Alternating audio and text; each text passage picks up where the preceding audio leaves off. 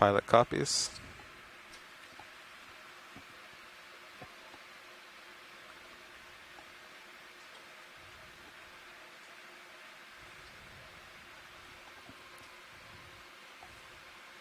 Pilot's ready for monitor switch.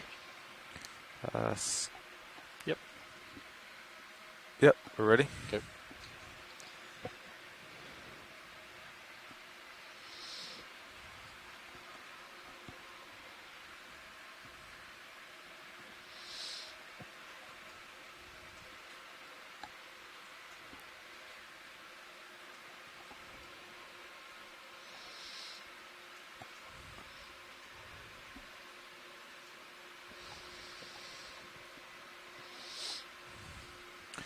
ROV 15 meters, all's well.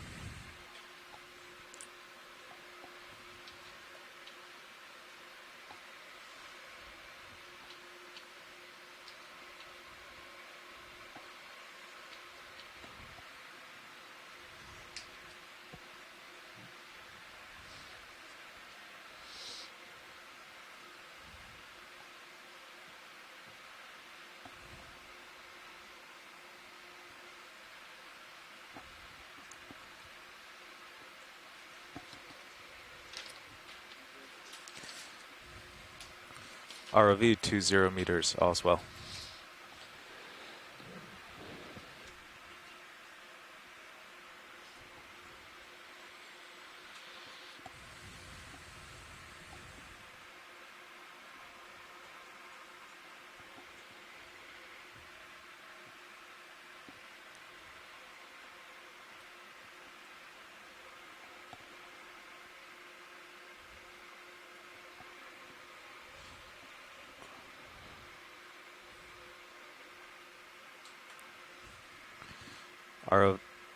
ROV 30 meters.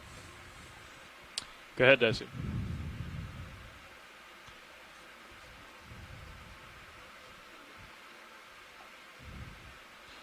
We're just a little northeast of where we want to be, but if we come ahead after 50 meters, we'll be able to get there just fine.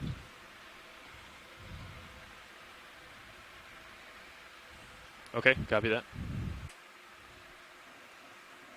Carl, the tilt is not working on your aft PTZ, so I'm going to power cycle it. Copy. Yeah, it was a little slow during the...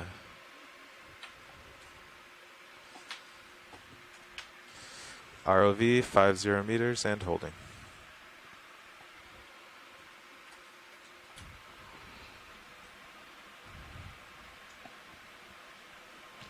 Copy that, standing by. It's the same valves that lock the shoulder, and you know, Yeah. a person can stand on it. So Yeah, I don't. Theoretically, they're supposed to.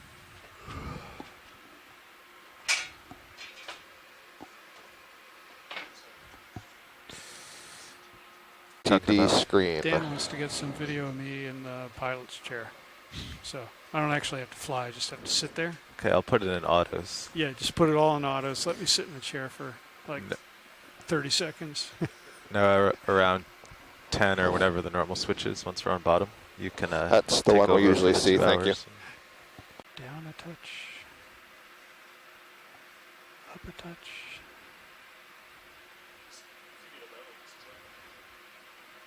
Yeah, but I was too far to the right. Ooh, that looks pretty good. Hello all. This is Scott France on board the NOAA ship Okeanos Explorer. And we are getting ready for another day of exploration in an unexplored part of the Central Pacific. We are on station over the eastern edge of an unnamed seamount, yet another unnamed seamount, which is another good indication that this is a pretty unexplored area. In the Pacific Remote Islands Marine National Monument. And the Deep Discoverer ROV is descending right now. We're passing 1,350 meters on our way to approximately 2,065 meters depth. And we are diving on a seamount feature, might call it a GEO. GEO is a name that's usually applied to seamounts that have a flat top. The flat top suggesting that it was exposed at sea level at some time in its past. And arising from this flat plateau on the eastern side is a fairly dramatic cone. And I say dramatic, it's obvious because it's the only cone on this feature, and it's right at the edge of the eastern wall. So we're descending to the northeast slope of this conical feature, as I say, at about 2,065 meters. And we'll be spending the day traveling up the side of this slope and trying to reach the summit. We're going to land approximately 800 to 850 meters from the summit.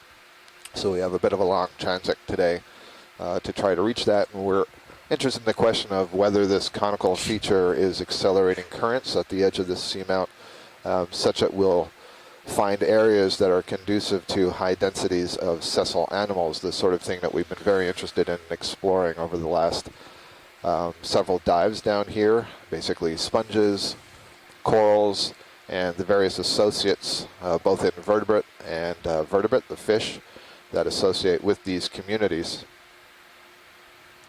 So this is our third cone feature that we've come on these dives, and so it'll give us a nice comparison of the role that these cones are playing in the area. We are now about 650 nautical miles to the southeast of Honolulu, and you'll hear the voice of Scott France, who you just heard, and myself, Mackenzie Geringer, who are on board the Okeanos Explorer. And you'll also hear today some voices from our onshore science team. We have a number of exploration command centers set up in different sites, so you'll be able to hear from some other experts as we come across different organisms today. We will also hopefully be making some biological and geological collections to do some taxonomy and morphology work on the organisms we'll collect, and also to get an idea of the age of this feature with a rock collection.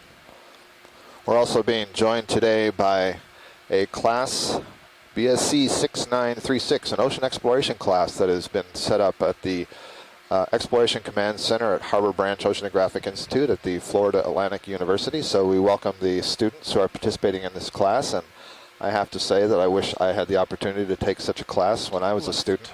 So we really hope that we get some exciting things today, and if I understand correctly, you may be joining us for the entire week, or at least the next 4 dives or so. So we're certainly in some really interesting topography, and I see maybe that we're on camera here, so we'll give a wave.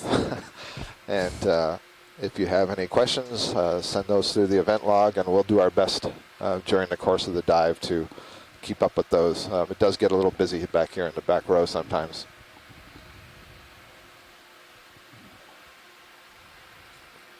So I think our on-bottom time is approximately 30 minutes, 35 minutes after the hour. We're passing a depth now of 1,460 meters, again on our way down to 2,065. I'm getting the thumbs up from Chris, our navigator in the front row. So it's about just under 25 minutes or so till we reach bottom. And one of the things that Mackenzie and I have been paying attention to in the past few dives is the oxygen concentration in the water column. And we have now passed through the oxygen minimum layer. The oxygen got as low as, I noted, 0.89 milligrams per liter, so quite low. In fact, I think a bit lower than I've seen in the last few days. But right now it's climbing back up above 2, so I anticipate that the oxygen itself isn't going to be a problem for organisms on the floor of this cone. So that at least should not be an impact on the densities or diversities that we see.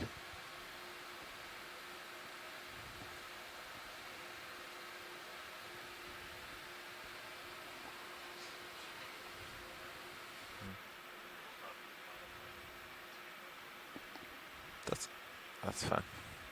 Yeah, we're going to have to be careful because we'll be swinging in. Sirius will be swinging into the hillside. We can, once we're moving south, yeah.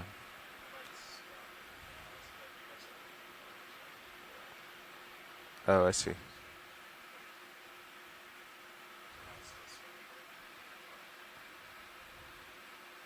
Yeah, we should definitely pause. I think we'll be okay. So I would just go ahead and start moving the ship to the south, and then make sure that you stop the ship about 10 minutes. Okay. I thought you were going to stop the ship right now and pause.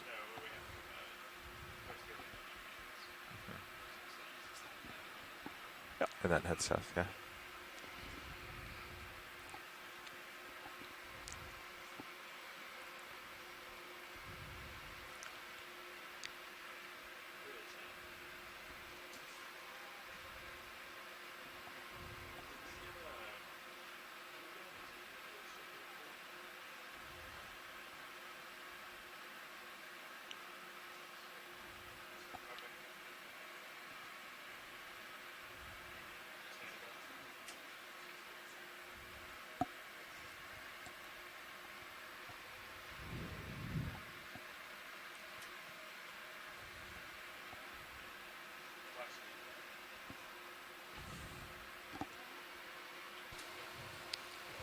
Go ahead, Nav. All right. Do you want to do the other one as well? Waypoint 1 and waypoint 2, or waypoint 1 and the new waypoint 1. But we'll eventually go through the new waypoint 1, so we'll be south of waypoint, the original waypoint 1. But since the ship is coming ahead at half a knot, we'll be swinging a little bit, so we want to kind of be careful with that. And yeah, so we'll be in between waypoint 1 and the new waypoint 1. Thank you, Bridge. Copy that, Chris. Yeah, roger that. Let's do 175 meters, 180 degrees, and 3/10.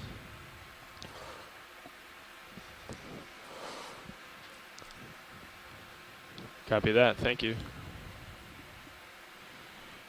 Bailout will be northeast. Into the current.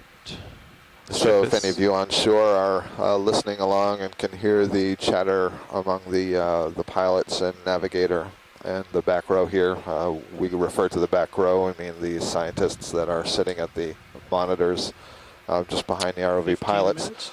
We've made some adjustments to the waypoints, the target waypoints Even for the less, day, and the actually. waypoints are the coordinates that So we let's wrap set up in the, advance of the dive so that white balance. the ROV and the ship has a target for putting the ROV onto the bottom. We had a waypoint in anticipation of crossing some interesting looking series of mounds that we saw extending in a Full wide, both cameras. in a line going down the northeast slope and then off into the deep part of the slope of the cone of the seamount itself, excuse me. But our mapping team last night ran some additional multi-beam lines, getting some better data and cleaner maps of this area, and we discovered that the points that reflected Joe, these move that mounds swing on the arm back bottom were upward. actually data Sure, anomalies. thanks. They weren't real, Just, and so there are no mounds. There is no ridge on the bottom. And so because of that, we're adjusting our waypoint that we want to, the target on the bottom Okay, that we want to lower one reach, going all because the way originally right. that target was set to cross those mounds. But if the mounds aren't there, we would All like right, to be a little it's bit done. higher up the slope so that we have an Okay. easier time making our entire transit today to the Forearm top of the roll slope. all the way. So that's Counter. the discussion that you may have been hearing with the navigator.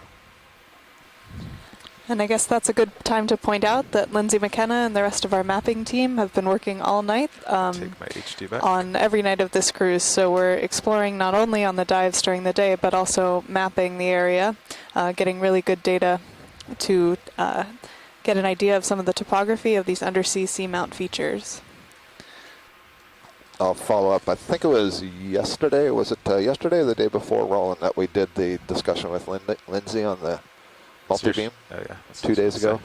So 2 days ago, Lindsay came into the control room during one of our transits through the water column and gave a really nice explanation of how the multi-beam system works and the maps that we're generating, and then what we can do, or what she can do with the software and rotating the view in 3 dimensions and so on. Give us a really good insight into what the bottom looks like and allow us to much more effectively plan where the dive is going to be. And so if you'd like to see that, I believe it will Nav, can be you, eventually lower the available gains on my a sonar? I think they're set highlight for being video close to hard rock. on the website. Given some of the problems we're having with the satellite, those won't be available That's good, until thank after Sure. this leg is over, but you can find it there eventually. So pilot, it might be And smart I'll to just stop give a it. shout out to Annie and Joy, who are the other 1800 or something. NOAA mapping Yeah, specialists as who soon are as working you with get Lindsay altitude. during the night, Yeah. gathering all and these we'll terrific data. come in. Yeah. Usually we've been getting it at around 100, 105. Yeah, that's come.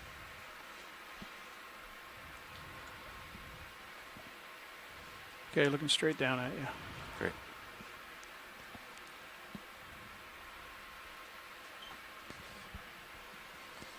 Delta 20, I'll come to center, get your camera at about 45. Yep. Then we can come down together. My altitude's 28.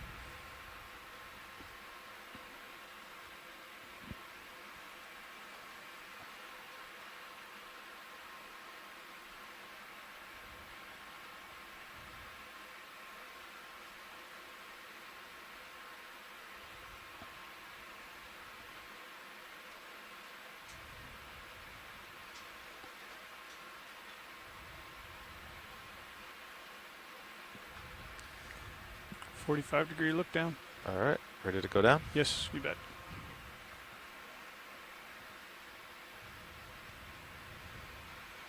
Coming down. Coming down, altitude 25. We've got some bottom on sonar off to starboard. Now, it may be on the same time. Hi, this is Dennis at Harbor Branch ECC. We have a quick question. We're trying to be on the same time that you are. Do you use GMT or do you use Hawaiian time? Hi Dennis, we are using UTC for all the data products.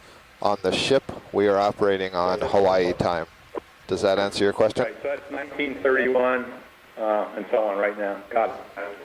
That's correct. We're going to do everything here. So what we're going to do Okay, on a countdown, countdown to 1932, all three computers. 20 meters above. Can you make sure to mute the mic? I think you did, thank you. You can also, back on shore, you can look at stream 3. It shows all the time zones that we're working throughout, and it shows the Okeanos time there as well. And we have the bottom in view on the main ROV camera, and you can also see it in the Sirius view. And I'm not sure if I'm seeing sediment, a lot of sediment dusting, and it might still be too high off the bottom. That's the impression I have. Bridge, Nav. Hey, Bridge. Vehicles are on the bottom. We'll be calling up for a ship move shortly, but just want to let you know, and bailout is still northeast. So you are seeing this spot on the bottom of Good the copy, Pacific thank you. Remote Islands Marine National Monument at 2,114 meters Yeah, with nicely us done, here on the co-pilot. Okeanos Explorer for the 20 first meters time. above you. And 20 off the floor. Okay. Let me just get a sense of the Z-bias and currents down here.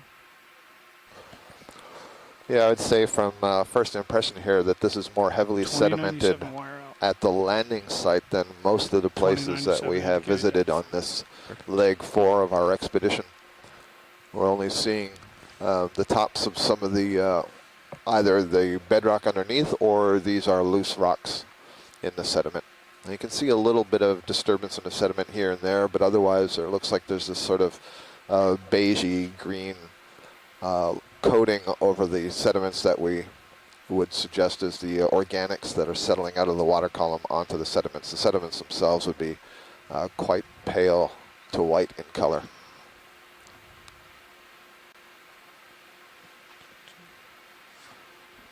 Okay. No significant currents. Z-bias is good. Watch lead, pilot.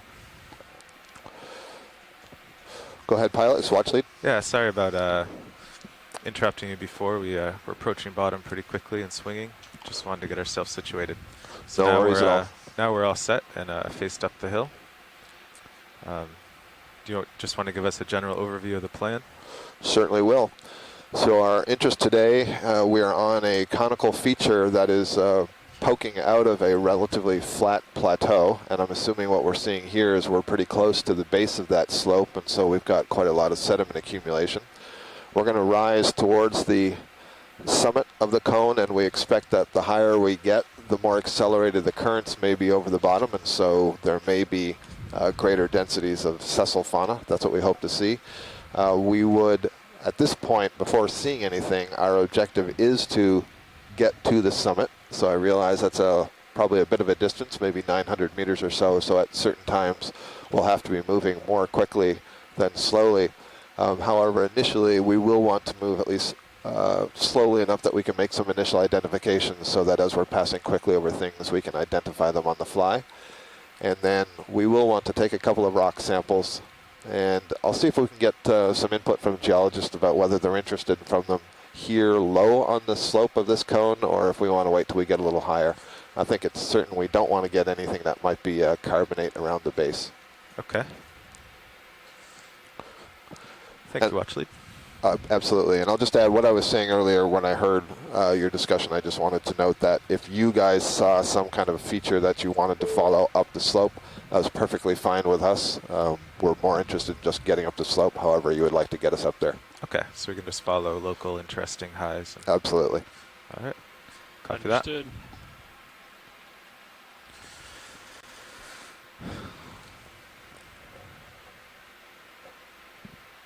How do you feel, co-pilot? You think you're still moving?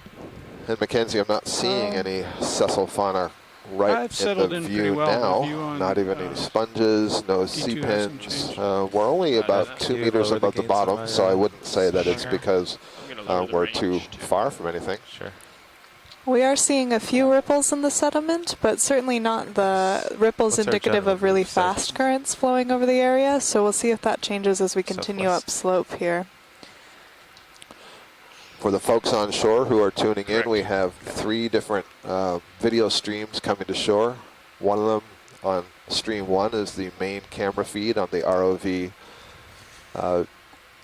Deep Discover D2. On stream number 2, we have the Sirius Good. camera sled Co-pilot. camera that shows you the D2 in situ, and you can get a broader perspective of what the bottom looks like in the area. And on stream 3, you have what is called the quad screen. That will also show you some of the data that the pilots are using. You can see some heading information there, depth information.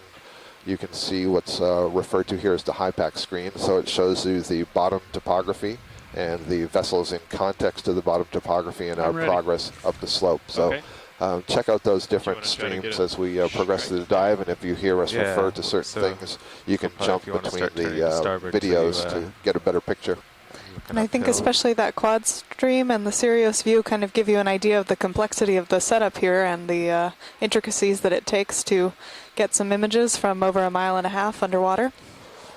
Yeah, one more thing about the quad screen. Another thing you can see on it in the lower right corner are the sonar screens. One of the sonar from the ROV and the sonar from the Sirius camera sled above it. So you get perspectives at different Coming at distances me. ahead of us about where there are, quotes, hard targets, which would suggest a steeper, hard bottom. It's the white And patch. that's obviously a very useful tool as we're moving the Right ship there? over All right, go for the it. surface of the water above us, dragging Gets these vehicles. We want to bioturbation. know what's coming ahead. Oh, we'll show them the sediment. So we are seeing Looks like a lot of fecal sediment matter here, on the and some right. of these white spots could be indicative of areas where animals have come over. We've seen a lot of those sea cucumbers, the holothurians, that feed on the surface of the sediment, and they often leave these little white areas behind. We'll also see, hopefully today, some ophiuroid brittle Okay. stars Yeah, that okay. cross over the sediment go and wide. can leave little tracks as well. That might have been our So first certainly crawl evidence that things sponge. have been here. One of the things I haven't really seen much evidence of in our previous dives are when holothurians, these sea cucumbers, move over the bottom. They will be ingesting the sediments, and we've talked about bioturbation and Increase your overturn of the range. sediments, but they'll also leave There's fecal definitely trails or something fecal mounds, coming towards your evidence center. of the reworking that they've done, and that's something I haven't seen. I think you referred to it the other day as Lebensspuren, this, the byproducts of the animals. And it's a good indication of, how much activity there is. I'm not sure what this white thing is in the center of the screen. What are you thinking there, Carl? Southwest or? Barnacle. Looks like it Whatever, might be if perched you can't find just an uphill, on I one guess of the we'll just rocks. follow what's in HIPAC. But We are seeing that a lot of these South rocks have this southwest. manganese coating that forms as a precipitate out of the water as the rocks get older, and it looks like over Okay, time video. that has largely been Just covered pulled with itself sediment, so into those a are a lot of the shell. spots that you're I seeing. scared it. From a distance. So It's a this- barnacle. Yep, it's a barnacle. I think Roland called that from quite some distance out. Roland's one of our video engineers. So this is a crustacean, an arthropod. Max? This is Not a yet. common Okay. name would be Yeah, a just wondering if I gooseneck got close barnacle. That's Also nice. referred to it as a pedunculate barnacle. And it has that muscular stalk that is attached to the bottom, and then it has these calcareous plates through which the cirri, or the legs of the crustacean, would extend. This is basically a suspension feeder Just going grabbing for a its few seconds. food out of the water column, and that's going to be a common theme throughout the day. I think we'll see lots of suspension feeders at least growing on these hard parts. And we have Okay, Chris Kelly pulling from the out. Hawaii Undersea Research Laboratory giving us an identification for this barnacle as maybe being Alcochianum. Full wide. So, nav Copilot, which direction did you guys choose? Very early on in the. looking at the backside of the barn. Southwest. Thank you, Mary. 200. Feels good. That's Mary Wixton from Yeah, 200. Texas A&M University, a expert on crustaceans. 50 meters. And we have a number of scientists on shore who are participating in the dives. Start at point 2. They're Bridge at participating bottom, both right. through an On the event log, which Should we, is please? essentially one an here. instant chat room where they can type in 50 observations and then meters, read the 50 observations of the meters. other Snap. scientists. 200 Mackenzie and I, when we 200 keep up with degrees. this, and then we also have them 210. Flat on the connected right. by a conference line. I think I Right. see maybe On one the of what we were calling the other day a large agglutinating foram kind Good of copy, grows thank as an upright You're talking plate. about on It's the just on sediment? the lower Oh, side of the On screen, the lower bottom left. Just out of the center. There we go. Oh, that's So It's kind of like a little fan. Go ahead. yeah, little bit these are of- single-celled organisms that make these agglutinated shells, and Oh, you this can is kind one of of think of those. them as being similar to an amoeba, and they get these kind of complicated folding structures and are very common in the deep sea, known as foraminifera or xenophyophores. Continue on. I don't think that they have a common name. I know that those names are long, but Those are the common names. that's what they're called. That's pretty good, Roland. You spotted a, what is that, a xenophyophore? There's the swimming shrimp coming at you. No one said common names had to be easy a to good pronounce. Yeah, I remember Xenophile. We have something swimming here. A shrimp, Let me get a little closer. maybe an Aristopenaeus, perhaps. This is something these that prancing ones. Mary could definitely help us with, and so we'll give a few video. seconds. You have to realize that the Hold time there. for the video to get to shore is delayed by about 7 to 14 seconds relative to when we see it here on the ship. But Mary, if you'd like to call in and tell us a little bit about this shrimp, we'd love to hear from you. Here, you can zoom in a bit more. May have been a sea pen in the background as well. Okay, I'm double checking the current name of this thing. Thank you. And while you do, I'll note that it's got these beautiful pleopods, the swimming legs, and what's unusual about them is that Okay, do you they have any kick more out to video? the side in this rowing motion instead of paddling just directly below, which is what you see in a lot of the mysid shrimp and the amphipods. Very long This antennae. guy is pleased to us armatus again, and that characteristic swimming motion is a way you can identify it. Aristopenaeus, and I think you said armatus for the species name? No. Plesiopenaeus. It's Plesiopenaeus. Plesiopenaeus, thank you. Yeah.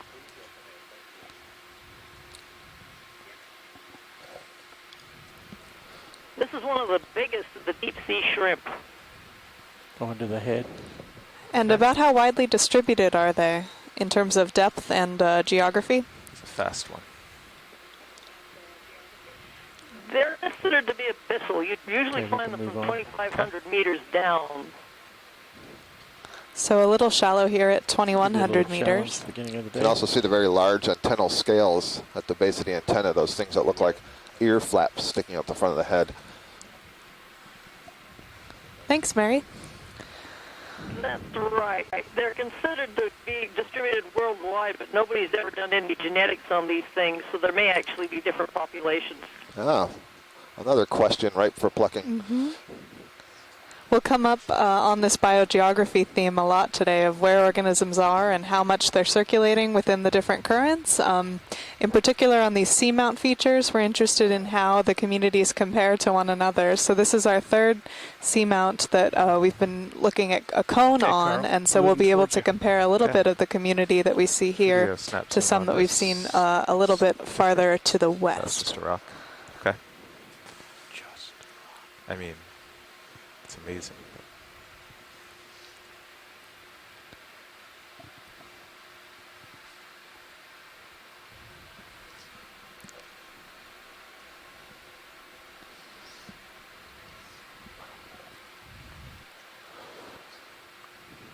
And as we transit up the slope and we see that this is fairly flat, it's sloping, but there's not a lot of topography, but then we come to these areas where there's either some exposed rocks or slight moundings of pillows and so on. This is where you might expect to see more sessile organisms, the suspension feeding organisms. They'll look for the local topographic highs, because as the water moves across that, because it's deflected, it must necessarily move more rapidly to get over that deflection. That's essentially the way airplanes work. By having those curved wings, they force air to move more quickly above and below the wing, giving it some lift.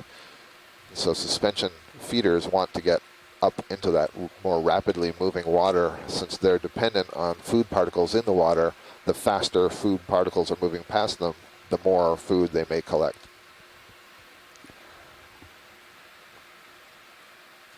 We are continuing to see a lot of sedimentation and manganese encrusting. We're here at a depth of 2,111 meters, and the temperature out there is 2.1 degrees Celsius, so very cold, dark, high pressures here in the deep sea. We just had a note from Chris Kelly, who's at the University of Hawaii, who's the Hawaii Undersea Research Lab, and he sends a note that the Dean of SOEST, which is the Oceanography School at University of Hawaii, has just stopped into the ECC, the Exploration Command Center, so thanks for checking out our operation. I see a coral of some kind here in the center. We're going to get a closer look. It looks like it might be growing off of one of these rocks, and again, another indication that the microhabitat is important to the distribution and dispersion of these organisms in the habitat. So it's not just that we're on a seamount, it's not just that we're on a cone on a seamount, and it's not just that we're on the slope of the cone, but the local microtopography is important. So some of these organisms can't survive in the sediment, can only survive on or grow on a hard substrate, and so there's a lot of detail to the distribution and the presence of these organisms in the water column. Excuse me, not the water column, on the bottom. Possibly also in the water column, but that's not what we're focused on this morning. This looks like a bamboo coral from a distance.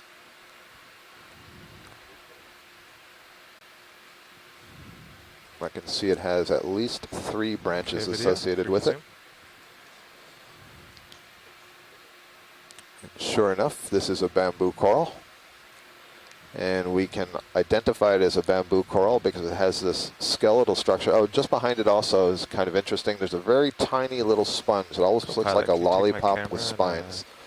And I suspect that's a very small cladorizid sponge. The family Cladorizzidae includes the carnivorous sponges, and I think that might be what that is. And also growing off the very base of the bamboo coral is a solitary hydroid, a single polyp, probably in a family Tubulariidae. So the bamboo coral itself, we can identify that because the main skeleton, the main axis, alternates this white-black pattern. And the black are nodes. These nodes are made of protein. And the white parts, the internodes, are made of calcium carbonate. And one of the things to identify the bamboo corals are the presence of the branches. Are there branches? If there are branches, do they arise from the nodes or the internodes? And it's a little hard to tell here. This seems to be coming out of the node, but I'm not totally convinced that it is. It might just be arising from the backside there, and the way it twists around, it looks like it's node. These are octocorals. Bamboo corals is a family within the subclass Octocoralia. So defined by the number of tentacles, and you can clearly see on these polyps that there are 8 tentacles surrounding the mouth. The mouth is that little pink dot that you see in the center of those tentacles. The polyps themselves is the name for the little body, each one of which has its own mouth and stomach, and all the polyps are interconnected in a colony. Several closed polyps along the stalk. We don't know if those are due to disturbances or maybe because they're feeding. Right around to the left of this guy. Let's see, there are some, there's some tissue stripped off of the skeleton on the left side there, which is indicative of possibly some predation that has gone on the upper part of this coral. Okay, watch lead, are you happy with this? I am happy, thank you. All right.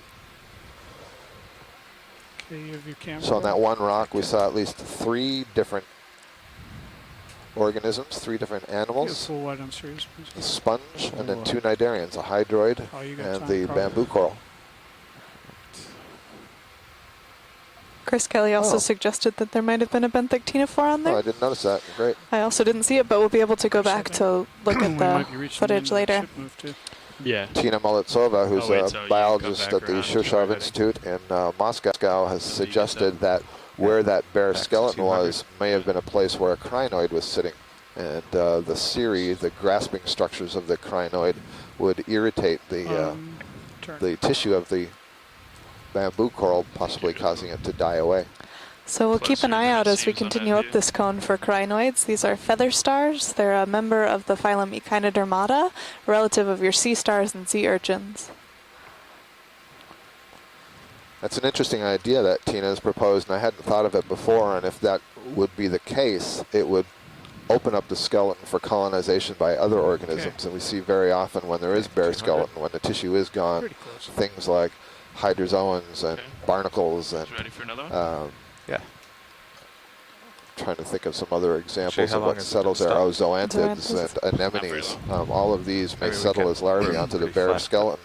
And 0.3. again, it's like I was talking about the 0.3. rocks before, the skeletons You're pretty themselves sure serve as a way to get up off the bottom Carl? into this faster moving current. So a So bared take Take your skeleton time is and a look around. valuable Same resource. shrimp.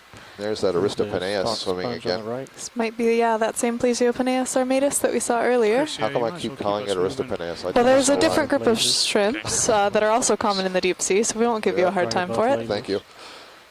Okay, I we're will with try to lasers on. remember that. Lasers on. 0.2 or 0.3 pilots. Upper left. I see it there. Let's just keep doing 50 meters at point 2. Well, the problem is that there are two shrimp that look almost exactly alike, but they're pretty much separated by Otherwise, there's so much. Well, I appreciate your both Catch up. supporting me. Is the But I- swimming motion different at all between the now. Aristopenaeus and the Plesiopenaeus? Ship move, please. 50 meters. 185 degrees. Very 2 little. Yeah, we're Okay. zooming in on this, The Chris. main difference has to do with the groove in the carapace. Oh, okay. Good copy, thank you. So this will be a theme today as well, that some of the intricacies of identification require dissections of mouth parts on crustaceans, or looking at, for example, on this sponge. Sponges are made up of tiny little silica structures known as spicules, and they form these really complex architectures. But to actually Yeah, identify the should we zoom sponge, video? you have to look at the different spicules, which look kind of like jacks, or they Stand by. come in little X's or different Slipping a shapes. little on the mud. You have to look at those under a microscope and get a better idea of which sponge species this Look is. at the very base, Okay. All right. Chris, is this Bolosoma? and then we'll go to the top. Yeah, that's correct. It's Bolosoma, and the concave side is probably facing away from us. Okay, go ahead, drift to the top.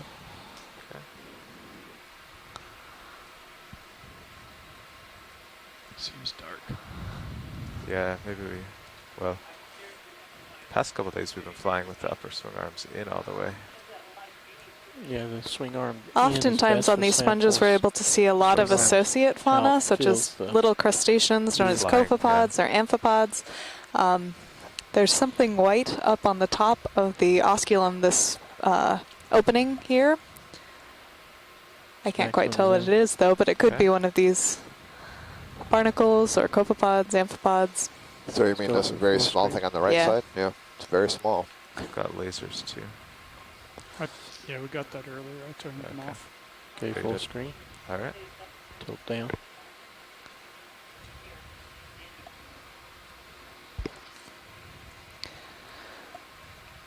Yeah, These Copilot, why are don't in we a group put called the one of upper swing hexactinellids, arms and they're in known so as we can glass sponges, and you can kind of have see the ability why. to They form light these beautiful vase objects like this structures or down front.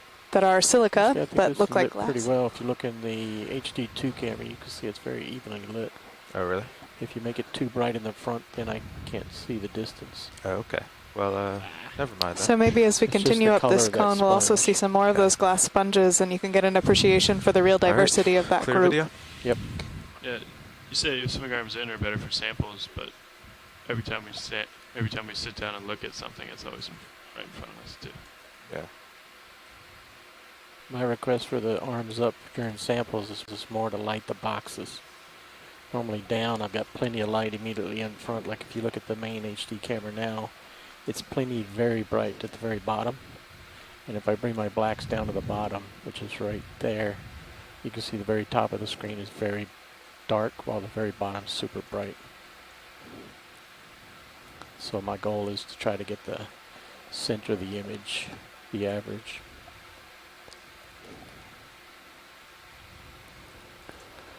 I got you video. So our depth is about 2,103 meters, and our position on this conical feature that we are ascending is So still we relatively started the low second on the 15 meter slope. move. The contour lines are fairly Yeah, moved just broad, a little south. and when you have broad contour lines, it's an More indication south. of a relatively 190 or gentle something. slope. And as we continue 185. towards Wow. the south here, the contour lines will start to Let me tighten up, see the indicative of a target steeper bearing slope. on So we're hoping serious. that as we get onto the steeper slope, we'll see fewer sediments and more exposed rock. That will be interesting for both geology now, 'cause and I possibly switched sessile it, communities of sessile animals. We'll talk about the summit that we're trying to Fish. reach on this cone feature. Just to HD2, let you know, right? that's at a depth of Just 1,700 went under the meters, slope. Yes, yeah. currently at 2,100 meters. I noticed that Tina noted that she thought she saw a sea pen. I too thought I saw a sea pen It's earlier, gonna and come out on your left I'll side. try to keep a closer look so that we can Yep. see one in Turn advance left. and give the pilots It's warning right to have a underneath look. you. Just Yeah. back up, back. And Tina, we There are is- not very high above the bottom. There he is. Look down. We're between, oh, there's a fish. Stand by. So here is a Synaphabranchid eel, and maybe if we can get a zoom on, we'll be able to identify this Okay, one video. to species. This is a common character that we see down here. Coming Oh, we down. have Bruce Mundy on the line. Bruce, do you want to talk about this fish? Okay, this is a very common type of eel in the depths that we're working. It's called a cutthroat eel. They're heavy-bodied, and they have what looks like a tail fin Getting my connected focus. with the fins on the top and the bottom of the body. That's a characteristic appearance. Tilt up. This one has the dorsal fin, the fin on top, that starts a little bit beyond halfway on the body. So this looks like a species that we see often called Synaphabranchus brevidorsalis, a short dorsal fin. Can we on look at this. his mouth? These are predators and We've never gotten a scavengers great in the image of deep his sea, mouth. and they're one of the larger animals that we see. That. Thanks, Bruce. I'm noticing as we're looking in on the fish, we can also see some of that ripple structure in the sediments, and the ripples are an indication of a fairly good current. The deeper and stronger the ripples, the faster the current. You'll see those large nostrils that this fish can't rely only on eyesight down here, so also sensing chemical cues in the water. On the Full, bottom. full wide, we're clear. And these are Okay. common characters down to a depth that a of good about nose shot? 6,100 meters Okay, coming back around. in the deep sea. Thanks, Bruce. There's some weird object laying on the ground right as we Yes, you're welcome. reacquired It's the also fish. interesting that it had kind of Looked a like a piece whitish of area wood or on the something. lower jaw that looked There like it it is, was just a an little bit HD2 damaged. or And we see that on Well, these that's a chunk eels of a rock. fair amount. Scars Wanna and do a quick zoom? little wounds Yeah. around the head and the body. Like when they feed, they may get damaged a little bit. We don't really know what's going on with that. Yeah, it's a rock. Okay. Get back up in front. Nice Okay. flying. I need to turn left a little bit to gotcha. Or look at the right direction anyway.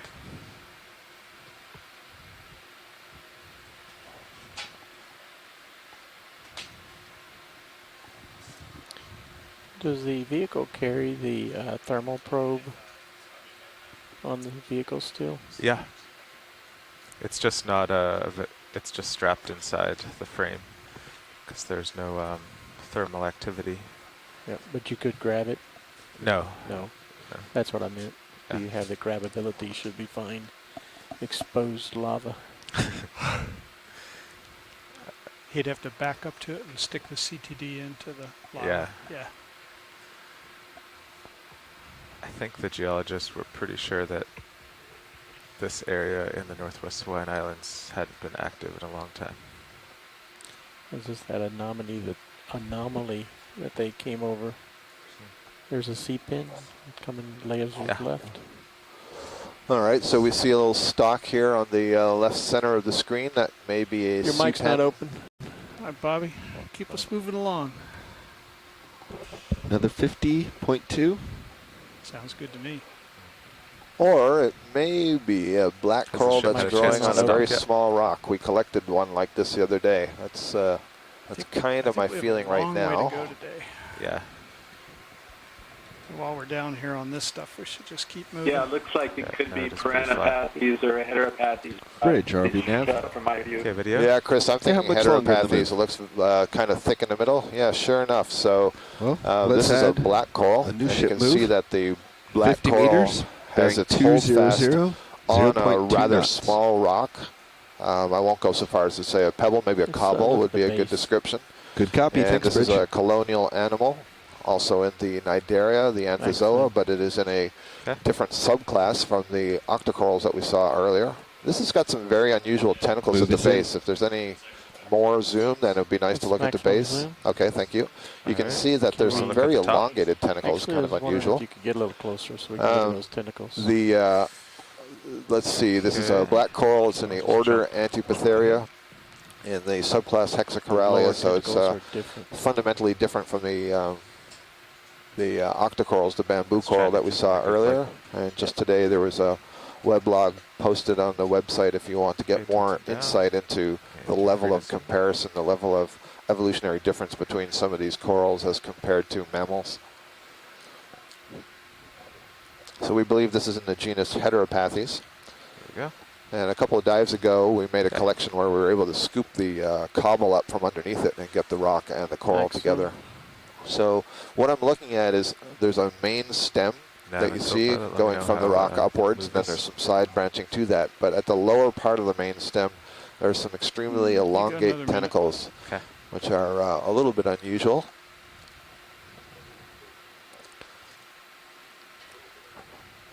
And I don't see that there's any polychaete worm associated with this. Sometimes we have a worm that lives right in the Okay, go ahead. middle of the tilt up. tentacles there on the main axis. And you can Hold see that the structure of this is that off of that main axis we have side branches. In the black coral world we call those pinnules. Tilt up. But then there's also smaller Okay, pinnules that are Carl, I'm pointing out almost directly looking straight towards down. us. We'd One refer more to zoom those on as these anterior polyps video, then we're pinnules. good to go. And so the combination of think I'm those just going simple for the full side speed at this branches, and by point. simple we mean that they don't sub-branch, and the anterior whenever you're branches clear. is what allows us Clear. to identify Okay, this in the what? genus Heteropathes. Thank you, pilot. Carl, I'm Permission straight down to at you. zoom in on Sirius. A little bit of a left turn. Yeah, go ahead, Roland. Look, a good kinda- image of the kinda vehicle going dark. through. So that shows the importance of getting some close-ups because at first we thought that was a sea pen just growing out of the sediment, but in fact the closer view showed that it was a coral that relied on a hard bottom. So Way to that go through the the larva image. had found Okay. a cobble. And the other day we saw, I think, 4 or 5 of those that always seem to be growing on these small cobbles with a lot of sediment around, even though there are much larger patches of rock. And so I'm not sure Okay, what pull the Sirius out. deal is there, but it suggests to me that there's some Got a cue that the shelf larva there, is using Carl. to specifically seek out That those showing sorts up of in your rocks. sonar? Actually, no, not really. It's pretty small. And we'll see if there are more of those heteropathes as we continue up the slope here.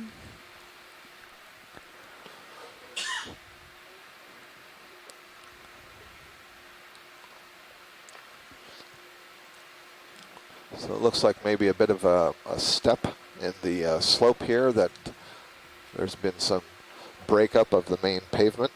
Oh, there's something just on the right side of the screen going out right bottom. Something on that rock, white. Watch lead saw something on the right. Yep, Yeah, it's it just past went off screen. lower Back right up screen. a little bit. Turn right.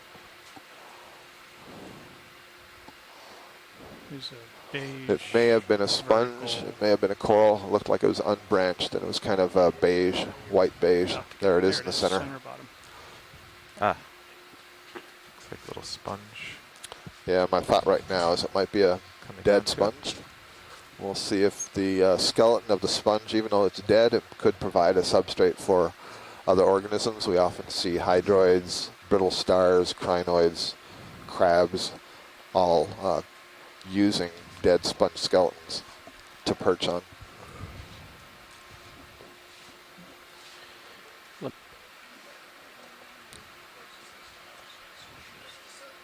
Sure.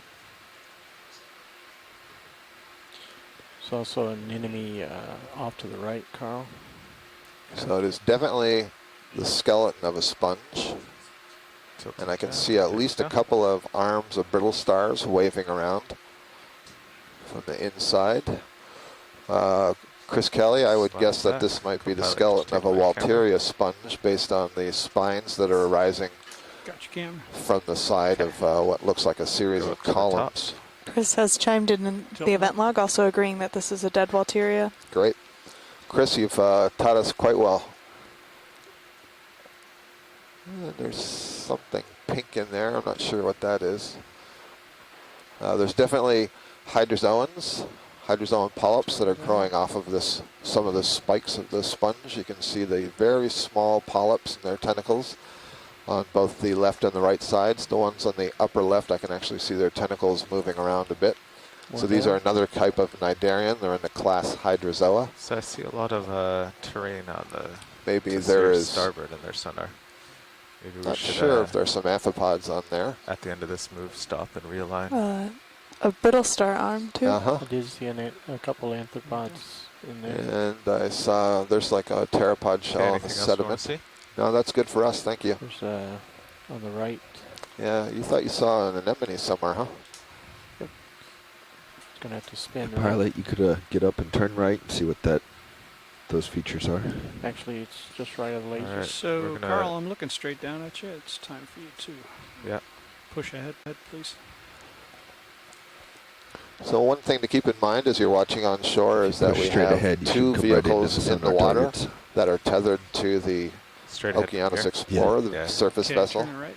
And the upper vehicle is a camera sled, and it's directly on the end of the tether. And so as the ship Not kind very of high, though. moves We've lost around them in the already. swells here on the Okay. surface, the camera sled will also move. And then below that, the D2 ROV is Look, on from its my own view, fiber slightly more optic to the cable, left, but is there was a rock ridge it's able to running up like move right about on that somewhat heading. freely. Although it's tethered, Sort of it isn't a taut not tether, sure. and so the Stable image or that you not. get is very stable because it's not being pulled up and down in the swell. See, I But think the bottom often of- you may off the hear, if you're screen, bottom listening to left. the Yeah. pilot communications There as you go, well, you can, that the co-pilot, patch that of is the stuff. pilot of the camera sled, is going to be This is the sonar. asking I the believe pilot so. of the ROV Okay. to start moving because he's falling behind. All right, so you're Basically, back on we your always heading, need so to you have might the see- yeah, D2 this ROV is in the the heading view that has of the the Sirius interesting ROV, stuff. so we make sure that the D2 doesn't start getting dragged Full whip by off screen the left. Sirius, which is itself being, let's say, dragged at the end of this tether by the ship. So there's a kind of a balance to how fast we move the vessel in order to cover ground and how long we can stay and look at some of the close-ups. All right, so there's another stock of some kind here on the Looks rock. like there may be living tissue at the base.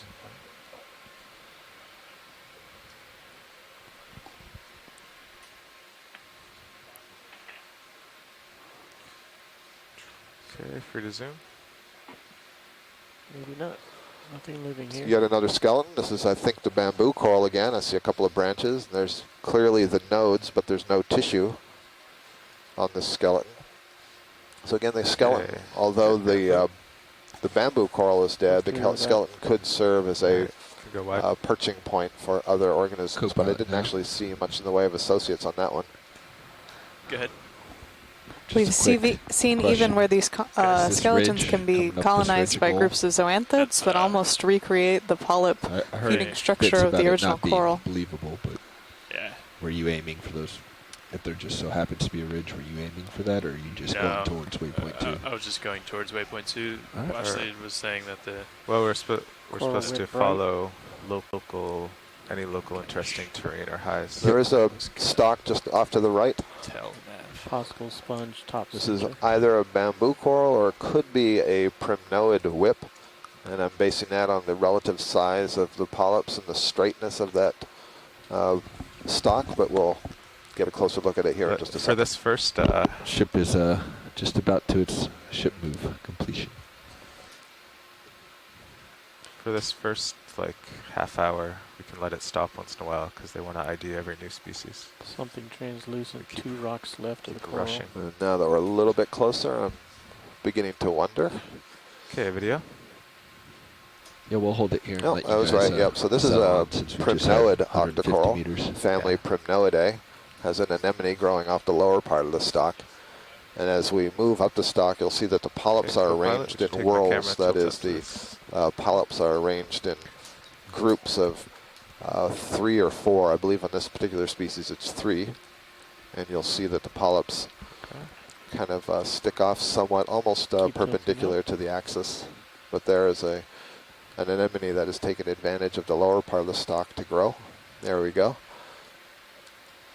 So this is in a different family of Octocoralia from the bamboo corals that we saw earlier, but you notice that the overall colony morphology is the same. That is, it is more or less an erect whip.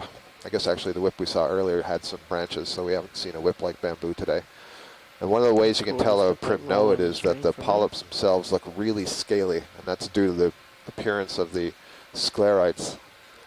These microskeletal elements that are made of calcium carbonate that are embedded in the tissue. That was very smooth. And in the primnoids, they form kind of like a little suit of armor. And this is a really a really nice image with the lighting, just so that you can hit the edges of those sclerites, and you can really see that it looks like it's a very scaly appearance.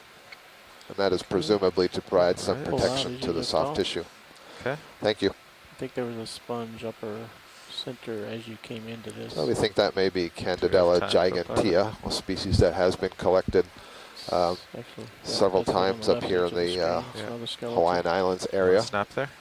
Sure. Although when I say collected, I mean further north, since these are the very first dives to this particular region. There's another sponge skeleton. Just about stopped. Also dead. Okay. Snap for the Ophiroid. I'll actually set down here. The ship stopped. Okay.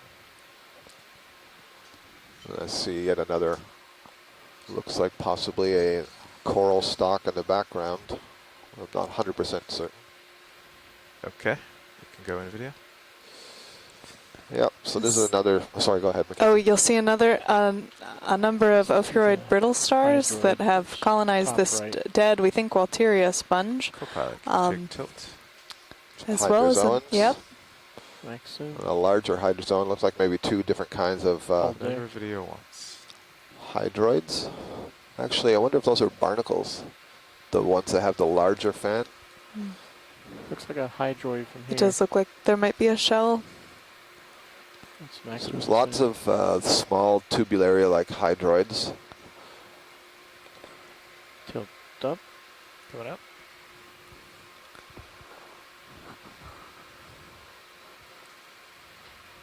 And what is that, an anemone at the top? I think it is.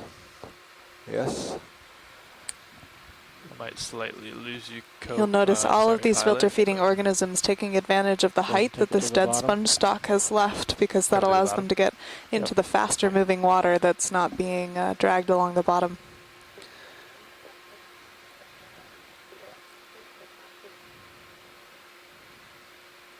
Hold that.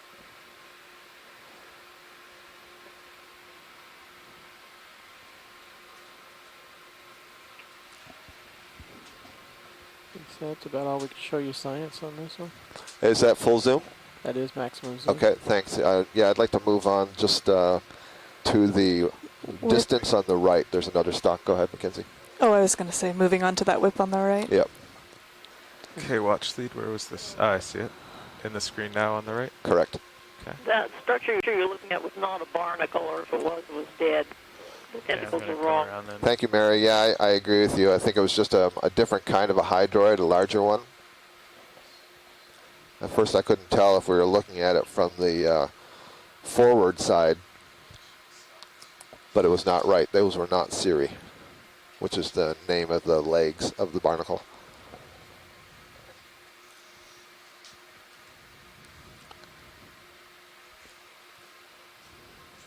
We've had a pilot switch up here and are now going to take a look at this unbranched whip, I think it was.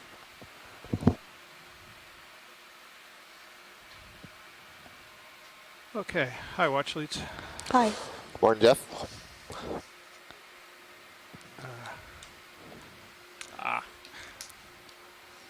My apologies. First curveball. So I understand we're going to look at this whip. Yeah, I've taken my eyes off it, so I just can't see it right now. Yeah, but it it's was dead just center. Okay, great.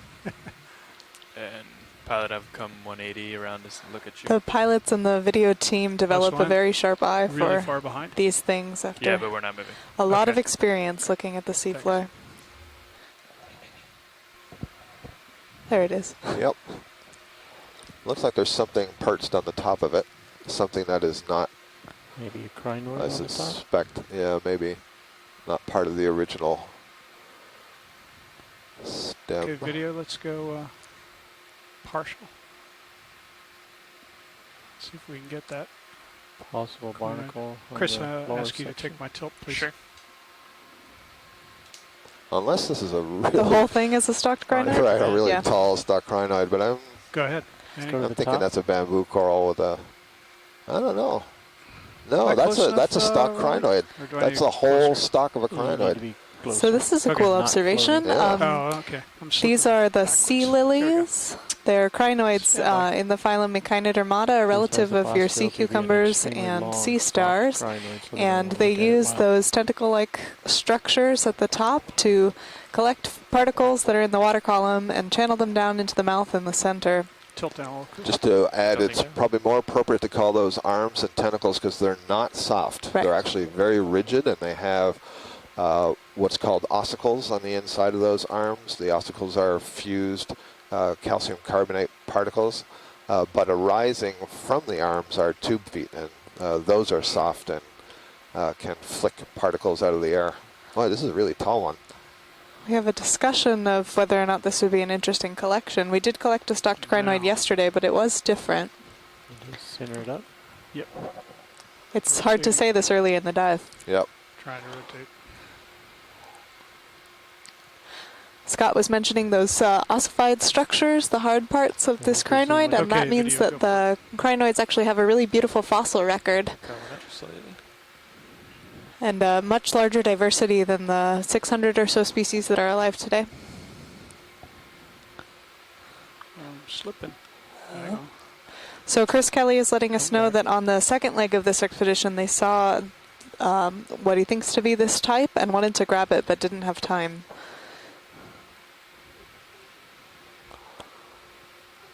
So what I'm seeing, there's a lot of similarities to my eye to what we collected yesterday. Obviously the color is different and the size is different, but what it doesn't have are those disc-like structures just behind the calyx, which is the main part of the body. It's interesting that the arms are different lengths. This is Chris. I would agree with that. Stabilize There are anything more? definite similarities with the arms. Yep. I think it has a different number of arms Not right here, I can't. than the one we collected. It's very bouncy. Yeah. I think your left toes Is that in. tether bounce there, Chris? No, I think your left toe's in, Well, but your right is hovering, so you're kind of oscillating on that point. Okay. Well, I can pick up and move. Yeah, Tina agreeing over that to it the does right have here a more little arms. Yeah, Yeah. I think that'll do So the trick. So pilot, how stable are we with respect to questions of collection? I'm Wanna repositioning, move trying to back? get both feet on the ground. Yeah. And Okay. we're also going to move Sirius a little closer, and then we'll be stable. Okay, but you don't think the ship is moving too quickly or anything for that? That's correct. Okay, thank you. If we can get a side profile on it, it'd be good. 15 meters, 40 degrees. That sounds good. Bridge, RV nav. Yes, quick ship move, please. 15 meters, bearing 040 at 3/10.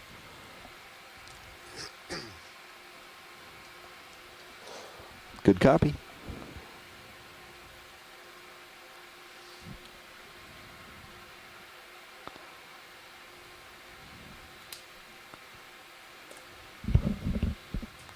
I just feel like I'm getting tugged all around. Yeah, we're coming closer. You might be getting a little bit. All right. we are now at a depth of 2,083 meters. At the base of this cone feature, we'll be making our way up to the summit today.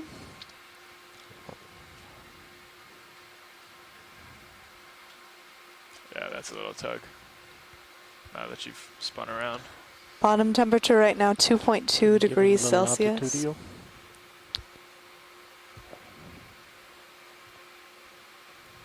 Okay. I just can't. Yeah, we're just gonna have to wait it out. Right. In a little bit of a coincidence, I've just had a glance Here, in my email 20 here. meters up, Chris. Can you give him And a little bit down? last night, I sent a photo of the crinoid that Do we you not wanna collected do that when to the tether's underneath? Chuck Messing, who is one of the world's experts in crinoids at Nova Still Southeastern even a fair University. And he writes back to me regarding that crinoid, in all caps, very, very cool. He then says, it looks like a hyocrinoid, but I have, all caps, never seen any with those enlarged disc columnals below the crown. And then he goes on far more than you want to hear, but it's code for, wow, I'm excited about this. Translate, that sounds If like by some chance you come across a stock crinoid So that looks like actually, this, we're just yep. moving the ship closer here. You bear with us for a couple of minutes while Copy that, Jeff, thank Sirius you. gets in closer to D2. Well, based on the indication I'm seeing the event log and this letter from Chuck, I think the time spent is well worth it. Okay, that's great.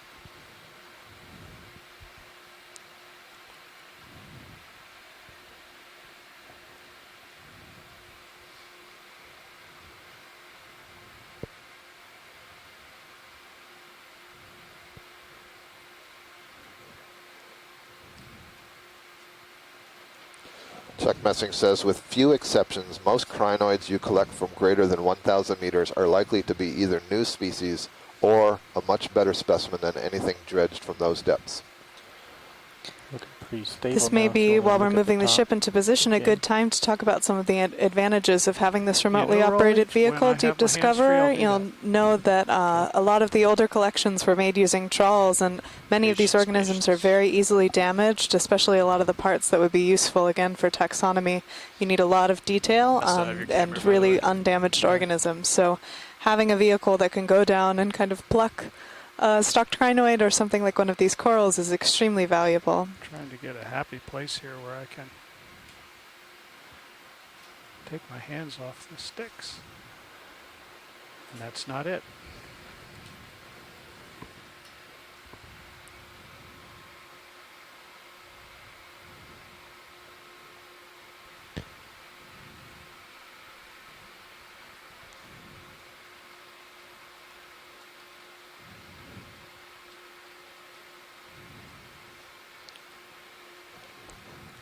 Did anyone get a count on the number of arms?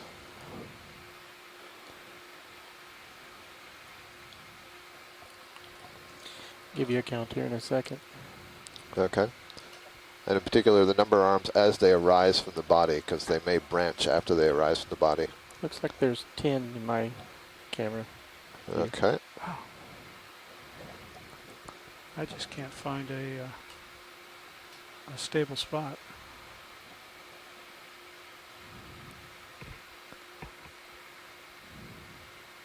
A little bit.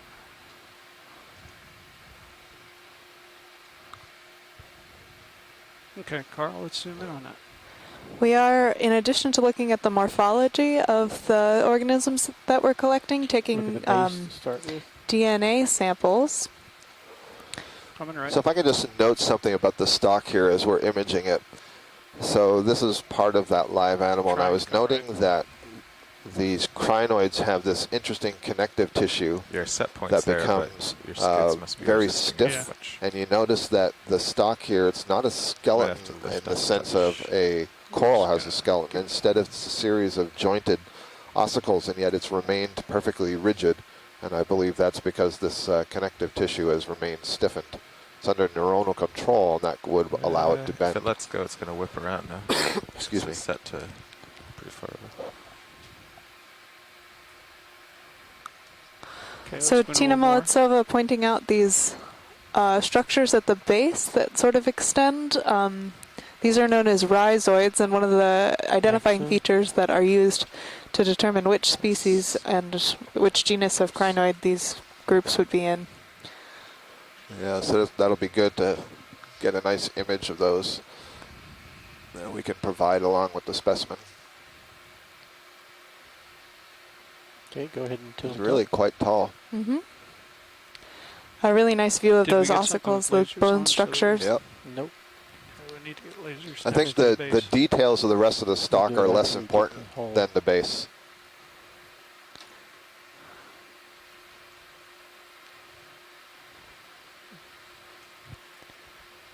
That's it.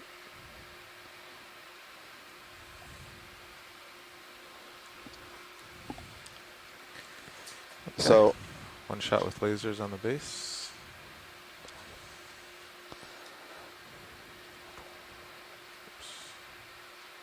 there we have lasers 10 centimeters apart to give an indication of size. And that's a full view of the stock. So pilot, if I can just stick it into your brain, we are interested in a rock sample from somewhere down here low on the slope, and then we'll try for another one high on the slope. So if you observe something that looks good in your travels, then please feel free to begin poking around and see if anything's loose. Okay. I personally don't see anything in the immediate area, maybe off to the left, but I just wanted you to know that that is a goal. Okay, Thank you. great. Then we'll get going again here. When co-pilot's ready.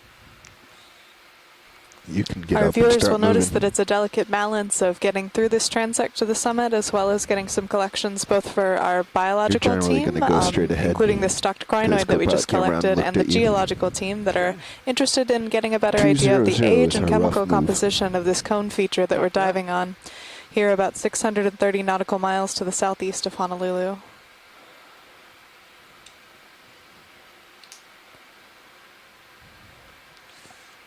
Okay, bow pack's coming off.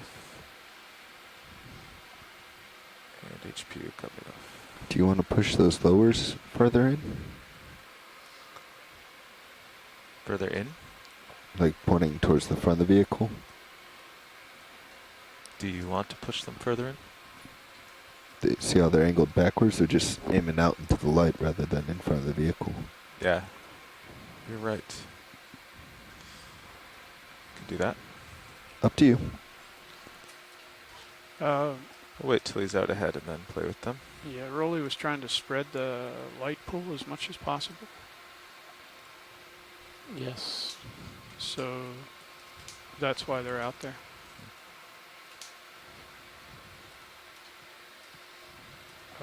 Whoops, that's your camera, sorry. Going back. There you go. It was a test. Something white under the rock. Snap zoom is probably all Go needed. for it. Snap it.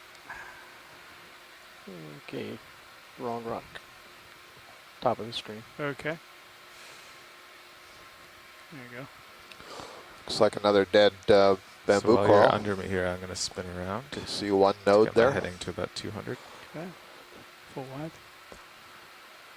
I've gotten way behind, so I'm just going to push. This looks like another collapsed part of the seafloor here. We are seeing a lot more sediment than we saw earlier. It will be interesting to see if that continues up this cone feature. Sponge to the And all right this lasers. collapsed stuff and the rocks that I'm seeing look really thin, and I just wonder if this is a manganese coating and we're just looking at the manganese crust itself that's been broken up and not so much the underlying rock. Okay, Sirius is heading about 200.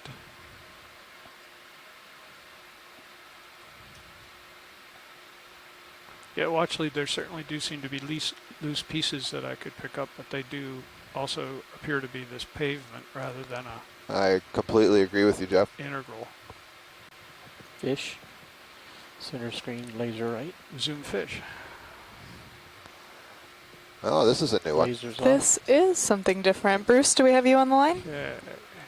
Look Hold at it. his lip. Is this and like a if you can pirouette right. Benthosaurus Yeah, or Bathysaurus? Oh, sorry. Yeah. Go ahead, Bruce. I'm sorry. I think this is something called Bathytyphlops mariani, named after Marion Gray at the Get the Field vehicle, go the Museum other direction. in Chicago. It's a relative Look at of his the lip. tripod fish. It's in the same family, Ipnopidae. I'll have to take a closer look here, but that's my guess. And I'll type that into the chat log in a moment. We had lasers. We had lasers on as we came up signs. Chris beat me to it. Chris beat me to it. So it's a fish that There's does 7 not people have in the long charge here. fin rays of the tripod fish, and the eyes are reduced. They're covered by skin. So you see, you don't see the eyes that you can see on the tripod fish. The tripod fish also have small eyes.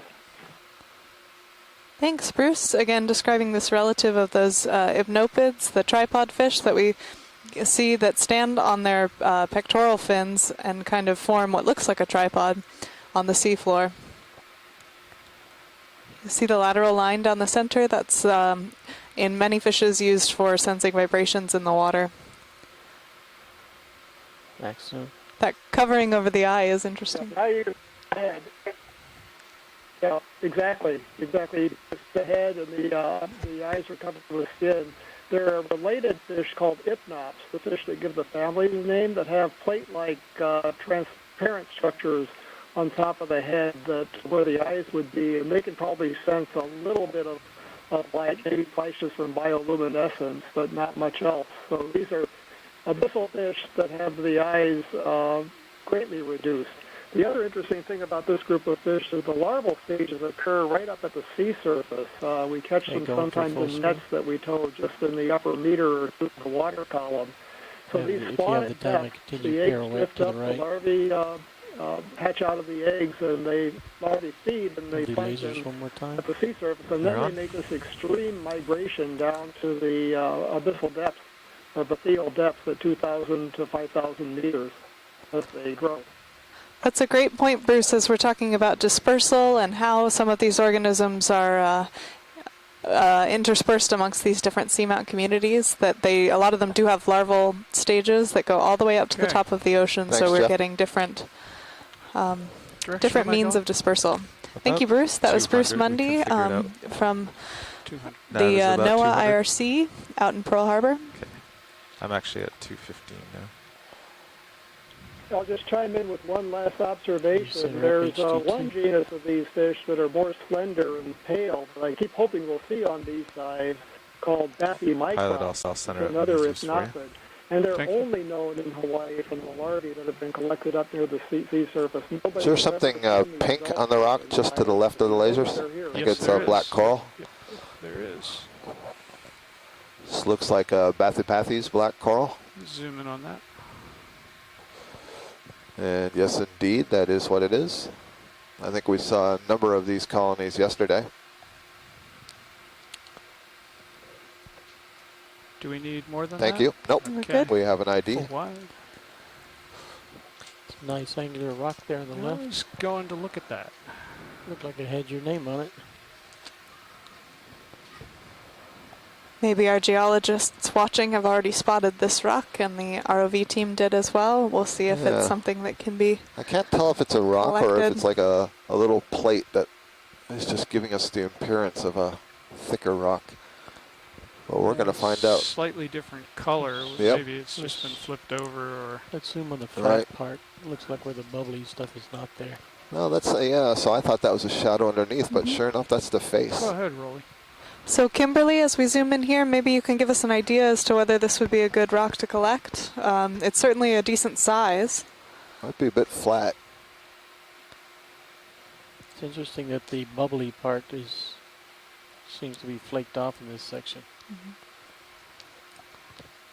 Roland pointing out that maybe that manganese crust is flaked off, and on the bottom part you see the exposed rock below. Looks like a good size. It's about 15. Or an older layer of manganese, or certainly new manganese after the first part is flaked off. Hearing back from the onshore geology team, they say yes, please. Okay, it's a collectible. All right, full wide. It's very advantageous to have the communication with shore. Sure. There's a lot of people in the chat room today. We have 23 users. Thank you for joining us. Participating. Yeah, we really appreciate the contributions. Yeah, is this a large Chrysogorgia or is this a sponge?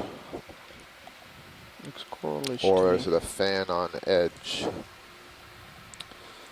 I'm thinking Chrysogorgia. You can go partial.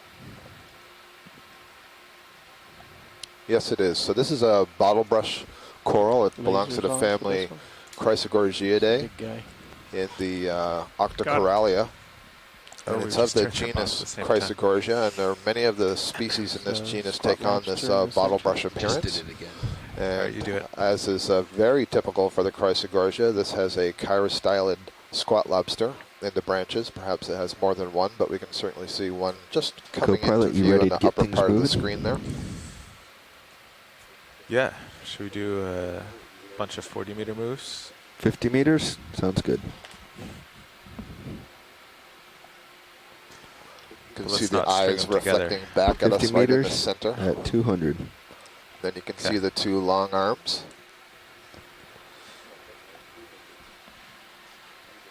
Bridge, ROV nav. Ship move, Drift please. backwards. 50 meters, 50, bearing 200 degrees, 0.2 knots. We were able to collect one of these chirostylids yesterday Too from a rough. different species of coral and got Good some cop- tips that good they're copy. a poorly understood group. Tina believes she saw something to the left of that Chrysogorgia on the rock. I didn't notice it myself, but I will make the observation that that bottle brush branches at the top, which is a little bit unusual. We have seen it before, but that may be a clue to helping identify it. Essentially what happens sometimes is the main axis bifurcates.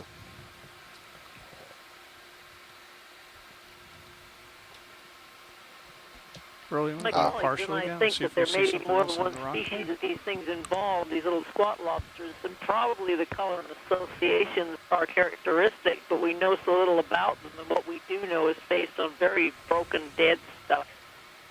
I fully agree, Mary. I'll bet we're going to find there's a lot of specific associations between chirostylid species and a specific coral they're drifting growing in. back. I think it was a very small sponge in the background there, Jeff. Okay, So full white.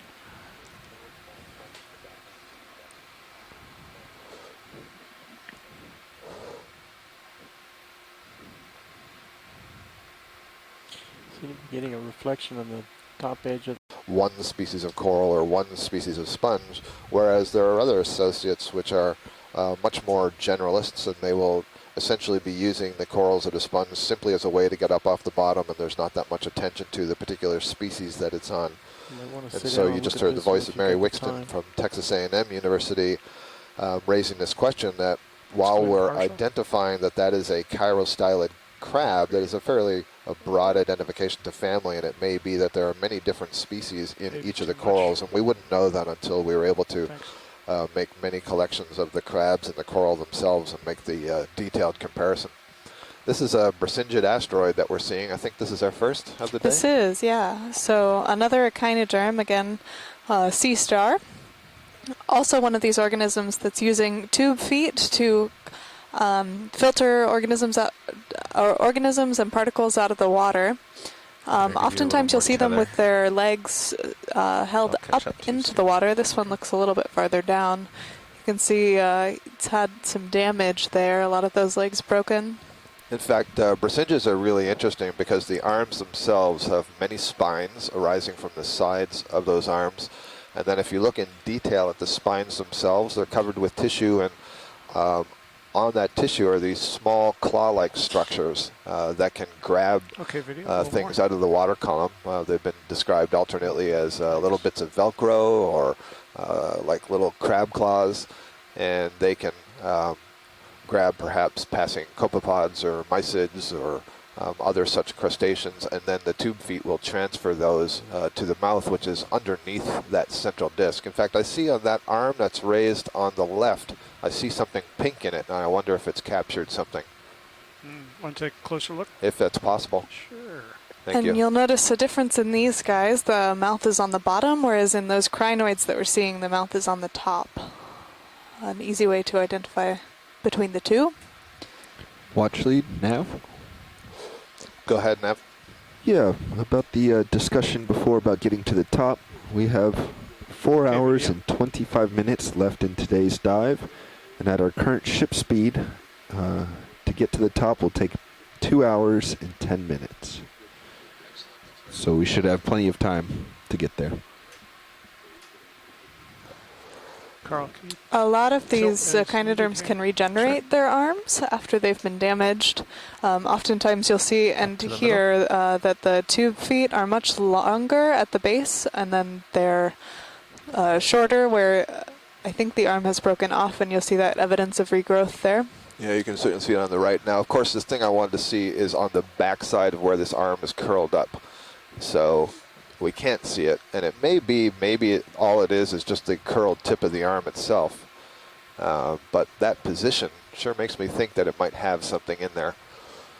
But being a little inconvenient for us. So that's good, Jeff. Nice view. You can certainly see on the right side there the part of that arm was definitely thinner and the spines were shorter. And that's a good indication of the regrowth that Mackenzie was just talking about. Yep, right tilt there. down just a little bit? Oh, there. There's another one that's been damaged there. Yep. Maybe a little sponge on the rock up there, or... Yep, I think it is a little sponge. Video's clear unless you can pirouette left to see the curled arm. Give it a try. I'll give you a partial there. I'll pull out as you need it. There's visible. So I was just having a update from the navigator, and our off-bottom time this morning is 3:30 local time. That's Hawaiian time, so that gives us about 4.5 hours of bottom time. And given the speed that the ship is moving, it would take us on the order of about 2 hours to get to the summit if we didn't stop. And that means Carl. we have between 2 to Let's try 2.5 to get hours to be able to stop and make observations and collections. there, So yeah. sure enough, there is something in the arm here. So just to back up, I think that means we are in good shape, and I think we'll be pretty comfortable on being able to make observations and make our target at the summit. So it looks like there's 2 things that have been captured. You can see them bound up in the spines. And again, the spines here, you see they're swollen at the tip. There's tissue on those spines. And the way I saw Chris Ma describe it, and he may have been getting that out of a research publication, is that that tissue is kind of like a sock over the spine, where imagine that sock was filled with hundreds of small little grasping structures. And they can sort of grasp onto passing prey or those crustaceans that are foolish enough to get close to the arms of this thing. And then on the underside are tube feet. So right now that arm is coiled up towards us, so we're seeing the underside, we're seeing a groove, and there's tube feet in that groove. And eventually those prey items will be maneuvered into the tube feet, and the tube feet will pass it on to the mouth. Terrific view, thank you.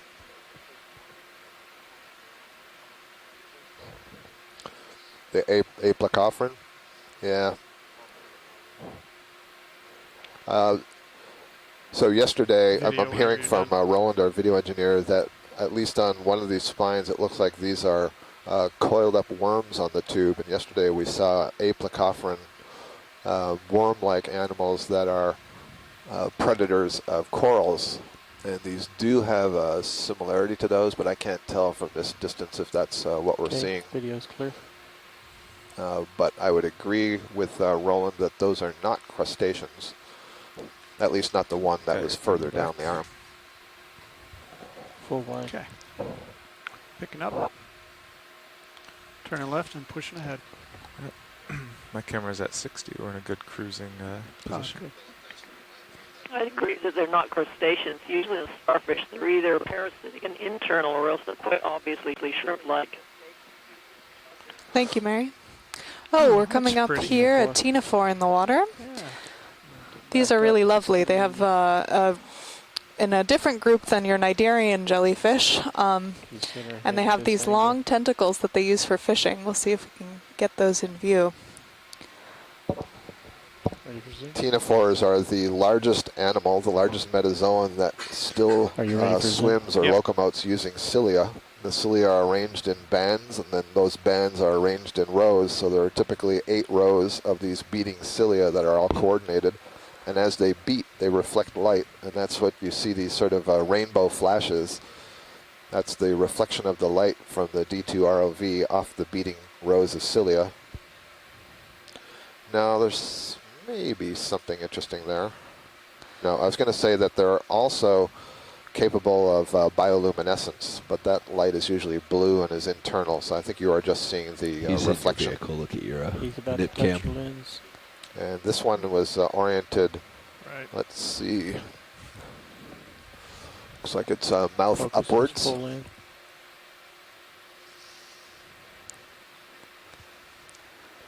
Tentacles are kind of trailing behind. Those tentacles are retractable, and they have small side branches on them called tentilla, and those are packed with cells called coloblasts, and the coloblasts have a little head that has an adhesive in it, so that when it encounters something in the water column, it can kind of glue that to the tentacle. Then the tentacle has musculature inside it, can be retracted and essentially wiped across the mouth. The prey captured would be ingested. Oh well. Again, these are a group called the ctenophores, and there's been a debate kind of raging for the last 10 years in the scientific community as to whether these ctenophores or the sponges, the peripherins, are at the base of the animalian tree of life. And there's a lot of genetic and morphological information that goes into constructing those trees. And a big open question right now still in science. In the vehicle. Was that right? Yeah. Yeah. So there was no light on it. Yeah, he was. We are continuing here at a depth of 2,068 meters. Bottom temperature out there, 2.2 degrees Celsius. He floated up on you and right into the vehicle. Not much you could do because any backing or turning just blows him away. I had the same issue yesterday. I saw one, and any small movement just causes it to swirl and go away. Yeah, as I was backing away, he was actually coming with me, probably in my draft. Camera's at 60 degrees. I have my focus full in.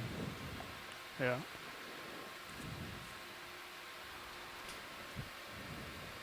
Co-pilot moves complete. On another.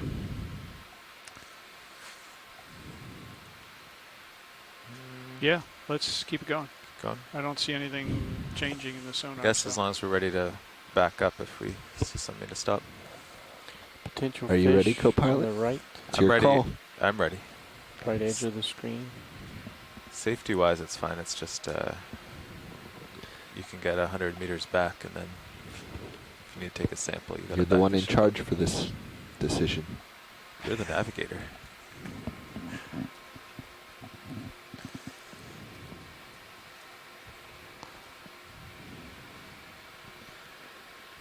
$50 meters, 200 degrees. These two gray spots down here around 6:30. Remember those two spots I showed you in the camera? Yeah. Once? That's what we think those are. Okay.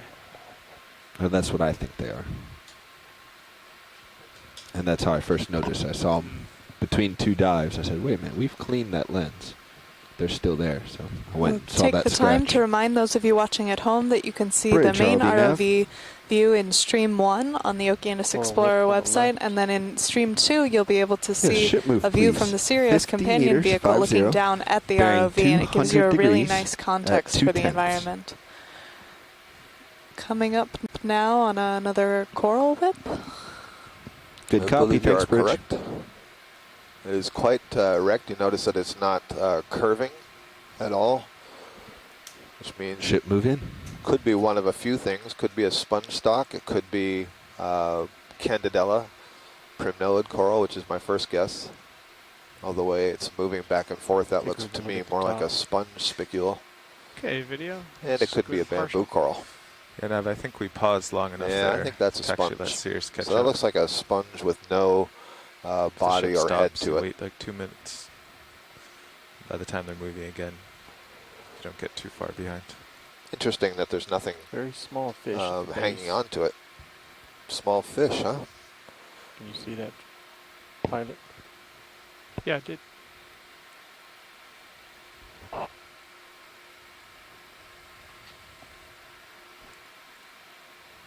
Something, is that, you mean just drifting behind the sponge stock at the base there, Roland? Yes. Yeah, I see it settling on the rock.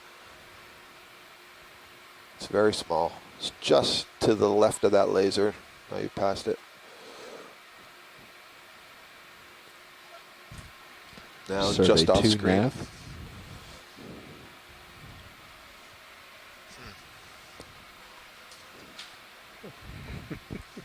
Sorry. I can't fly it that well. Yeah, it's really small. Survey 2 nav. It might be a Keatingnath, not a fish. Maybe it's survey 1. Or a settling hypnopid larvae. There you go. Nav. Okay, now. Is that a hopeful sound? Well, we were talking earlier, it was a segue, talking Yeah, earlier Nav about is these calling pelagic larvae that settle down. Oh, okay. Not Nav is settling trying on the to talk bottom. to you. There you go. Hey, I know this Oh, is yeah, that's unusual. a Did you see Keatingnath. those Yeah. That was dots that we were talking about I'm on pretty the sure that's an arrow main worm. Zeus? Yep. Yeah, Bruce, I think that's a Keatingnath, which is a fairly common Yeah, did you see the zooplankton. dots that It's we in were a talking phylum of about its on own. the It's main also Zeus? called the arrow worm, is a common name. No, the two black dots at the And bottom center. this is a sit and wait predator in the water column. Its If head you end is see at the that come right, across its in your tail clipping, can you end grab a is still at for the us? left. Thanks. And if we were able to see it very close, basically usually as if whenever it was we're under looking a at sediment, microscope, it pops you would out see that really it has well. a series of rather Just want formidable a jaws, snap for the record. spine-like structures. They're not really jaws, but spine-like structures at the head end that it uses to capture fish larvae. So let's transition back to the fish larvae. Well, and these Keatingnaths also use a poison known as tetrodotoxin, which is similar to the poison used by pufferfish. They have very strong musculature in that tail, and basically they flick that tail up and down. They otherwise just kind of hover, just like you're seeing here, and wait to detect things, motion that are moving by, and then will dart forward and be able to close in on it with those spines and then use the toxin that Mackenzie just referred to paralyze their prey. What is the long? It almost Yeah, it's looks like a attached. fiber. Yeah, I keep seeing a fiber come in and out of view, and I'll bet there's a platytenatinophore on the sponge stock, It's attached and to that's a this tentacle coming. Oh, it is? Well, it's attached to the mouth-ish looking part. Well, of I don't know, because they don't have long tentacles it or there? fibers or. see it? I'm thinking it is attached to the fiber. Got any whatever the more fiber zoom? Oh, was. that's possible. No, It it's could actually- be. It seems like an awful big meal for the size of ctenophores that we've seen, but I do see the fiber you mean. It's moving up. And I described the ctenophores as fishing. I said that they had those tentacles that go out in the water column, and they have gluey structures on them. And so this may have been captured by a benthic ctenophore. Wouldn't that be an amazing thing to see? If so, I imagine it's on the back side of that sponge. Why are things always on the back side? Well, I let's can go see what around looks like the other side. fins on that little creature, but I didn't see him moving at all. Right, and that's not unusual, Roland. So I'm sorry, I don't know if you could hear Roland there. He was saying he could see the fins, but he didn't see them moving, and so that description of an arrow worm is because it kind of looks like the quills of an arrow, or you could describe them as fins. And again, go back normally in they're and just see kind if we of can hovering in the see water column, and then they would coming down. use that to Coming sort down. of flap once to, or a few times to dart forward and grab their prey. So Bruce Mundy at one of our exploration Looking command centers down, also pilot. pointing out that they can see the Another dark minute or two. teeth I couldn't hear you, in co-pilot. quotes at the head, and then the whitish looking down at gonads, you. which are Give near the another back of minute the or two. tail, and again these two sets of lateral fins, all characteristic of the Keatingnaths. So this is larger than a lot of other Keatingnaths, so a cool find to see. Trying to look for the ctenophore on the stalk. I'm not getting. Not seeing anything on the stalk.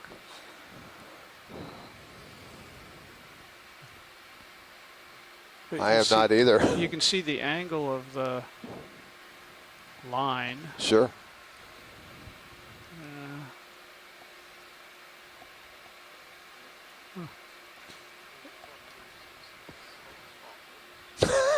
That's right. All right. That was a neat find. World's longest lure. So we're here at a depth of 2,063 meters. Looks like maybe one of these synallactid sea cucumbers, the holothurians, kind of a brown, almost camouflaged sea cucumber, feeding on the sediments. Just take a quick zoom of it, Rolly. We got to keep moving. No, I take that back. I don't think it's the synallactid. I do believe that under there is probably a sea cucumber. It just has a lot of sediments that have been, and other debris that are being held to the body surface, but it certainly has the right shape. Okay. So this is a disguised sea cucumber that feeds on particles in the sediment, again selecting the best and most tasty organic matter from the sand.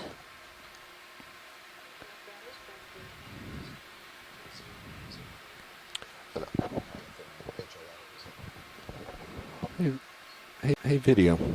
Nav, while he's driving here, can you do anything to pull out that dirt on the lens real quick? Yeah, and Dan's gonna clip it for us. It's on the lens, but anything you can do to just emphasize that super quick. Yeah, that's good. Let's bring it back for the pilot. Can you clip that for me, Dan? Thanks. Comes something.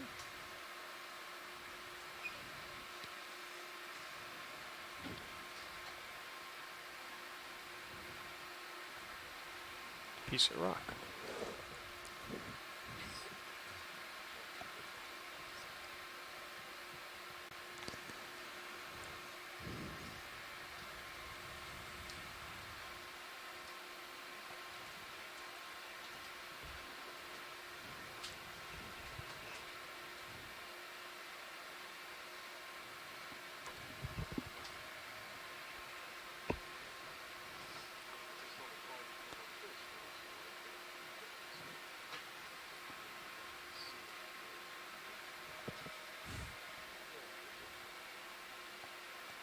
But we have fun doing it.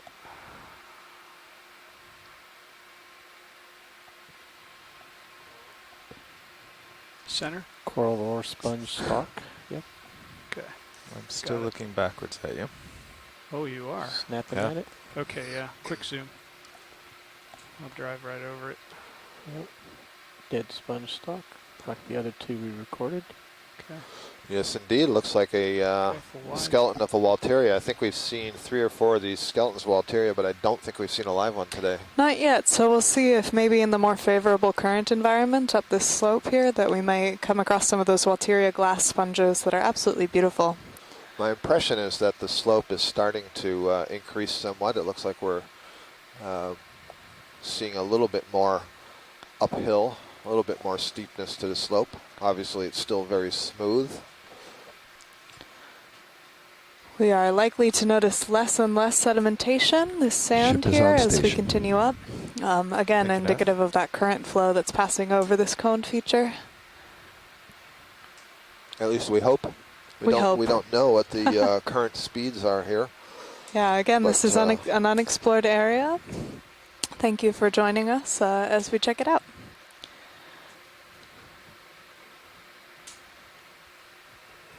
C-pin camera right.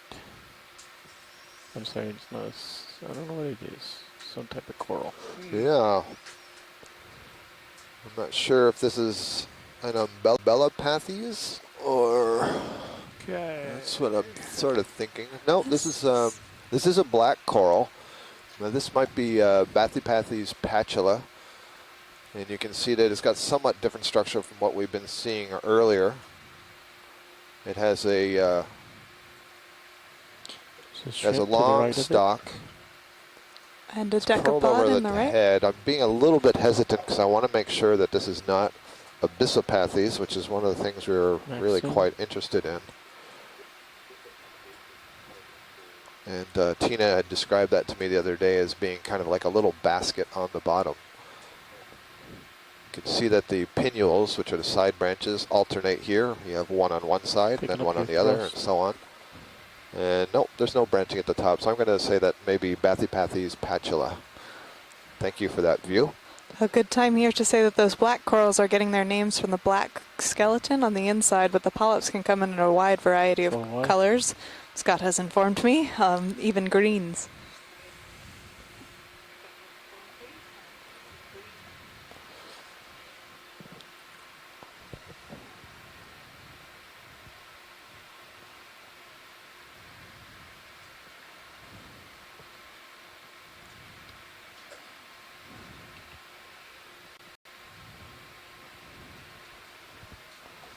We are collecting data today for NOAA's Deep Sea Coral and Technology Program, as well as the Marine National Monuments Program here in the Pacific Remote Islands Marine National Monument, Johnston Atoll Unit. Just below lasers rolling. Sea urchin. We have an urchin here. Ah, this is the We identified this, or Chris Kelly identified this the other day as the genus Aspidodiadema. So this is another echinoderm. You can just got these very, very long spines. The spines articulate on small tubercles or warts on the test. The test is the name for that round globular shell. And the spines can articulate, and so it sort of walks using those spines, moves over the base, moves over the sediments. You have time to sit They down also and look do have underneath his tube base. feet, characteristic of all the echinoderms. Oh, and there's an Yeah, the interesting ship sponge. I'm stopped not a sure if couple it's just the minutes ago, stalk so with the I'm head still broken over off. you, but I won't go too much further. Echinoderms have three characteristics that really About 30 seconds distinguish under them from other exactly. kinds of animals, and that are shared among the very different kinds of echinoderms. So, for example, the urchins and the sea stars and the crinoids, and that is that they all have ossicles in their tissue. ahead. These are small Go calcium down. carbonate hard And, parts. And in Carl. the sea urchins, those ossicles Sure. become fused together to give you that Yeah. round test that is so characteristic of the Okay. urchin. They also have tube feet, and they have a water vascular system, which is essentially a hydraulic system that controls those tube feet. And so you can see kind of light white structures in there. They're kind of flexible. Those are the tube feet, the podia. And the podia run in 5 rows from the mouth, which is on the underside of this thing, pointed towards the sediment, up towards the top of that globular test. So 5 bands, and those would essentially correspond to your sort of typical sea star that have 5 arms with the tube feet radiating in those 5 arms.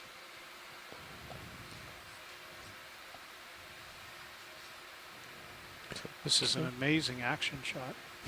Tilting up. If you get closer, I can show those feet better.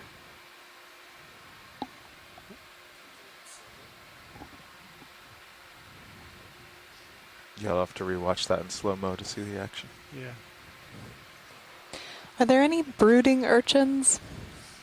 Full wide. Brooding urchins. I am not Up and certain away. about that.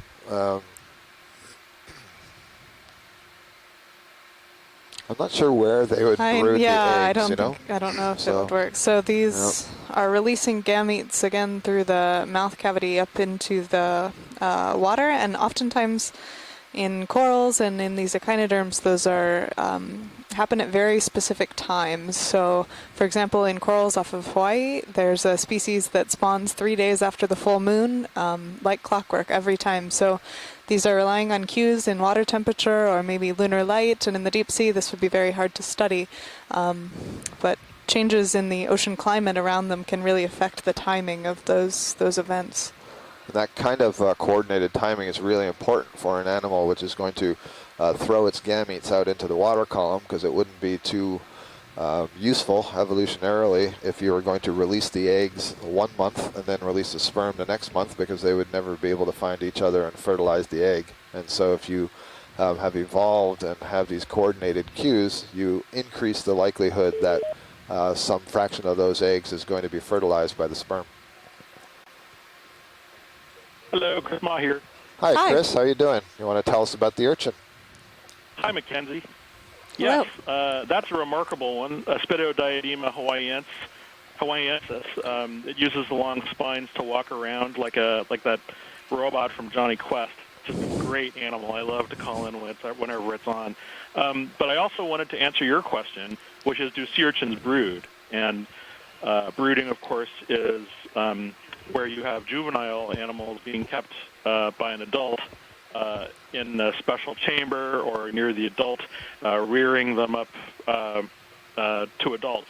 And the answer is yes. Sea urchins in the Antarctic or in cold habitats are especially known to do this. There is some that are perhaps familiar. Sideroid sea urchins in the Antarctic do that. They have chambers for that. There are irregular urchins similar to sea biscuits that actually keep little baby urchins in sort of that petiole, that sort of petal-shaped area on the surface. Should we do a move? And there are others You got as it, well ship that I move. recall. Some of them Just actually bridge, RV Nav. are in the fossil record, and Yes, you can go into the fossils and look at the 50 structures meters, and look at the 50, history of brooding at in 200 some sea urchin degrees, groups. 0.2 knots. So the answer is yes. They're very interesting animals in that sense. It's not clear to me, though, how Good copy. what Thanks, sort of Bridge. environmental conditions are associated with brooding. What's the evolution of brooding in these animals? It's something that is hotly contested, but they're very interesting animals. I don't think there are any deep sea urchins that brood, at least not the ones that we're likely to run into here, but who knows? Perhaps we'll find let's go full wide. Thanks, Chris. That was excellent. This still want the down video? I just wanted to note that this black coral appears to have a polychaete worm in the central part of the axis up near the they are top, lowered. You mean bring them oh yeah, just forward? I was going to comment that this telepresence model is so cool that Scott and I come here with the knowledge that we have and are always asking new questions, as well as the questions that we're getting from the viewers, and we have the chance to get some of the world's experts calling in and letting us know some things about these really cool deep sea animals. So thank you all for joining us. No, they go up and down and back and forward. So they're as close to the ground as we want them. And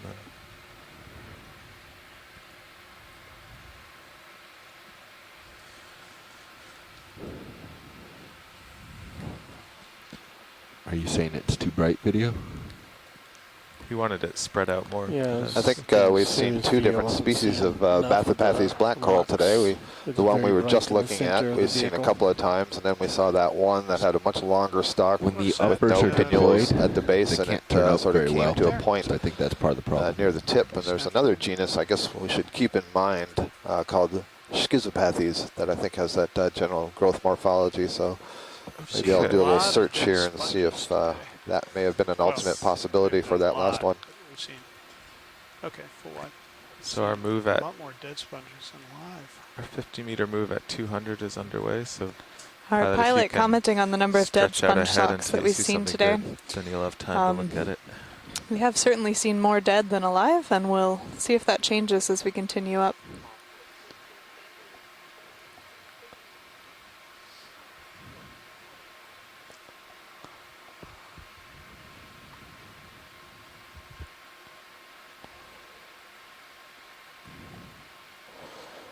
What do you think? Was it that pointed? It didn't look quite that dramatic. Yeah, I agree.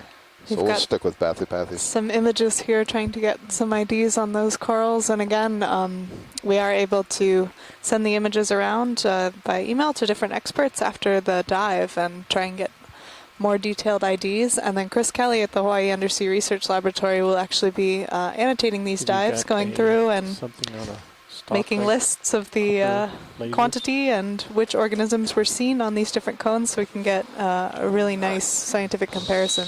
And Mackenzie does like to make sure that Chris remembers that he will be doing that. I don't see it rolling. Sure. Left of lasers and up. It's a white patch in the sand now left of the image. Maybe it's just a hole in the sand. Yeah, it looks like. Can't tell if there's something tucked down into a burrow there.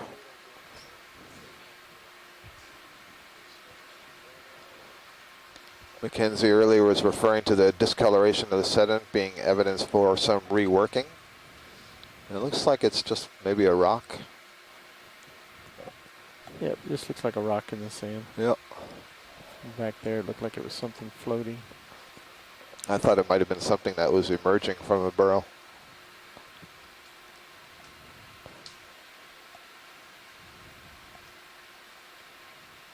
That very small stick immediately right of the lasers.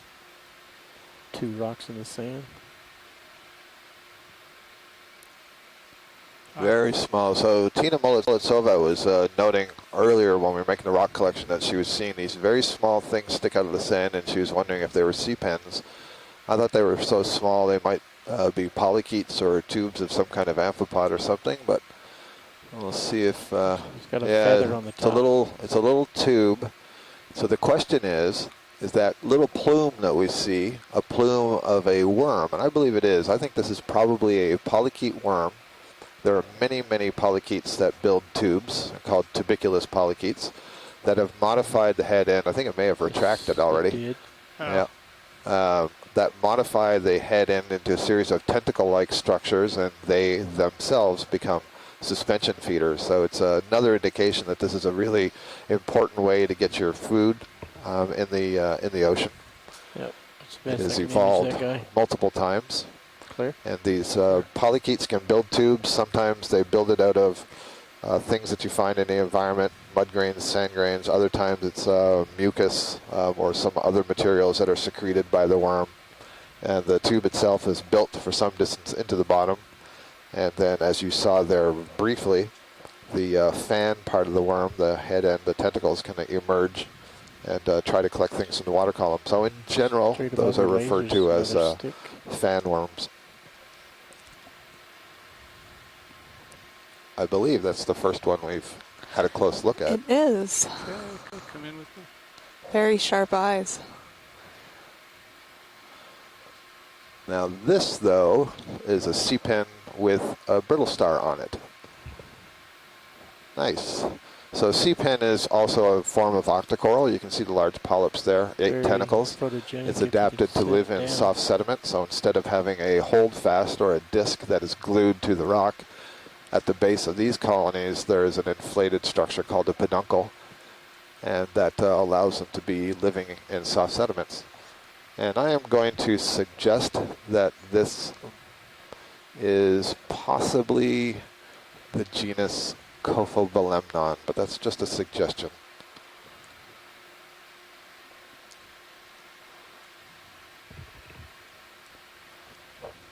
It's definitely a sea pen.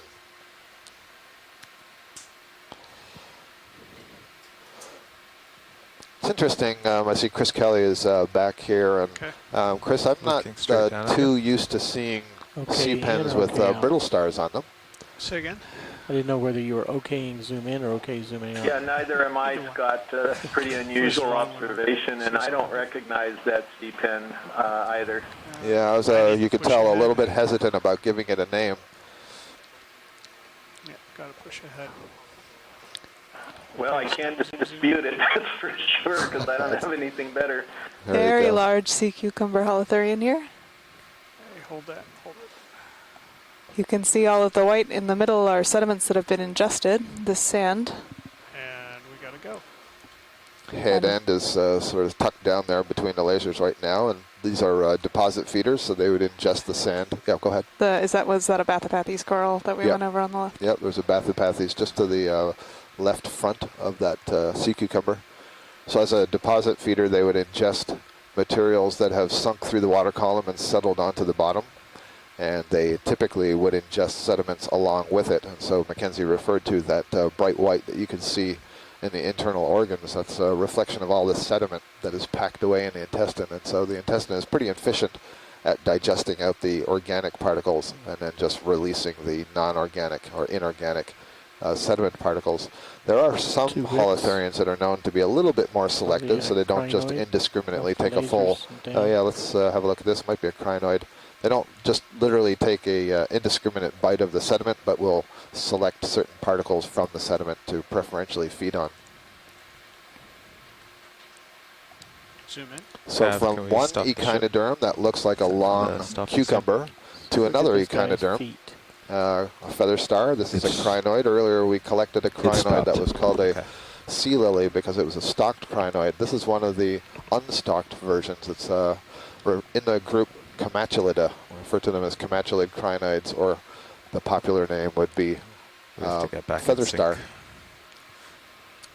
These, again, are collecting food out of the water that's coming by. They have mucus-covered tubes that channel those food, all those food particles through a groove called the ambulacral groove down into the mouth, which is actually facing up in the center there. And you can see the cirri that Scott was referring to earlier that allow the crinoid to attach to this rock. You can see the main arms coming off the main arms of these branches on the left and right.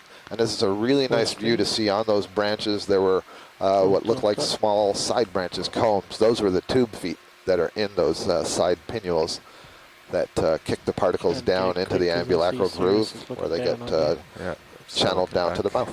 Okay. These unstocked Comanchulan go. crinoids They can left actually off awful swim, lot as you so look if they don't like this spot, they can find a higher ground or somewhere where they're able to get more food. Straight And ahead it's really as quite a fast as you sight can to see go. them swim. Straight There's ahead. been some great Well, video by the Okeanos Explorer as fast as you team can go safely. on this leg and the previous few legs. Very elegant sort of motion. Something rather unexpected, I think, for their Yep. appearance on the sediment.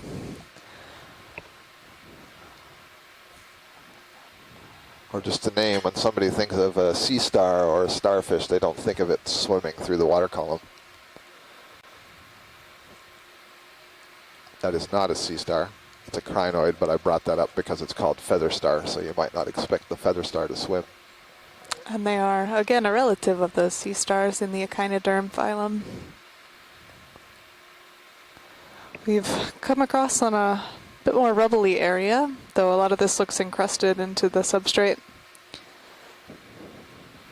There's another, actually it's a shrimp that was sitting on the Fuzzy bottom, on but I the think right. that was a nematocarcinid shrimp. We've been seeing the plesiopenaeus with those great big swimming pleopods, but the one we just passed off to the right was one that's a little bit more benthic, has very long, slender legs, and we've been seeing those fairly routinely. I wouldn't say they've been common, but we do routinely see 1 or 2 per dive.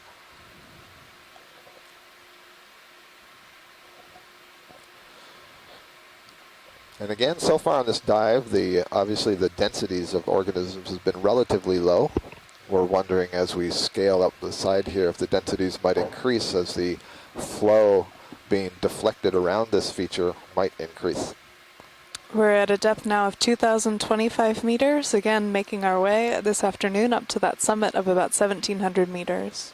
The coral at the bottom of the screen. Trying to judge from the contours, they may be getting a little bit more closely spaced, indicating the slope here is going to steepen up somewhat, and I'm noting that the bottom looks a little bit more broken up, a little bit more relief, perhaps a little bit more Looks like poking coral up, underneath so the edge. fewer sediments, so that's a good sign. Good sign for lovers of hard substrate sessile fauna. Go ahead and zoom that. Another black coral here. Genus Bathypathes, I believe.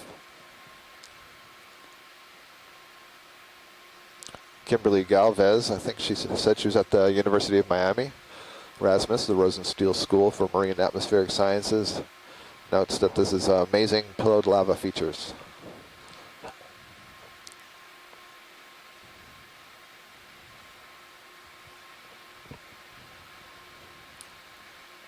Next in.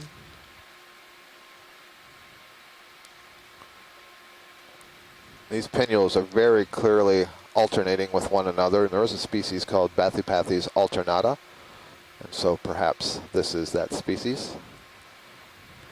What is the alternative to Bathypathes alternata? I was almost going to answer that. Ordinarius. Ordinarius. Thank Yeah, you, it's clear. full wide. I mean, it's partly a joke, but actually it must have taxonomically been. That's the Use problem. the other I think, right. I think there are probably plenty of Something right species there. where they don't name Fuzzy. the sort of alternative. Mm-hmm. Okay. Maybe it Little would be squat monster. Cerealis for coming out in cereal See rows. at the bottom. A little Or- crab under that rock. Yep, Sorry to looks give like a you little that. squat lobster. Seasick with my zooms. He's tucked under there. I wasn't ready There to- are kind of funny Scott, stories. Oh, Scott, go I ahead. would Yep. think- Go ahead, Chris. Scott, I would suggest Oppositus. Oppositis. That's a good one. Okay, Rolly, let's go in on there. We do get some of these kind of funnier taxonomic naming stories where there's an amphipod that repeat Scott that, has pilot? worked with, named Hirandelia dubia, and the taxonomist named it because he was so doubtful that it was even a species. He named the thing dubia. Yeah. So there are a few examples of taxonomists with some humor in the naming. Yes, taxonomy humor, where the humor is in quotes.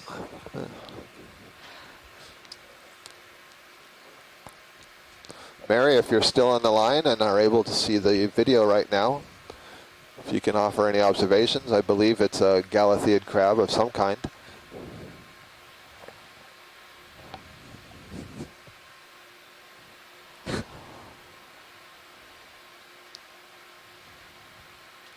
Okay, video's clear. Full wide. There's the explanation. Okay. I was just about to say we got a report that the audio from the ship has been very faint, and I think we've been disconnected.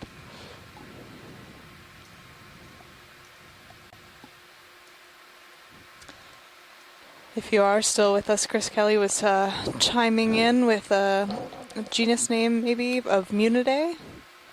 Perhaps that's the family of that crab. Right, the Munida is a genus, and it is one of the Galatheid crabs, and in general and common they're called squat lobsters. Is this another sea pen, perhaps, in the sediments just before this little rock ledge? No, this is a Walteria sponge. So here's a living one. We've seen several of these dead today. And this is one that has that narrowing top, kind of like the one that we collected several days ago. I'm glad we've come across this. We kind of made a promise earlier that maybe as we increased up slope up this cone feature, we'd see one of these living Walteria sponges. These are glass sponges of the group Hexactinellidae, and they form these really beautiful morphologies that you can see house a number of other organisms as well. Hello, folks on shore. Hopefully you can hear us again on the telecon. And Bruce, let us know if the audio levels have improved at all. Very good now. Thank you. Thank you, Bruce. And I believe did you say this, Mackenzie? I apologize. It looks like maybe there's a polychaete on the inside of this Walteria. You see that slightly beige color in the center. Chris Kelly letting us know that he thinks this is the same Walteria that we collected earlier on a few dives ago. Great. Is that full zoom? That is max zoom. Okay. So one of the things that's so valuable about these collections, we've kind of talked about it a few times, is that now that we have in our hands, we can look at the details under a microscope, the things that are used in taxonomy. We can either identify it as something known, or the experts can describe it as a new species if it's a new species. But that means that now, the next time we see them in these photographs, these videos, we can be more confident of what we're identifying it as. And that helps, of course, with understanding of biodiversity, species richness, ecological, the community overall, the ecological interactions. I noticed, I was hesitating there because I noticed a shrimp going off in the left part of the screen, and here we're zoomed in, I think, on another shrimp. Yeah, this looks like a nematocarcinus. Mary, do we have you? You're right, it's nematocarcinus. Thank you. Little tilt up. Hang on.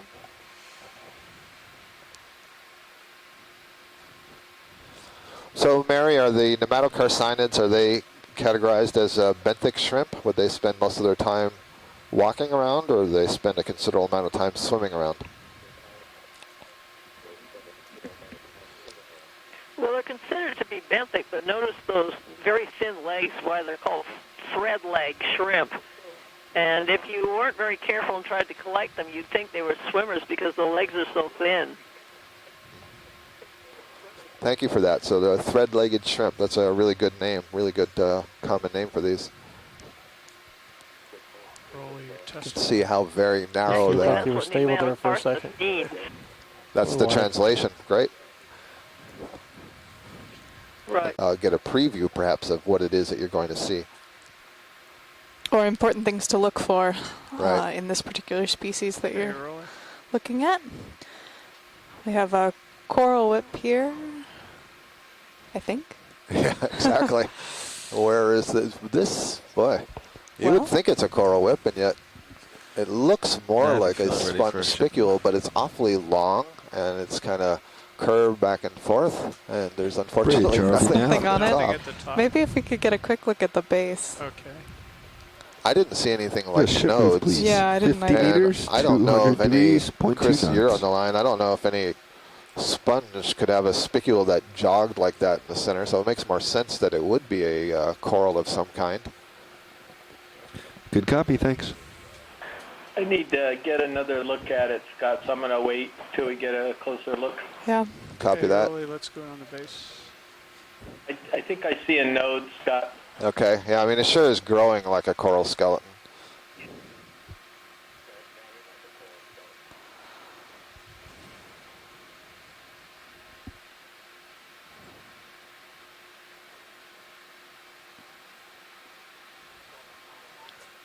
No. I don't think we need to spend a lot of time. Talk a little more. Yeah. The thing is, it's clearly dead.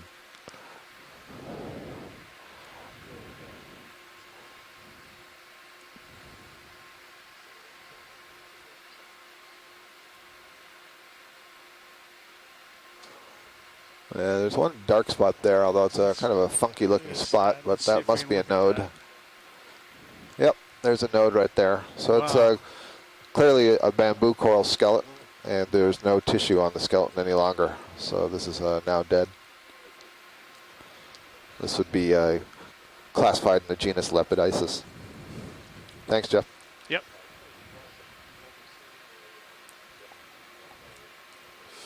Nah.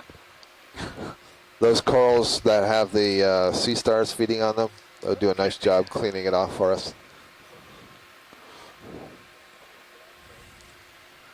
Right now. Interesting jog there. Yeah. Oh, no, never mind. I see. I'm going to back up so that I don't. Were you getting excited about the... Well, I was thinking that was such an angle that maybe this is a good place to look to see if that was a settlement on the coral. But I think it was just the angle we had. It was kind of curling towards us and up, so maybe the angle wasn't quite as abrupt as I thought it was. Okay. So we're moving into an area of slightly larger rubble in this encrusted field, and we'll see less sediment than we saw at our landing site. So that's what we were expecting. Hopefully it'll get more dramatic as we increase in altitude here. We're at a depth now of 2,019 meters. Jeff, while you're on this side, can you do a quick zoom of that bend in the skeleton? Yeah. Thanks. One thing to note: this is it's no longer live, but it is large, it is tall, so it's pretty old, I think, to get to this size. It's certainly taller than I think the D2 is, or at least the same height. So it's more than a couple of meters. Thank you. Interesting bend. Okay. Yeah.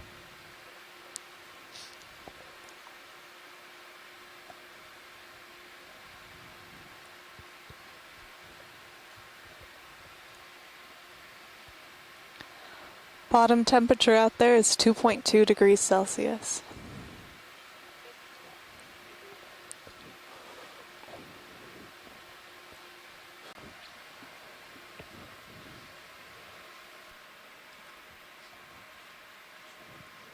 Yeah. Want to flip a coin?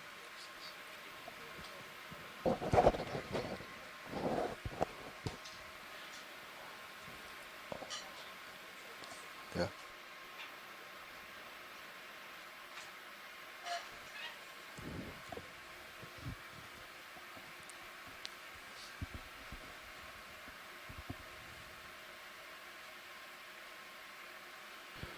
Watch leads, Nav. Go ahead, Nav. Yeah, before you break for lunch, I wanted to give you your time update. We have 3.5 hours of bottom time remaining, and an hour and 40 minutes to the waypoint 2. Copy that. Thank you for the update. Carl, if you would. So I think we're still making good time as we climb this slope. At a straight clip, it would be about an hour and 40 minutes to get to the top, and we have about 3.5 hours left in the dive on the bottom. And I think we're looking here at a bamboo coral fan. But we'll get a quick look, and sure enough, what I'm looking at is the structure of the skeleton, where we have the internodes and the nodes. Now, one thing I see about this, I'll describe it as I'm telling you. The tissue is a little bit more yellowish to beigeish, and the polyps themselves are a little bit scaly. And many of the times when we zoom in and look at a bamboo coral, you can actually see the internal, I'll call them organs, but essentially we can see the pharynx and we can see the mesenteries. You can't here. And the reason you can't is because there are sclerites in the tissues that are shaped like scales, and they're so thick that they don't allow it to be transparent. Do you want me So to go up that or- observation, plus the observation that the branches are arising from the nodes, and there's a great view of it right there. Jeff, do you You think you see can this swear- thick swear up branch, the you base? see where it's black, Can you get a that's the chance? protein, Yes, you got and there are two branches coming from either side. I would say that this is in the genus Jasonisis. Jasonisis, this is a genus that was described, I think, in 2012 by Phil Alderslade down in Tasmania and Kathy McFadden at Harvey Mudd in Los Angeles, and thing they whatever named it ate after that the branch Jason decided to go ROV. right instead of up You the can main see at one. the base on the left side there's an anemone growing off of one of the branches, and then on the right side you can see where the bamboo coral tissue has been removed, the living tissue, and you can see the underlying white skeleton. So you can see the difference in what color the skeleton is relative to the tissue covering the skeleton. And you can very, very clearly and plainly see that the branches are coming out of the Approaching some nodes. steep terrain. The final characteristic is that this is planar morphology. That is, all the branches are arising in the same plane, so that this is essentially two-dimensional versus three-dimensional. That's another character that we would look at. So that's great. That is a new addition to our day. Thank you for that nice view.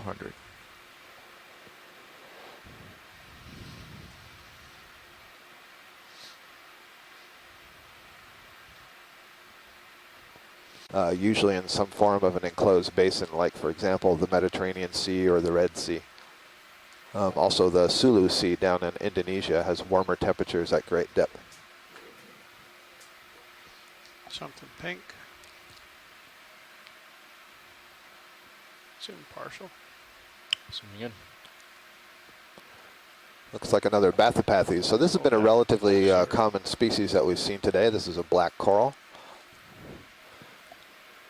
And it's very identifiable by its central stalk, the central stem, with unbranched pinnules arising from the right and left sides. So it kind of looks like a feather. We refer to this as a pinnate morphology, which basically translates to feather-like morphology. Thank you. Okay. Full Zooming wide, out. please. Full wide. There's maybe something in the lower right of the screen. It's like a little ball-like brown structure on the rock.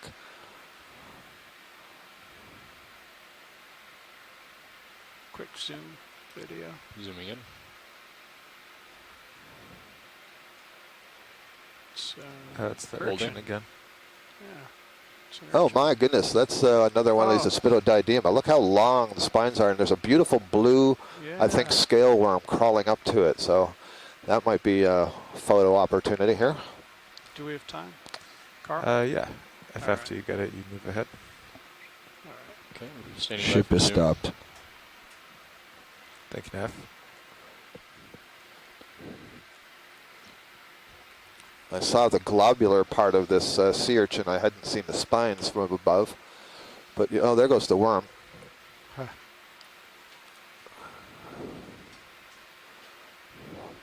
So this is a polychaete. It's a member of the phylum Annelida, which is where you find your segmented worms, including your common zoom variety garden earthworm. Earthworms would be oligochaetes, and this would be a polychaete. And the difference between a polychaete and a oligochaete is that a polychaete has lots of side paddles and chaetae extending. And you can see the chaetae here. They're kind of golden colored. They're kind of like stiff bristles that come out of the side of the worm. And this has got this beautiful purple color, and you can kind of see those disc-like structures on the back side of the worm. Those are what we refer to as scales, and that would put that worm in the family Polynoidae, the common name scale worm. Okay, And scale worms are very common down here. Looking down on you. Okay, a very brief look. That's good, thank you. All right. Think, At the yeah. urchin. Zooming out. Yep. And Full wide. lifting up, pushing ahead. So it seems.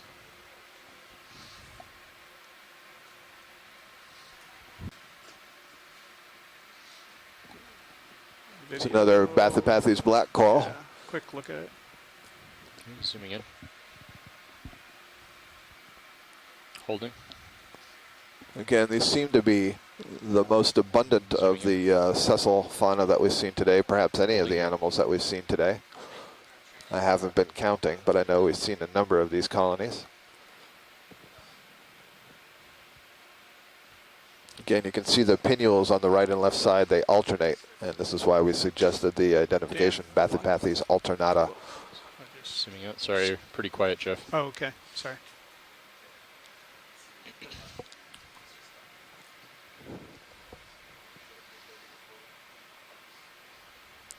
It's a nice view of the slope.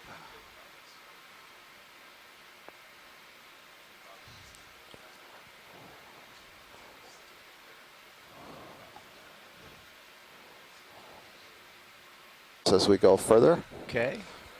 We've seen a number of things, imaged a number of things, so we know what some things are, but it might be worth having a look at the sponge as we go by.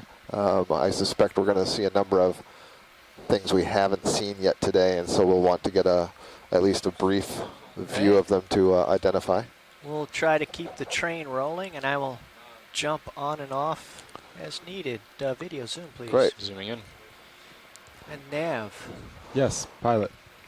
Are we moving? We are currently stopped, but it looks like you're about ready for another make ship us move. move. All right. So we're having a look at the sponge, and I'm having a look. Did you get a unfortunately, from your last watch on what to I do for may moves? be disconnected from Yes, the they've been event doing, log. So, Chris, if 50 you're on the meters at phone and 200, you can see that this, still looks like it agrees pretty please well do with sonar. Yeah, so call I in. think, I'm not sure if this is unless a Dave chimes in, Boloceros they said they've been seeing some sponge steeper or stuff. not.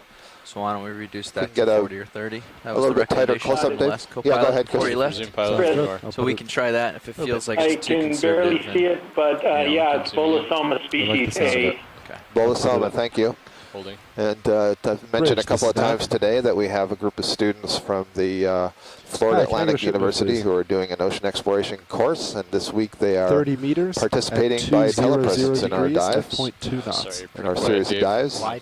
And at least some of those students will be focusing on the sponges, so they will also be interested in these things that we see. So Bolosoma is the identification for the genus of that sponge. You heard Chris Kelly's voice there. He referred to it as species B, which is an indication that we're not certain at this point what species it is, but it may be that we have samples and that he and Henry Weiswig, a sponge specialist, have been looking at it. This is a Bathypathes. We've seen many of these today, but just off to the left I saw a new one. That may be a Stauropathes. Yep, right there. So this is another black coral just coming into view on the lower part of your screen. It's in the genus Stauropathes. We saw many of these yesterday, but this is the first observation of one today, I'm pretty certain. Scott, I see my predecessor has left your channel latched. I'm going to unlatch you so I'm not always in your ear. You can decide when you want to hear me. Well, Dave, you'll be happy to know that I always have you on. I do enjoy your conversation, but I also like to know what's going on among the pilots so that I can anticipate and transfer anything I need to shore. But thank you for the option. So this is another one of the Bolosoma sponges that we just imaged. You can see that it has these concavities in both, I'm going to call it, well, there's two sides, plus there's a depression in the top as well. Sponges in general, I don't know that we've talked about this today, are filter feeders, and so they have cells in the interior of that body that have flagella that will be beating to basically generate a current, a negative pressure that sucks water in through pores and channels that move through the sponge. Small particles that are able to move in through those channels would be captured by the sponge cells themselves and phagocytized. Phagocytosis is the process whereby the membrane of the cell actually surrounds these organic particles and then takes them inside the cell where the final digestion occurs. Here's another sea cucumber, another holothurian. And Mackenzie has returned from her lunch, so I'm going to leave you with her while I go enjoy my lunch. We are at a depth now of 1,993 meters, making our way up this cone feature. And this is quite a larger sea cucumber than we've come across about 30 centimeters so far. These are echinoderms, again, relatives of your sea stars or the crinoids that we were seeing earlier, also related to the brittle stars and those sea urchins. And you can see that they are feeding on the sediment and particulate matter that's fallen and been encrusted on these rocks. On several of the species, you can actually see the intestine very clearly. There's kind of a lighter white area in the middle, and that is actually sand that's been left over from, or that's been ingested by the animal. And then Tina Can we get Maletsova lasers off also for a pointed second? out that that sand is useful for keeping the sea cucumber weighted down so that it doesn't float away. Lasers off So for a it's second. functioning kind of as a ballast. They were on. We got a Again, for measurement, these no, I animals didn't. that are Off for, largely got just a shot. water-filled cavities. That's a great shot, thanks.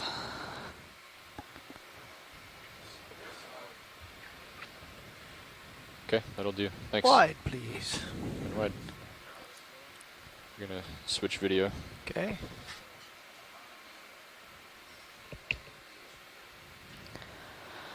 Video. Let's do it. For ID. Hi, Roland. Coming across a coral here. Is this one of those heteropathies? I'll ask the folks on shore for help with identification here.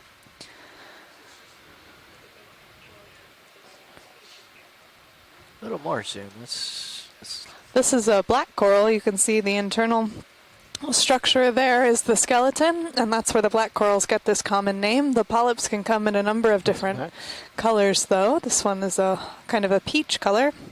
And I think that this is something that we imaged a little bit earlier and had ID'd as being of the genus Heteropathes. But I'll let Scott take a look at the images as well when he comes back. Chris, is that you? So remove Dave. Yeah, hi, Catching up to you. Mackenzie. I can't really tell. It looks a little bit different to me. Maybe it's just because of the side that we're looking at. Okay. I'm not sure, but we were able to get some really good images of this, so we'll have Go ahead, Scott Bridge. France and Tina Maletsova check.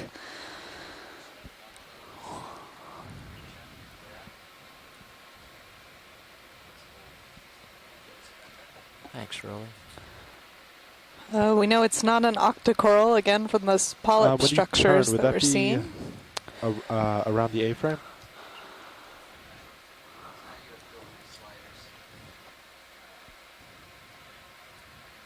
Sorry, that's what I meant. Okay, yeah, that's fine then. The feature that we're diving on today is part of the Pacific Remote Islands Marine National Monument Johnston Atoll Unit. We are about 120 Sounds great. nautical Thanks, Bridge. miles to the southwest of Johnston Atoll and have kind of been making our way around this ring of seamount features. We're currently about 650 nautical miles to the southeast of Honolulu, Hawaii, and at a depth of 1,988 meters.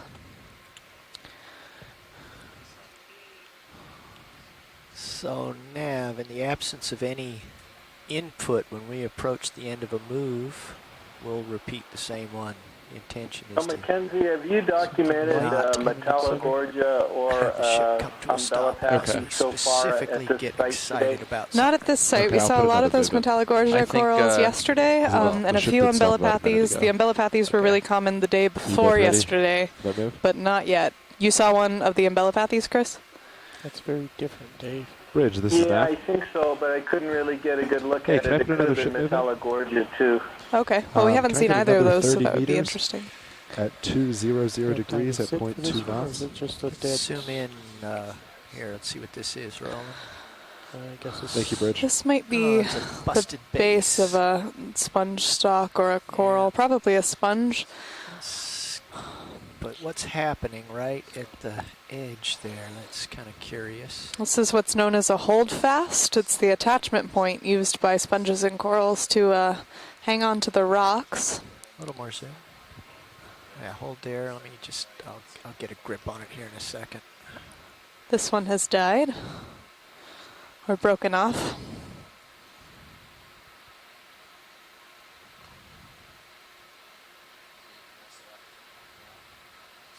So Mackenzie, is that, what is this made of? Is that a If it's a sponge, it's a silica structure that's kind of overgrown with a bacterial biofilm. right? I see the little chalkiness there. That's what I was trying to figure Yeah. out.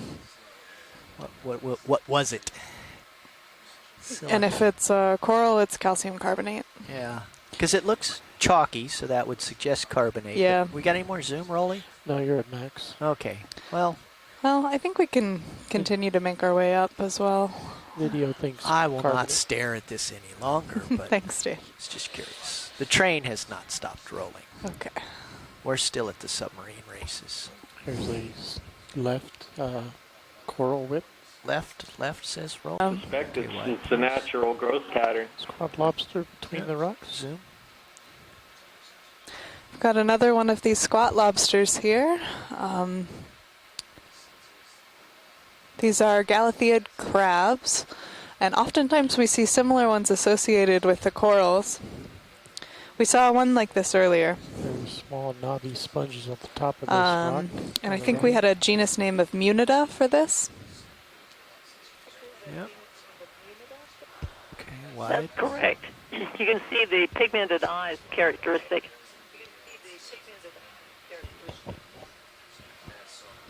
Thanks, Mary. Those Munida crabs have a more diverse feeding type than the ones that live on the corals.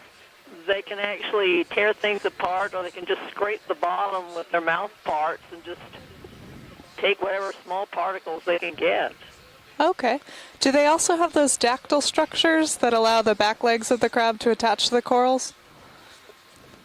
Or is the foot morphology a little different? But in Munida, the hind legs are used mostly to clean dirt off the back of the crab. Oh.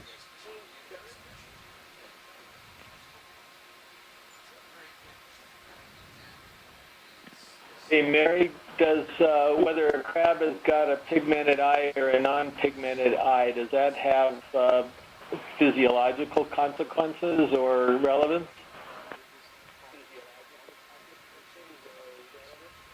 Well, if they have pigmented eyes, they have to be within a certain light regime or they just don't function.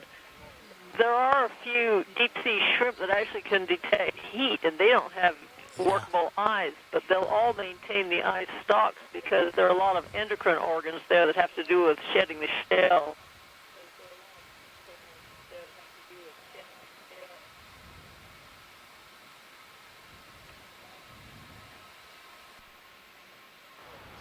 Yeah, thanks, Mary. I was just wondering whether there was some visual thing, whether if they didn't have pigmented eyes, it meant that they're blind technically, or Little if they star do have underneath the pigmented eyes, ledge, it means laser something else. right, laser top. Well, interestingly enough, you have a range from ones that have very darkly pigmented eyes to some that have a golden pigment that have eyes that are completely Bottom of the albino. screen. Oh, I see. I was going for this. I believe it's another dead sponge stalk. Let's get a quick zoom. Just We've talked a little bit about vision and kind of the metabolic costs that it takes to maintain eyes and whether or not that would be worth it for many of these deep sea species. Now, are they zoanthids or are they anemones? So these are zoanthids here, growing again on this dead Walteria sponge base.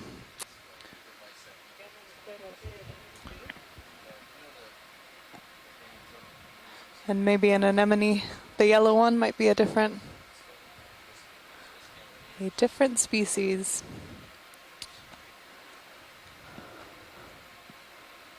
These again are filtering things that are coming over out of the water column, so they're taking advantage of these sponge stalks that have died because they allow them to get a little bit higher off of the substrate in order to get into that faster flowing water.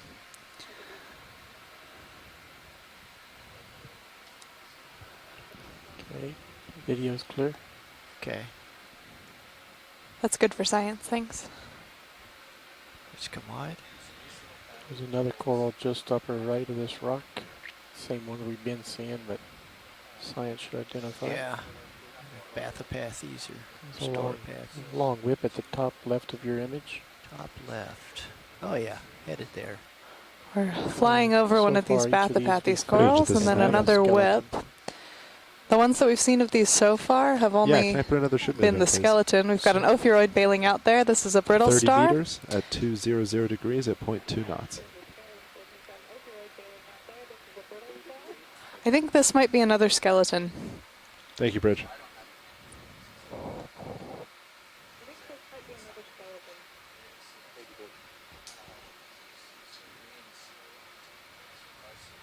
touching your skid. Yeah, too close. Backing up. Full wide. Yeah, I'm getting some light on it here. It's leaning towards me. Nice braking. So this is probably the skeleton of another one of those Lepidopsis, which are these unbranched. 2 knots. I think this might be another skeleton. Thank you, Bridge.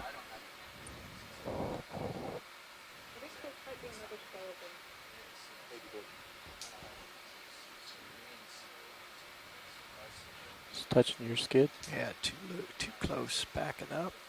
Full wide. Yeah, I'm getting some light on it here. It's leaning towards me. Nice braking. So this is probably the skeleton of another one of those Lepidopsis, which are these unbranched coral whips that we've seen several of. We imaged one a few days ago that was over 14 feet tall. Now you can see. Yeah, it's bare. Yeah. Pulling out. Okay. So that's maybe the third one of these coral skeletons that we've come across. We're at a depth now of 1,972 meters. Seen an urchin on the lower left.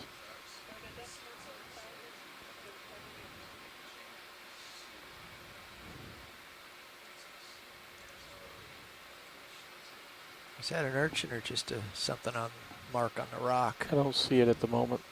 Okay.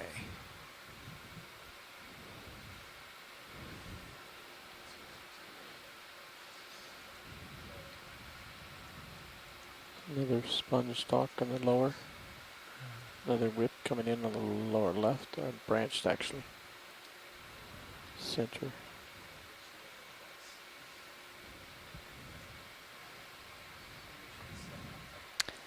This might not be one that we've seen.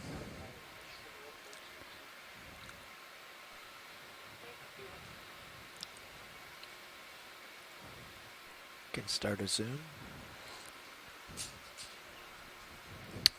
So this is another coral skeleton that has only a few polyps, but mostly a large collection of barnacles.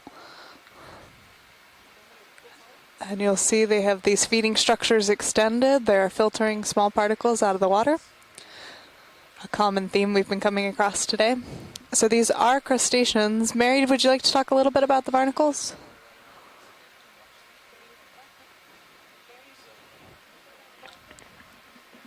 Well, these barnacles are related to some of the shallow water ones that you find on driftwood. But one thing that we've noticed quite commonly is that unlike the shallow water barnacles will beat those legs quite regularly, the deep water ones tend to keep those legs extended for quite a period of time, probably so they can get whatever small particle comes their way. So do you think that could be because there are just fewer particles in the water down here? Probably.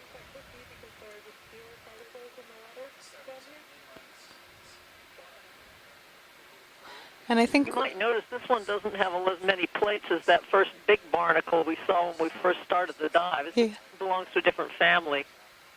Yeah, so these aren't those gooseneck barnacles she's pointing out. We do have some live polyps here. Is this a primnoid? I'll let some of our folks on shore help with this ID. This is an octocoral. You can see that the polyps have tentacles branching out that are arranged in a circle. There are 8 of them, putting them in the Octocoralia group.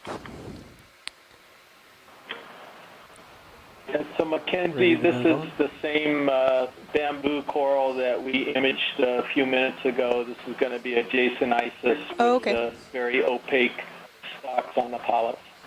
Thank you, Chris. Jasonisis we talked about a few dives ago, named after the Jason ROV that made that original collection. Yeah, I think we might have come across one while you were at lunch, and so we got a good look, and Scott was just describing the characteristics. Okay. Well, we won't linger at this one too long. It's just the right amount of time for Sirius to catch up. Thank you. So we're still working on getting a deep discoverer ISIS coral for you guys.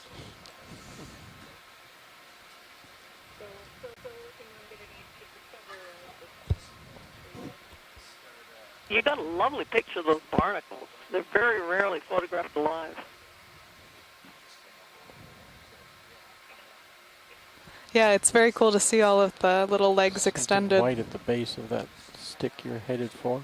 Yeah, let's zoom in just a little bit, see if that's worthy of a There's a feather star on the right. closer inspection. You know, sort of a general Big comment, barnacle. I'm not really getting Appreciate why energy. many of these, or virtually all of these dives, have been fairly barren of corals and sponges. There's a smattering here and there, but nothing like some of the sites that we saw in the Northwest Hawaiian Islands. I don't understand why that is. Yeah, has anybody had a chance to look at kind of the nutrient input comparison, looking at chlorophyll A over this site as opposed to the Papahanaumokuakea Marine National Monument?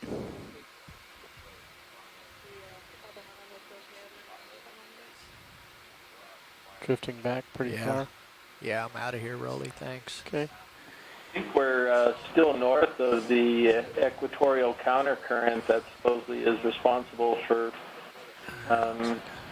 some of the I don't know if you track the conditions around Palmyra and Kingman, but I was thinking John was in that particular type of water. Something I haven't seen you guys do that you may want Yeah, to. well, we'll see if this trend continues as we continue up this summit. We're at a depth now of 1,965 meters. To show the drift. Yeah. Very precisely. Yeah, there's not much current here today, Roland. Harry, with that barnacle, would you go to Okeanos on that barnacle? I saw a previous one, and it has some characteristics to what we're calling Okeanos. Pilot, you still want me to keep the ship moving? Yes, steady? please. I think you're right. Bridge, I don't this have is a Nav. picture of Okeanos right now, but the one we last saw was definitely in the family Hi, can I put Scalpellidae. another The ship ones move? on the 30 meters at 200 degrees at belong to a 0.2 totally knots. different family. Open Those barnacle. If we can Potsdamatidae. get this guy before you're getting closer. Thank you, Bridge. We got closer to him before and he sucked in his feet. So Nav.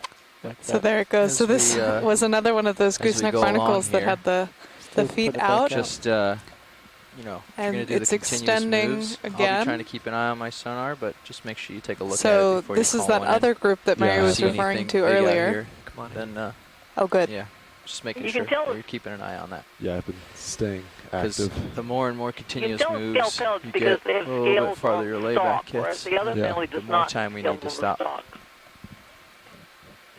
Yep, I'll keep that in mind. Thanks. No problem. Really beautiful image here of those legs extending. Again, those are feeding structures. We need to sneak up on him, Dave. Very nice. I'm just perched right now. And not a lot of opportunity to see these live, so it's great to get this footage. So we got to wrap this up, Roland, because pulling out. Mary, that is interesting about how they're not beating their legs as much as the shallow water ones. I don't see any particulates around here. I think it's pretty slim pickings. We've talked about this exponential decrease in particulate matter and in nutrients, and as well as in biomass with depth. So here at a depth of 1,900 meters, you get fewer particles in the water column. There's less to feed on.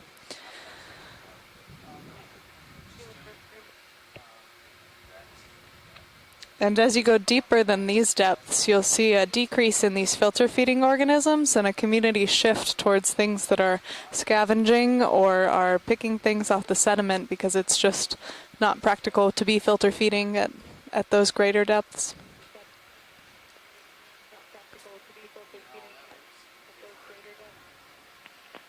It's worth noting that some of the barnacles, if they come in contact with a tiny copepod or other crustaceans, can actually use those legs as if they're some kind of lacrosse net or something like that, and they actually scoop them up like a basket.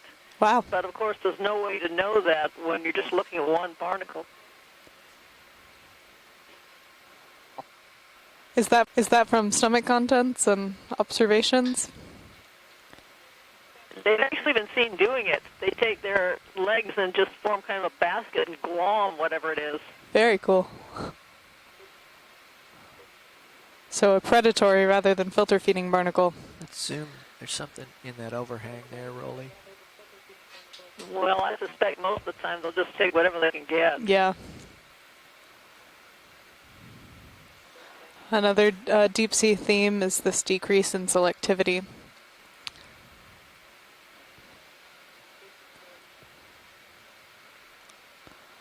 We've got a few stalks here. These might be polychaete worms that are making these tubes. We saw, yep, so that stalk in the middle has a few little cirri or legs extended. That might be the mouth part of a polychaete worm that's feeding. Scott and I were making a list of organisms that build tubes, and there's a lot. There's a number of amphipods or polychaetes. We think that these are polychaetes. Let's rotate back to the And maybe foraminiferan on the left there, that little white glob. Those xenophyophores that we were talking about earlier.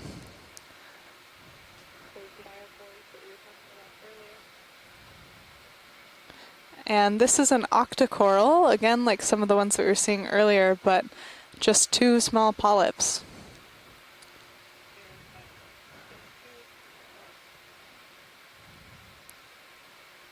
Coming back. I didn't see the You want to come out and look a little wider at it? xenophyophore over on the left coming back. It was in your screen. It was more one of those We got a good flat view, ones. Dave. Okay. Then let's go. Thank you. See that white thing there? Oh yeah.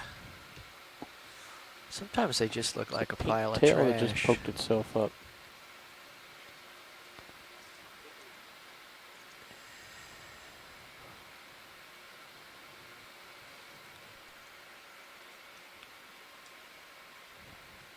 Holothurian on the right, or is that sand?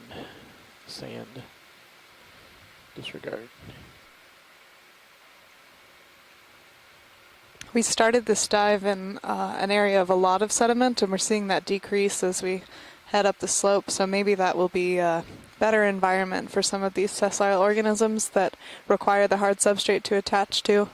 I'm sure we'll want to get a look at this coral fan in the middle.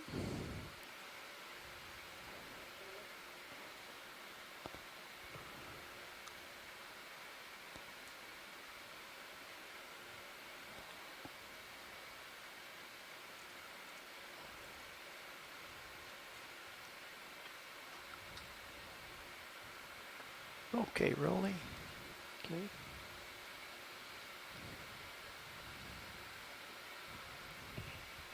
So we just saw that octocoral with the little polyps, and this is essentially a colony of that same structure, those little polyps with rings of 8 tentacles repeated again and again up the skeleton.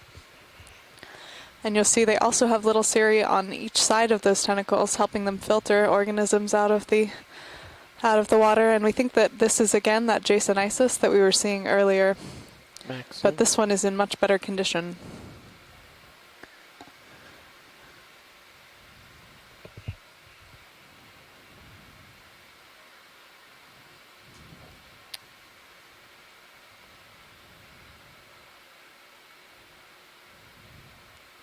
Now, Mackenzie, I note that these corals don't typically have the associate ophoroids. Yeah, I was just going to say, Roland, that oftentimes in some of the other corals we see these brittle stars, these ophiuroids, full screen, that are associated, and I don't know if Jasonisis has an ophiuroid companion. Scott's been talking a lot about the fidelity of the associate and the coral, and there are a lot of species of coral where you see the exact same ophiuroid on the exact same species of coral at all times. So I don't know if this would be an example of one that doesn't have one of those commensal associate organisms. It's coming to top center. And now it's the left edge of your screen. There's a holothurian on the right. Oh yeah, we've seen that guy. Yep.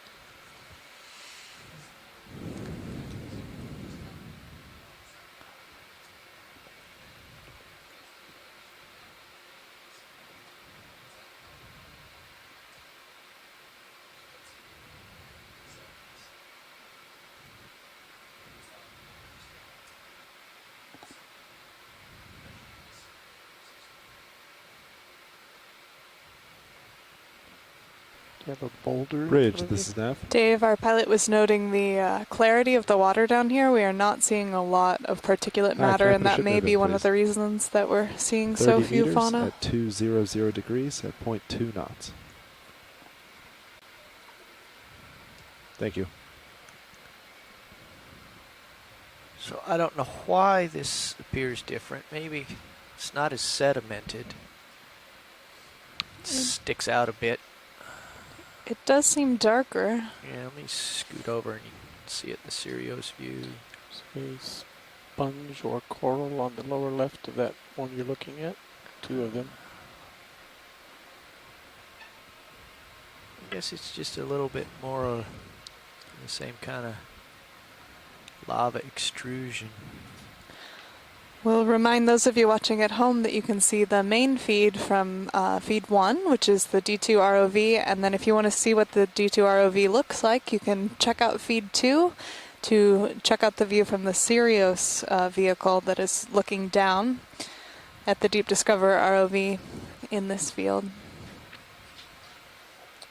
The coral upper left. Yeah. Two of them. One on the far left. I'm going for the big guy.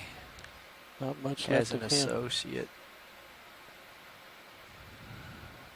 Looks like a starfish maybe eating the lower portion. Or, yeah, it's a starfish. Yeah, this one looks like it has a Two of combination of living and dead tissue. Two sea stars on it. Yeah, I'm getting out a little bit ahead here so I can linger. We can How about work on spinning this. the left side? So this is something I don't think that we've come across today, are these asteroid sea stars that are feeding on the corals. I don't think that we've seen many large enough coral colonies to be eaten. It's unusual to see two on one colony. I don't know if it's unusual. I mean, it's not something I have seen, and there looks like there's also a brittle star hanging in the upper branches. This may be another Jasonisis that has lost an awful lot of polyps, presumably by the predation by these sea stars. You can see it looks like, for example, on the upper right, it seems to have worked its way out along the branch. See, there's no polyps on the lower part of those branches. Still looks like a few branches intact. So we'll come around on the other side here. A few days ago we were able to see the extruded stomach of one of these sea stars. This is, again, a very cool adaptation of the these asteroid sea stars, that they can actually eject their stomach and then secrete a few digestive enzymes and then re-ingest the whole organ. So it's a very different form of digestion.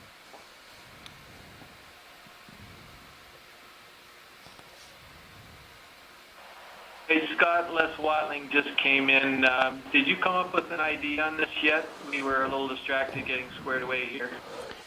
Well, this looks from a distance like the one we imaged close up before that I felt was a Jasonisis. Two different colors. And I think we're going to get a zoom in on the sea stars that are doing some feeding here, and perhaps we'll also get a chance to see the polyps again. But what I saw earlier was tissue that was really thick with scales. You could not see the pharynx through the walls, which suggested to me that it was very thick with scales. It has nodal branching, so all good characters for Jasonisis. It's planar. Excuse me. Yeah. So here you can see the sea star from the other side. I think this is in the family Hypostiridae. We'll see what identifications come in, but you can see there's the stomach, that sort of frilly red structure that's protruding from the center of the disc. It's actually the pyloric stomach, which is being everted through the mouth. You can see the small tube feet that are hanging onto some of the branches, and you can see the folds of the stomach actually wrapped right around the skeleton. And it looks like it's done a pretty good job of digesting any of the tissues there. Don't see much in the way of polyps remaining. I can see some tissue hanging off the skeleton just below. So a really good view. Kind of stirring things up here a little bit. Yeah, so again, the thickness of the tissue, the color of the tissue, and the polyps themselves, the fact that you can't see through them, I believe this is a Jasonisis or something very closely related to it, as opposed to an Isidella Isodella would be the other choice given its planar nature and its nodal branching. But we're having another look at the very cool pyloric stomach being everted through the mouth of this sea star. This is also a really good look at some of those tube feet in the center. These are larger than on a lot of other echinoderms that you've seen, and you can see that they have this circular structure that actually has, on a microscopic scale, a very high surface area, a lot of little lumps that make them very strong for attaching or for climbing on these corals. So one thing that would be interesting, if we had the opportunity to come back, as you said yesterday, let's come back in 50 years and see what's going on. There can be a race, perhaps, between the regrowth of the living part of the colony and the settlement onto the exposed part of the colony by other things. So we saw some barnacles that were in there. Some barnacles that settled on the parts of the skeleton have been cleared off. We see hydrozoans, we see zoanthids. Many other organisms will take advantage of the cleared off skeleton. And so there's a bit of a race. If those organisms are there, it's unlikely that the bamboo coral tissue will regrow over a certain area. Got a comatulid crinoid on the left there. This is a different echinoderm that's hanging off upside down right now. These can swim. And it's probably just come up and grabbed on. Oh, and another little crinoid right there. I can't swing over there, Roland, but there was something down here. I have to go pretty soon, but there was, let's zoom right there. What is that? It's a basket star, I believe. One of these. Is that right? Oh no, I see. So strange growth. Yeah, I think what's probably happened is, this is an example of what I was saying, there's going to be regrowth by the colony itself. So the entire colony is not dead, they're just patches of tissue that have been removed. And so I think what's going on there is, I'll bet something was munching away, and the coral, the polyps that remained started responding and grew out into these very odd, twisting branch-like morphs. And my hypothesis, this hasn't been tested yet, but my hypothesis is that's a direct response to injury. A couple of days ago, we saw these just amazing whip-like bamboo corals that had almost a bouquet of branches arising from some parts. I meant to send those last night to some of my colleagues on shore. Les Watling, we just heard his name mentioned, and Abby Lapointe, to get their impression of it. And when we looked up closely, right in the center of the bouquet of branches was an anemone. And so I kind of wondered if either the presence of the anemone which is what was causing the change in growth, or the anemone was responding to the same injury and settled on an open patch.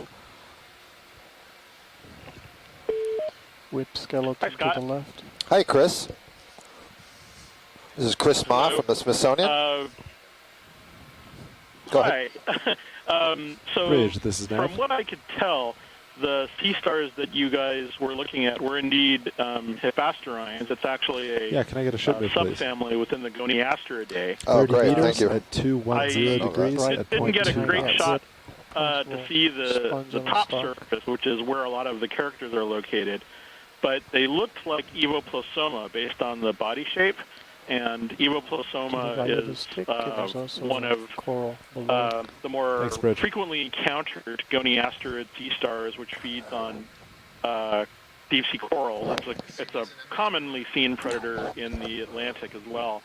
There are actually about 3 or 4 other species of Goniasterids that are not Hippasterines that live in the Hawaiian Islands, which makes it all the more complicated.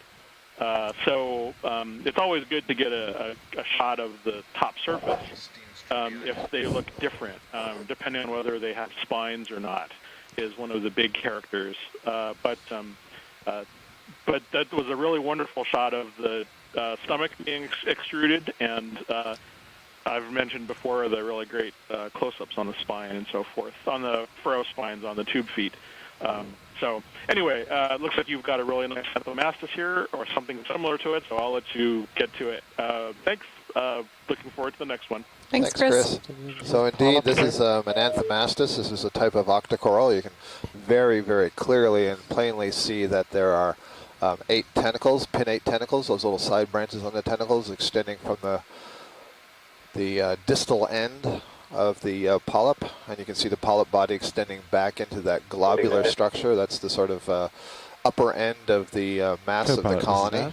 This is something called Anthomastus. It's in the soft coral group, and you can see that it's got a very narrow and tall stalk, and that's kind of interesting. And yeah, this may be your auto heading the species Anthomastus strubii. To center up center a little bit.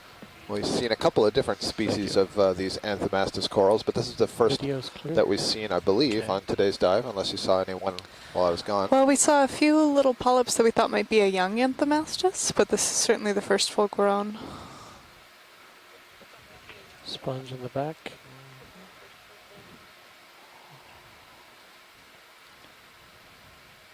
Would be sufficient if we snapped on it. Well, what's this over here, though? This looks different. Skeleton. A very small branch. Just quick zoom here. I'm just calling to me from way over there. Yeah, it looks like it's a dead bamboo coral, just the base of the colony. Okay, wide.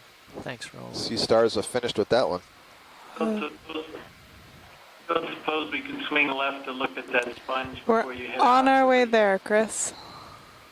Yeah, I tried to shirk and slip away, but here we are. So this is likely another one of those Bolosoma, but we will have a look.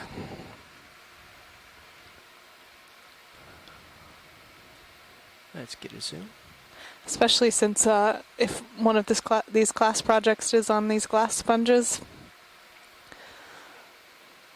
This one has a benthic ctenophore. These are platytenids on them, and they have those long fibers you see kind of blowing out. Those are basically like fishing line that can be coiled back in by the animal as it collects small crustaceans or things in the water column.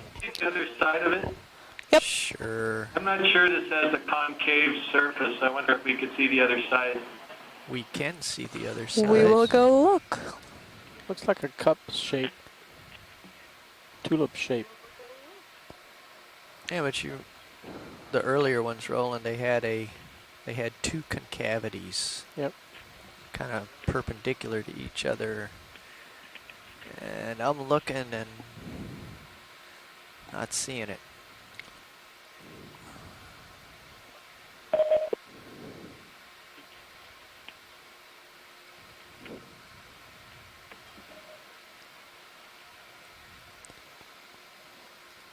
Looks like a cup shape all around, Chris. Yeah, so how are we doing on our quota for collection?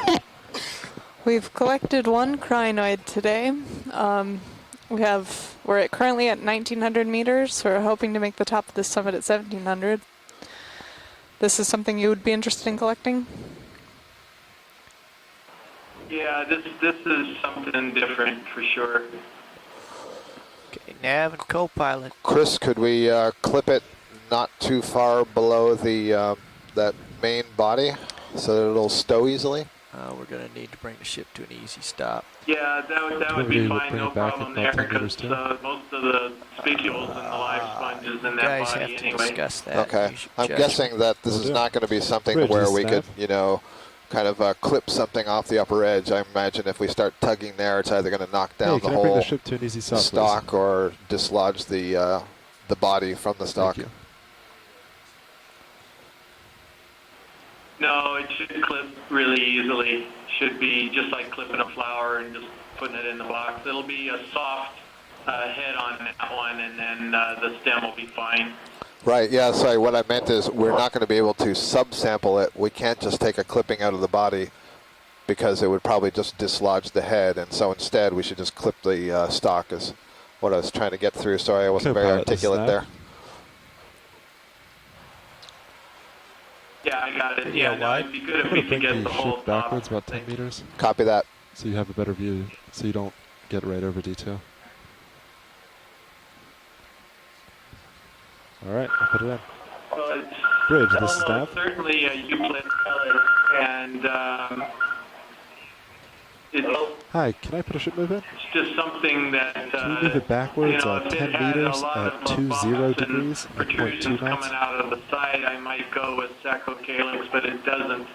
and so I don't really know what it is. I don't think I've ever seen this before. HD2 looking straight Great, down. that's the kind of thing we like to hear just before a collection.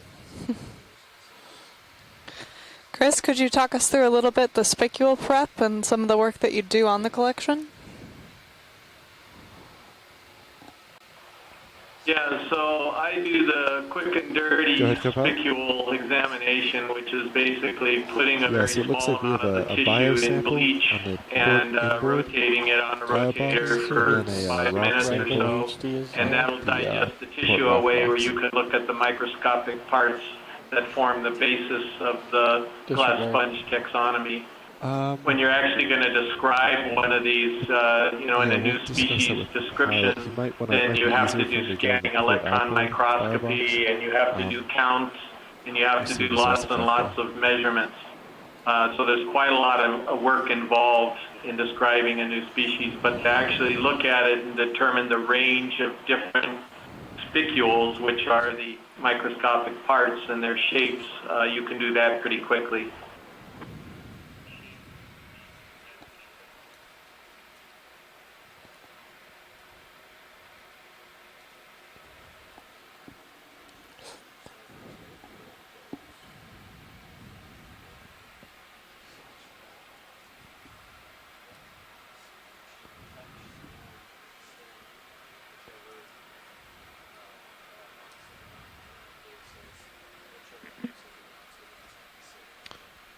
Pilot, this is Nav. Yeah, Nav. Yeah, so it looks like we have a one bio sample in the port inboard. Okay. Would you want to go to port outboard, or yeah, did you just, I'll go port outboard with All this. Right. Sounds good. Co-pilot.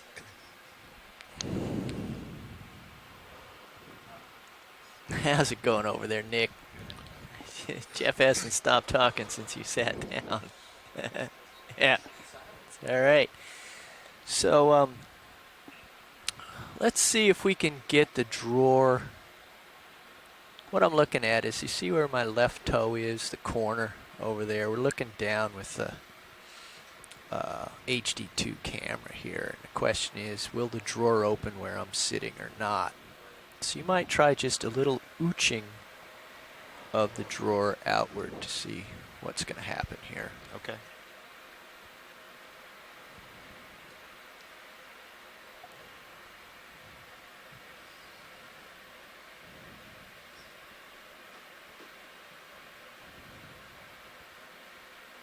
Yeah, it's shoving me a little bit. That's okay. Keep going. Yeah, but you need to close it up now. And extend your pin on your port. See, just above the slider that you're on there, see it says port bio? Yeah. Okay, so that retracts the pin, and then you extend it. Go the other way. Want to extend it? Yeah. What that does is grabs hold of the lid, so now when you push the drawer out, it's going to open the lid on the left.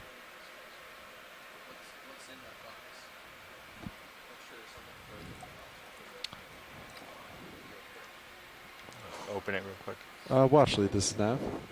Go ahead, Nav. Yes, we have a crinoid in the port inboard. Is that something?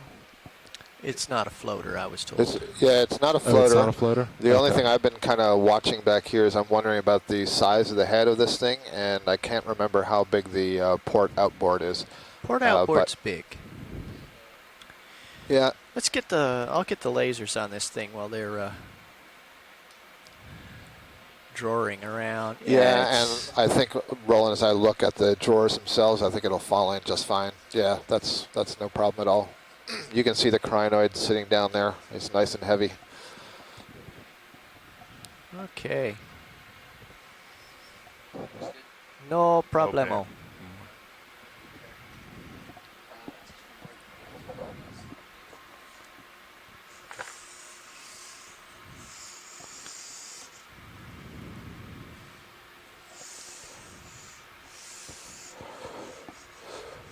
Chris Kelly, I'm not sure if you saw the remark in the chat room asking if this could be Heterotella, the genus Heterotella, this sponge.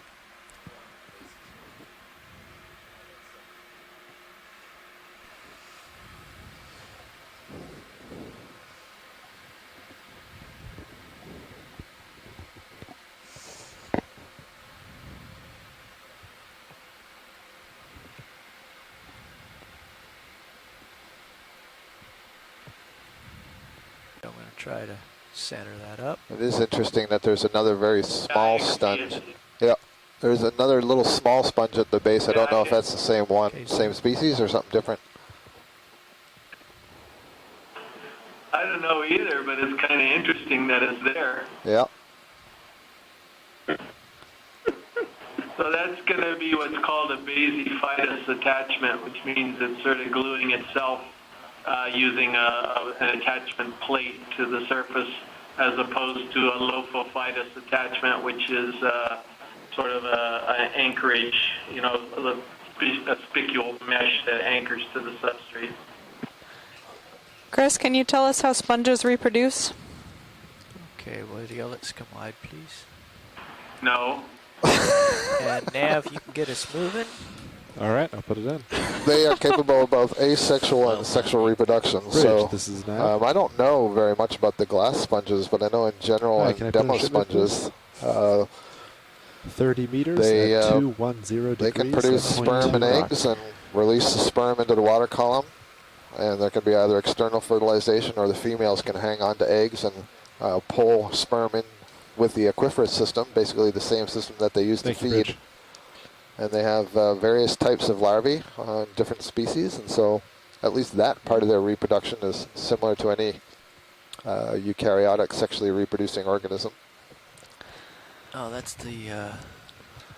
It's the poor bamboo coral being... Yeah, that's the smorgasbord. Yep. Been there, done that. Up we go. Nice collection, Dave. Thank you.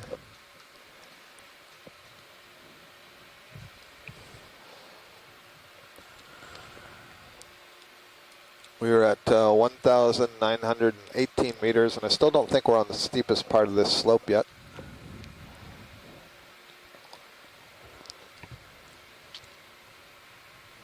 Passing over another paltry bamboo coral, just a couple of branches. Whip to your left.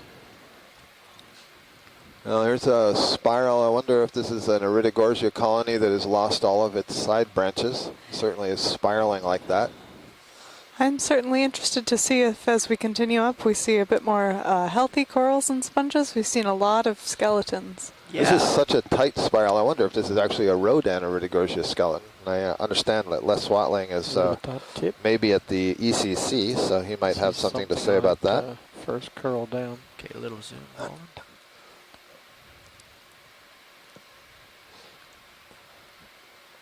Yeah, what did you want me to tell you about, Scott? Well, I was wondering, as we came in here, the coils from a distance didn't look too big, and I thought perhaps there's a Rodan Iridogorgia, but now that we're closer in, I see that they're pretty healthy coils, so this is probably an Iridogorgia. That's what I was going to ask.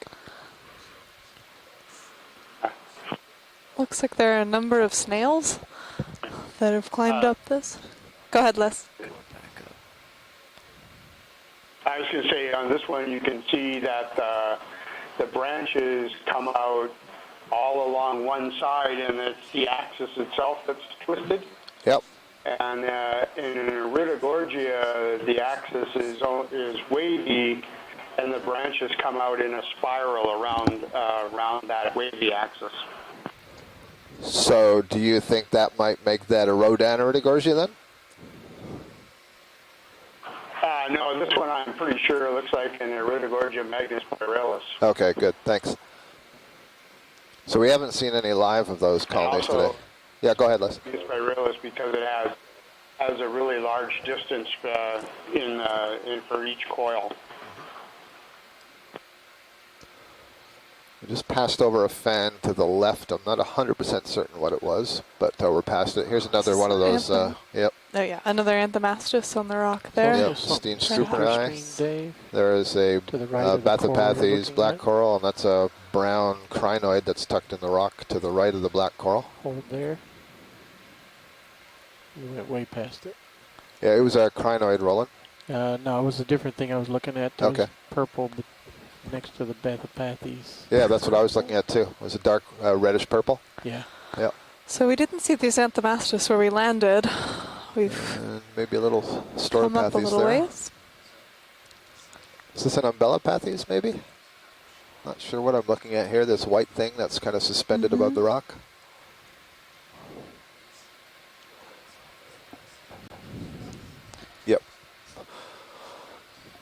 we seen any of those today? We went over one pretty quickly. Okay. Seen several we passed over. We haven't imaged any. Okay, Let's get just a quick zoom on this. Yeah. Just to, So this is another kind of black coral in the genus Umbellapathes. It kind of grows with a long stalk, and then at the top of the stalk you see kind of like a clover pattern, and those little dots that you see in the side branches there, those are the polyps, very small polyps on the black coral for the most part.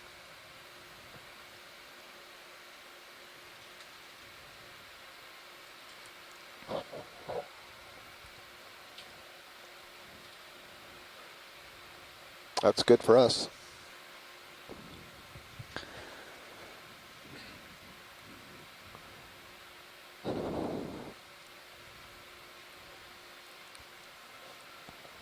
Hey guys, this is Jasper. Do any of these little pillows look like they might be loose? Possibly. That'll be something Tall different. one of those we just imaged to the left. Plus So, Jasper, are you asking because you think it would be good to try to pick up a whole pillow? Yeah, if there's a smaller one that we can actually pick up. I see. It's hard to exactly gauge how big they are, but so that exactly for that reason, if you just said it'd be different. Right. If we get a quick zoom on this colony in the center, it looks like one of these Metallogorgia we were seeing yesterday that has a relatively flat top. So Jasper, to follow up on that, we did collect a rock lower down. We were kind of holding out till we got higher up, but if you think that these pillows are valuable, then absolutely we can give it a shot. So that's a Metallogorgia, and then behind it I think there are two Paragorgia. We've got enough of this colony to know what it is, so we don't need to linger here. It might be more valuable to look at the two plainer red ones here. The question is, are these Paragorgia or are these coralliids of some kind?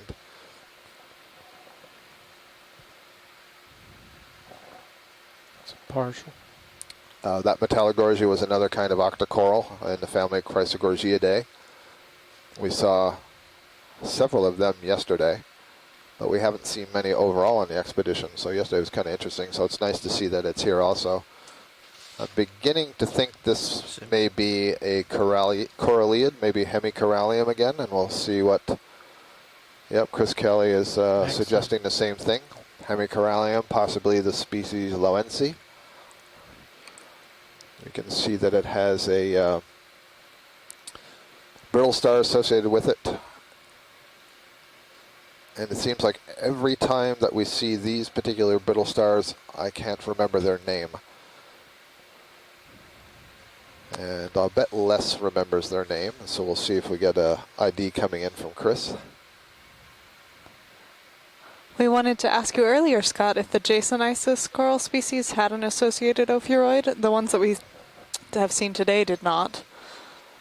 That's a good question. I do not remember that from the paper, but I can have a look at it. Thank you. That's a good view, pilot. We're good when video is good. Video is good. Maybe a full screen. oh, Maybe not. bouncing.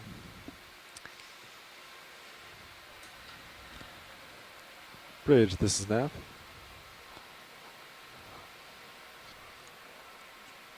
Hi, can I get a ship move? 30 meters at We are maybe 210 seeing a degrees little at bit 0.2 higher knots. density, again, maybe related to that decrease in the amount of sediment that's covering these rocks. Thanks, Bridge.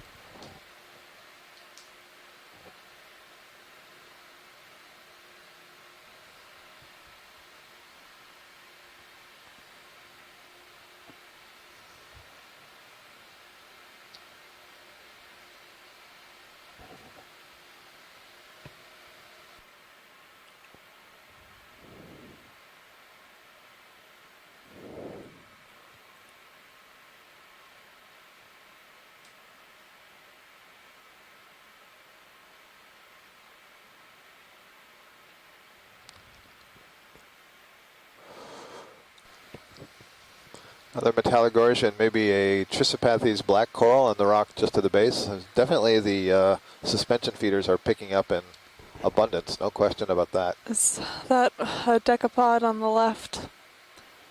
On the rock? Yep. Yeah. The red. Yep. Red shrimp.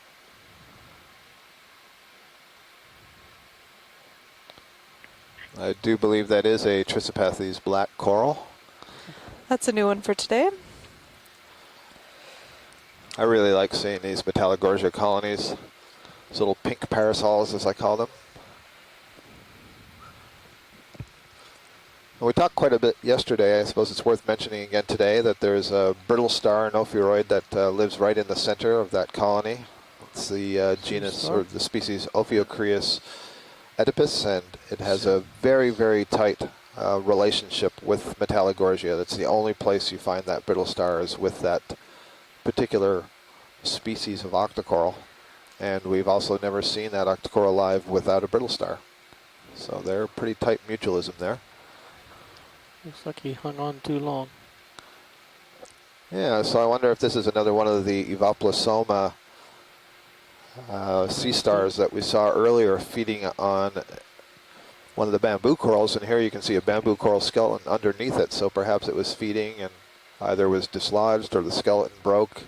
The nodes there, those protein parts, are kind of weak links, so they could break, I suppose. I'm just going to point out another polychaete worm tube in that little sediment pond there. Fell off of that one right there is what I imagine. I would agree. That meal looks done. It may have just decided to abandon it. Yeah. So they did good work on that. It's really interesting for me personally to see, you know, these various examples of the sea star feeding directly on the colonies, because we've often seen the colonies with no tissue before, and I've wondered, you know, well, what happened there? And I think we have a pretty good indication. Oh, this is nice. This is a juvenile stage, or a much younger stage of the Iridogorgia magnispiralis. So we saw that dead skeleton earlier. So here's a live one. It's really quite small, but now you can see the polyps arising from the pinnules. And Les, if you're still there, and if you want to offer any insights, Les Watling is the biologist who described the species Iridogorgia magnispiralis. Yeah, this is a juvenile. Looks like it's got maybe 2 turns in it, and that's all.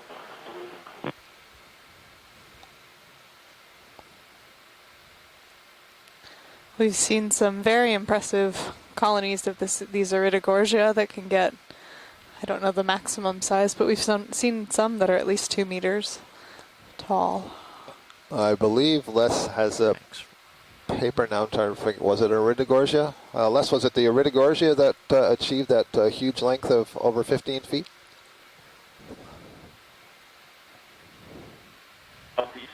Not sure I caught that, Scott, but that's definitely an Iridogorgia. You can see in that, even in the juvenile, as the upper part of the colony, the central axis is beginning to spiral, and the branches are all coming off of one side. Yeah, Les, the question was that paper that you and Sonia wrote on the world's largest octocoral that had been observed. Was that an Iridogorgia? Yes, it was. It was that same species, Iridogorgia magnispiralis, and it was 6.7 meters high, if I recall correctly. So that's almost 20 feet tall. So you were seeing a very young stage right there. Very impressive. And Mackenzie, I'm looking through the original description of Jasonisis thresheri, and I do not see any indication, at least in the text, that there was any associate on it, although there is one photo here, one in situ photo, and it looks like maybe at the base zoom in on Sirius a little there bit, is something that could be a brittle star.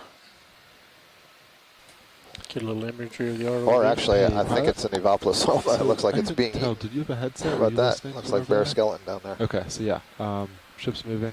So you just keep it centered, camera? Actually, it looks like... So yeah, looks like we have about... We've come up now to a depth of 1,887 meters, again making our way up this lone cone feature on this flat-topped seamount It still looks to the south of Johnston I Atoll. don't see any obstructions. Okay, thanks. No problem.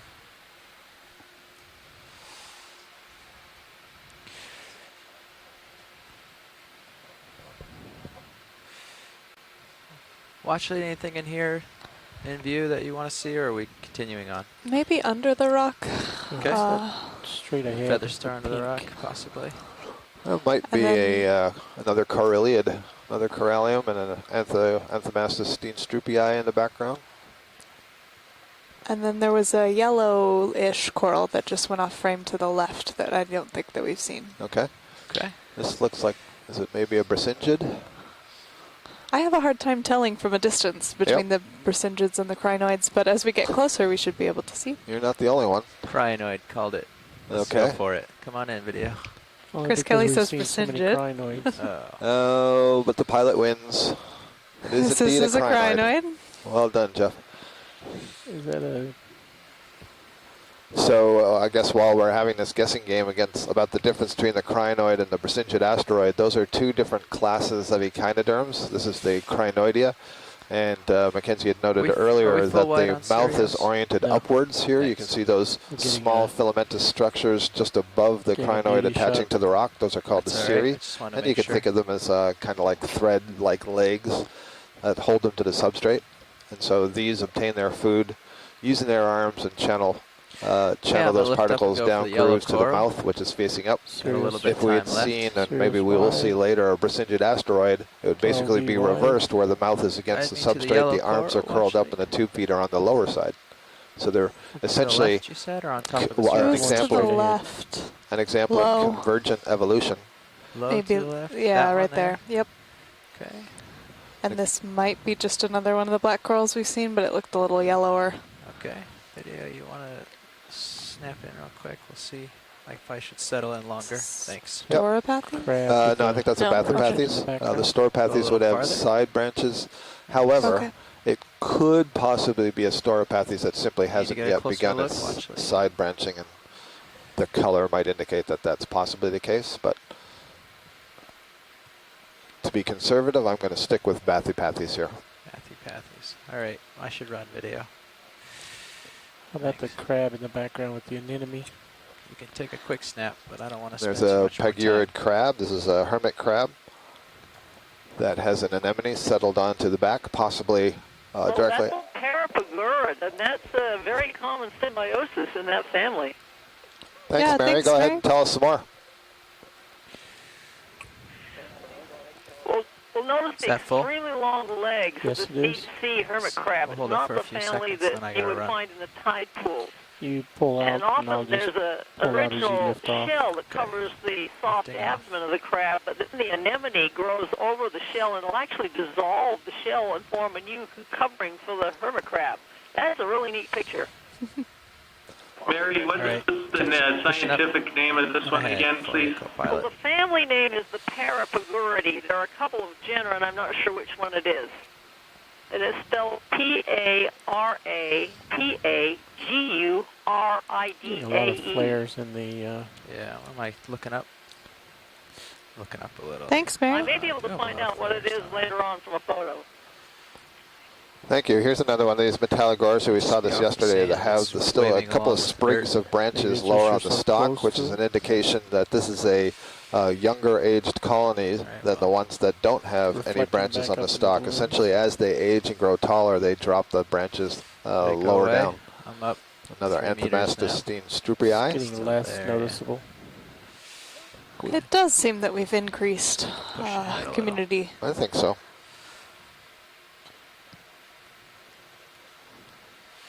Passing over Holothurian. Yeah, I saw that on the right. I'm just going to try to get ahead of Sirius a little here. Calling it out so science can log it. Yeah. Thanks, Roland. I'm in a spot here where we can take a zoom if you see something, but I'm going to keep pushing ahead if I can. What angle is your camera right now? There's a small stick just going out the right side of the screen, center right. Or mid-right, it's all the way over to the extreme right. Oh, the little unbranched up there? Yep, little yellowish thing. So yes, there's another young Iridogorgia. No, you're just passing it. Just going out the right screen now. I thought you there said it was is. far away. You're left of the No, screen. sorry. I meant it was on the extreme right edge. I see it now.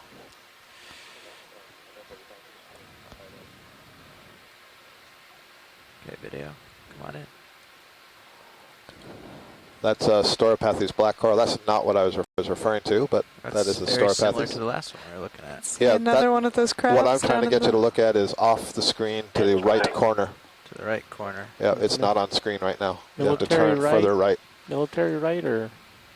No, the right. It's not on the screen. You have to settle down just a little bit, and you'll see it. It's just going to be barely visible, a stalk. Okay, backing. Should be right in the center now when we come into view. I'll bet if you zoom, it'll be right in front of us. Oh, okay. I see it hidden in the rocks there. Yep. Okay. Might be zoanthids, I'm not sure. Is it waving There, now? it's starting to wave, yep. Yeah. Okay, go ahead, video. That's what I saw, and sure enough, it's zoanthids overgrowing who knows what, some kind of a stalk, and they have taken advantage of that stalk and settled. You can see that they're zoanthids. They have that very, very rough body column. Thank you. Video, do you want to spend any time here? At least 10 seconds. Okay.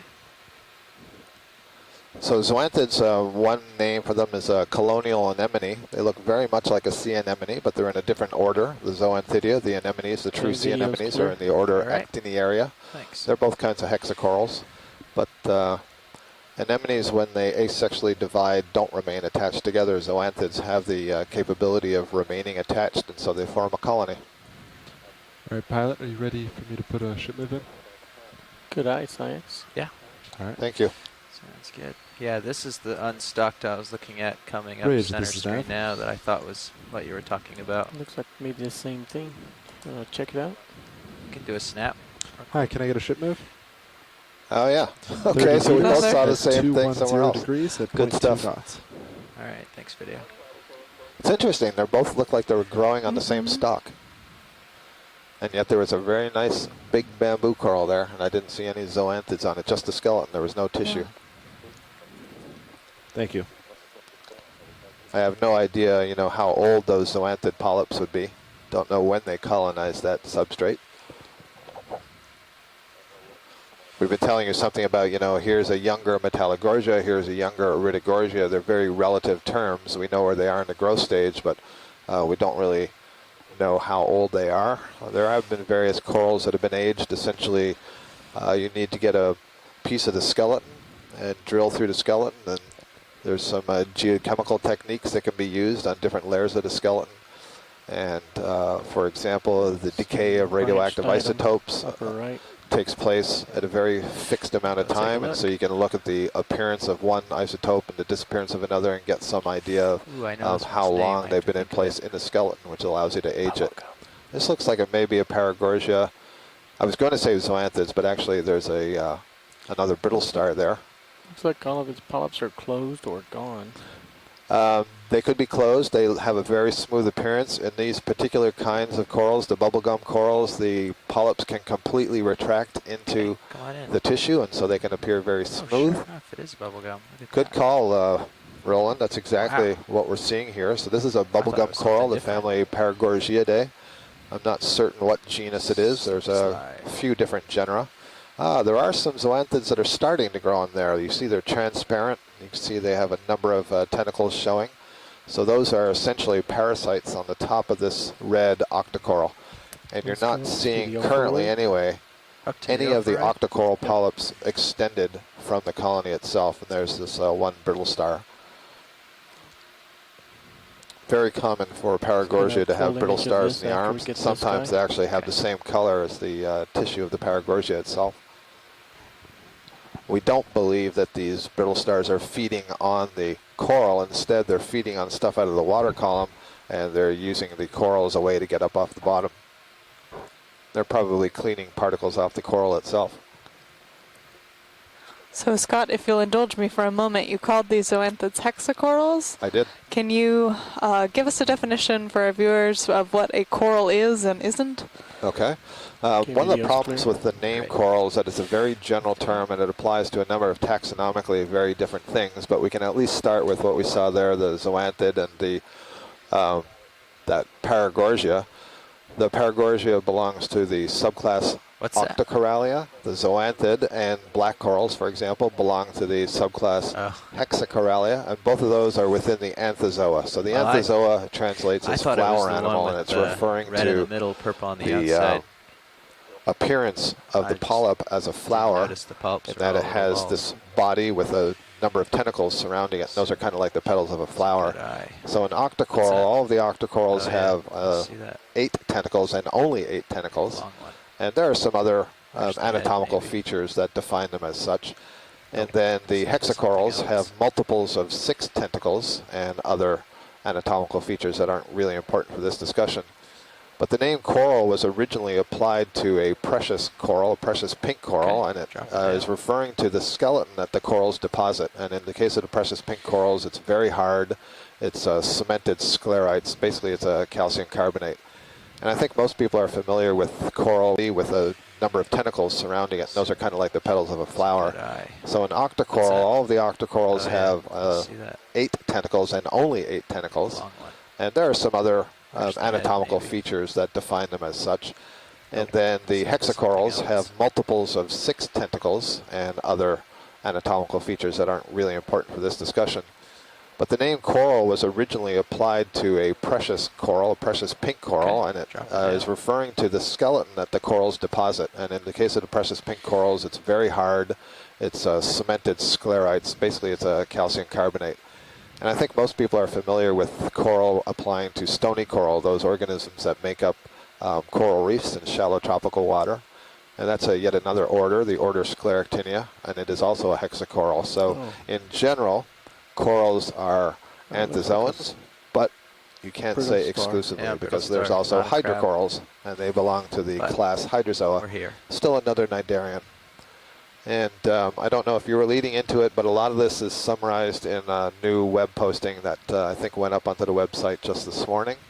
And so if you want to learn a little bit more about those names, you can check that out. And then there was also one that I wrote last year during the, now I've forgotten the name of the expedition, but the Seamounts and Canyons expedition that we did last September. And I wrote there about the different kinds of polyps that you find. Thank you. All right.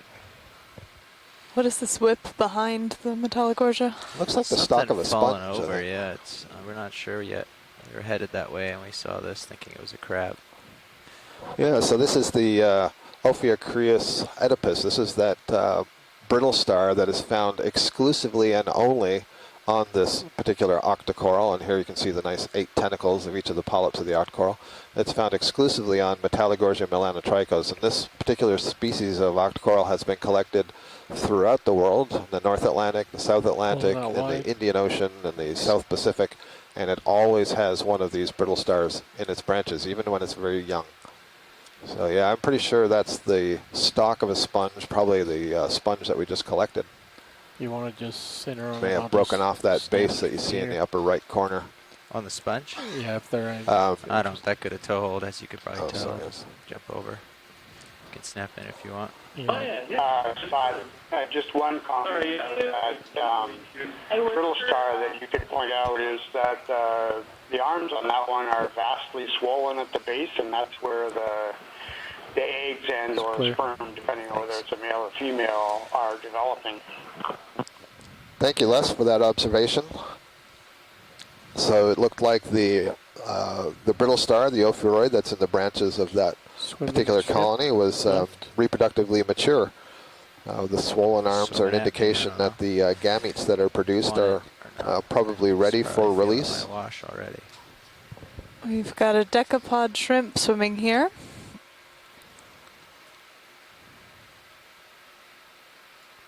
Kind of a different view from the bottom. You can really see those pleopods beating. Yeah. So Mary, is this? I think this might be I don't think different than that plesiopenes. Yep, I agree with you. It definitely is. It's probably the same family, the Aristeid, but I can't tell you exactly which one it is. So we've seen a number of those decapods today, the Plesiopeneus armatus, the Nematocarcinus, and then this one that may be one of the Aristeids. Oh, thank you. Casey Cantwell reminded me that the expedition from last year was our deep water backyard, and so if you check out our deep water backyard on the website, you can find a story about coral polyps. And sorry, Mary, to cut you off there. Please feel free to continue.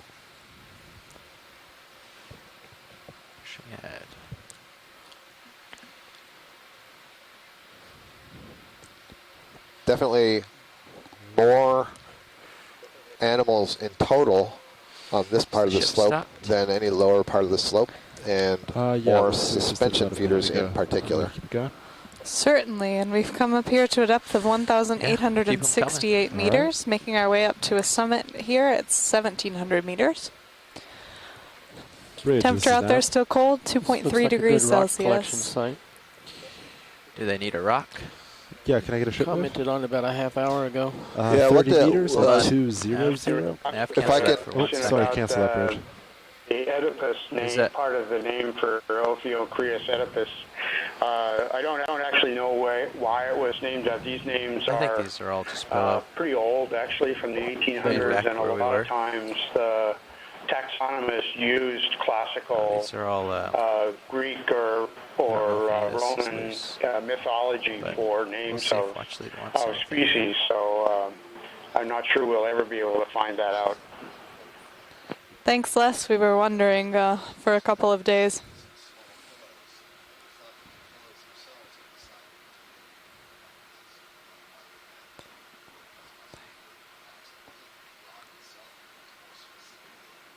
Nowadays, you can draw on local so if I see a languages broken if pillow, you they want want to it. name one of the new species A based small pillow on a broken, Hawaiian okay. or Polynesian name. If you knew something that's Yeah, mighty one okay. or warrior or something like that, you could actually use It's hard to what's tell called with the a sediment noun settling what's loose apposition. and what's just poking, but I would say a lot of this is probably cemented. Yeah, we've come across a lot of species with the name Hawaiiensis, or certainly other words from the Hawaiian language.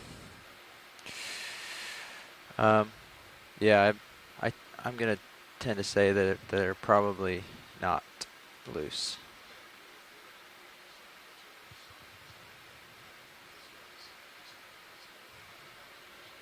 Yeah, okay. All right, well, I'll keep my eyes peeled for a loose pillow. Take off now. Sorry to leave you, but I'll Alright, see you whatever can you continue got with that on nav, sorry. film later on. Thanks so much for joining us, Mary. We Bridge, really this is appreciated Matt. having you. Thanks, Mary. Thanks for teaching us all this stuff, Mary. Okay. Hey, I'm ready to put Star. that ship move in Yeah, I now. do see it. 30 angle to meters look at at the feet. 200 degrees at You want to look 0.2 at the feet? You knots. want to see it from the side? Right here first. Okay. We can almost see under its gut. Okay. Thanks, Bridge. I'm going to get in a little closer for you. If anything, maybe a little bit right. You want to go? Yeah, here's one coral. I'll just try to avoid it. He's being hidden behind the rock there. Want to try it from here? This is a Not different type settled, of sea but star, we can another try it. asteroid. I'm not sure we've come across this one today. You gonna hold there. You're probably going to want a macro, huh? Yes. I'll probably want to settle down for that. Getting a really good shot here of those tube feet. This is not one we've seen today. I agree with you on that.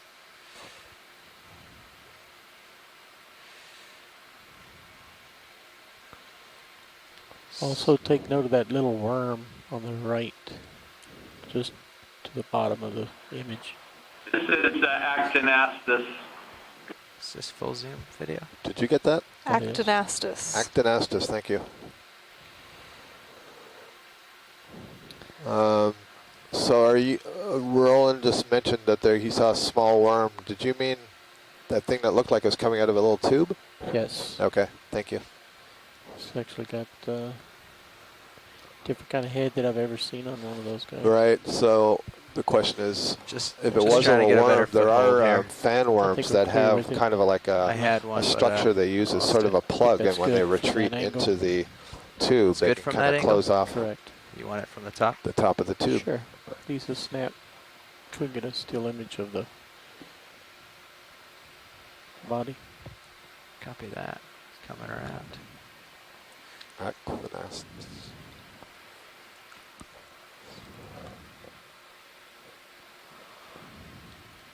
Six legs? Or is there only five? Guess the Five. other one's just Yep. sitting funny. Okay, come on in. We'll just go for a full screen of this one. I think we've also today come across all 5 classes of the echinoderms. I think you are right.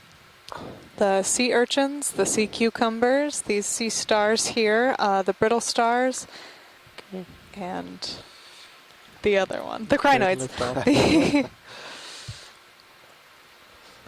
Well, I want to see a concentrocycloid.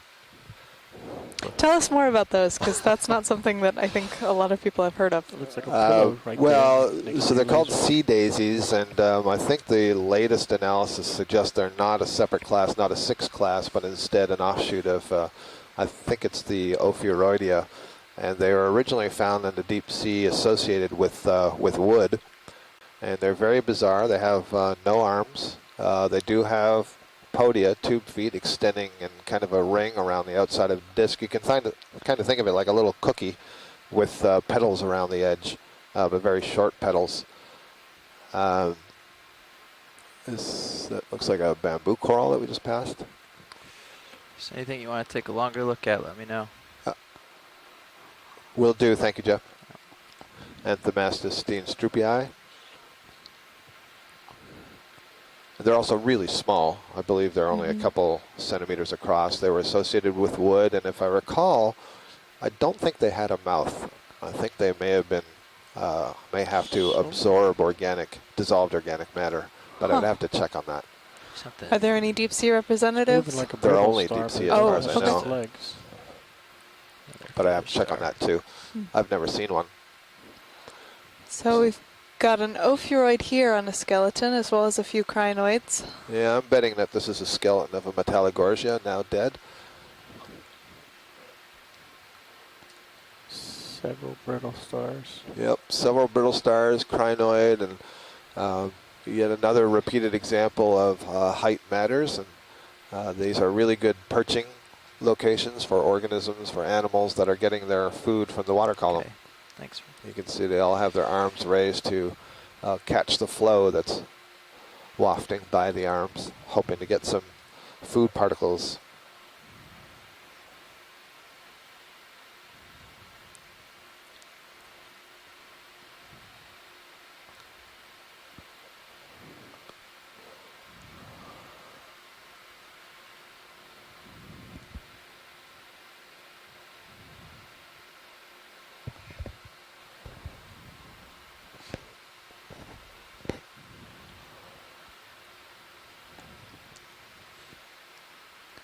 Another Metallogorgia on the left.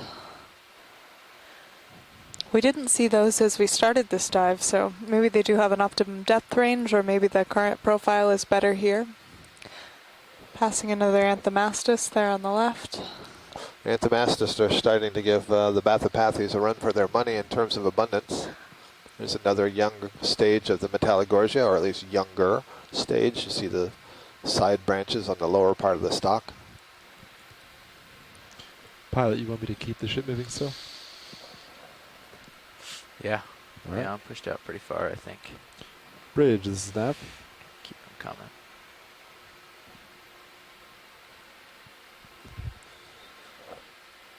Is this a sponge stock just going out upper Bridge, right? this is Nav. On the rock. That's all right. Ship move, please. It doesn't look 30 very meters healthy. at 200 degrees at 0.2 knots.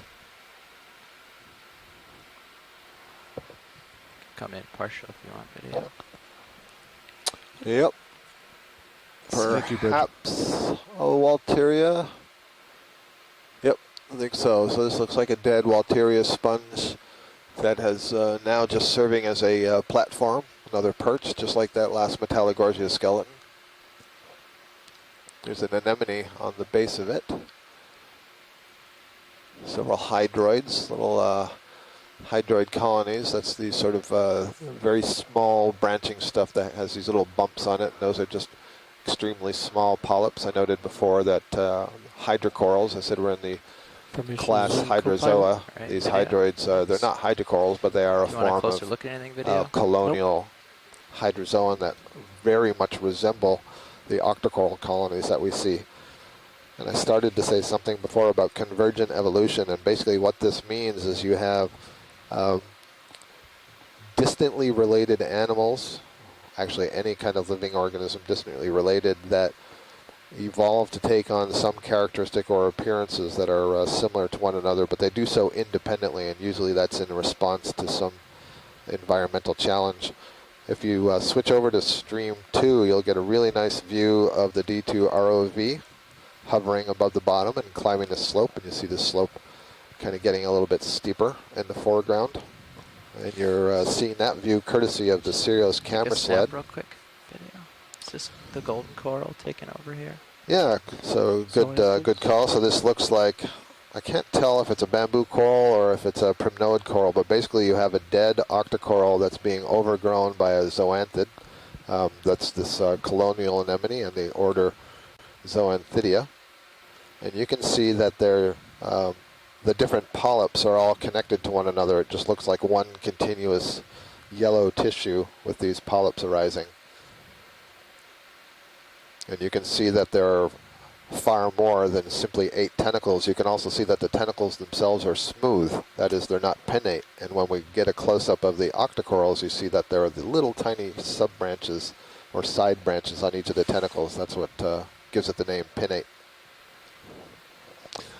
So I don't know that this is the same species that forms the gold coral that's found somewhat shallower in the 400 to 500 meter range around Hawaii, but it's the same group of animals. They are zoanthids.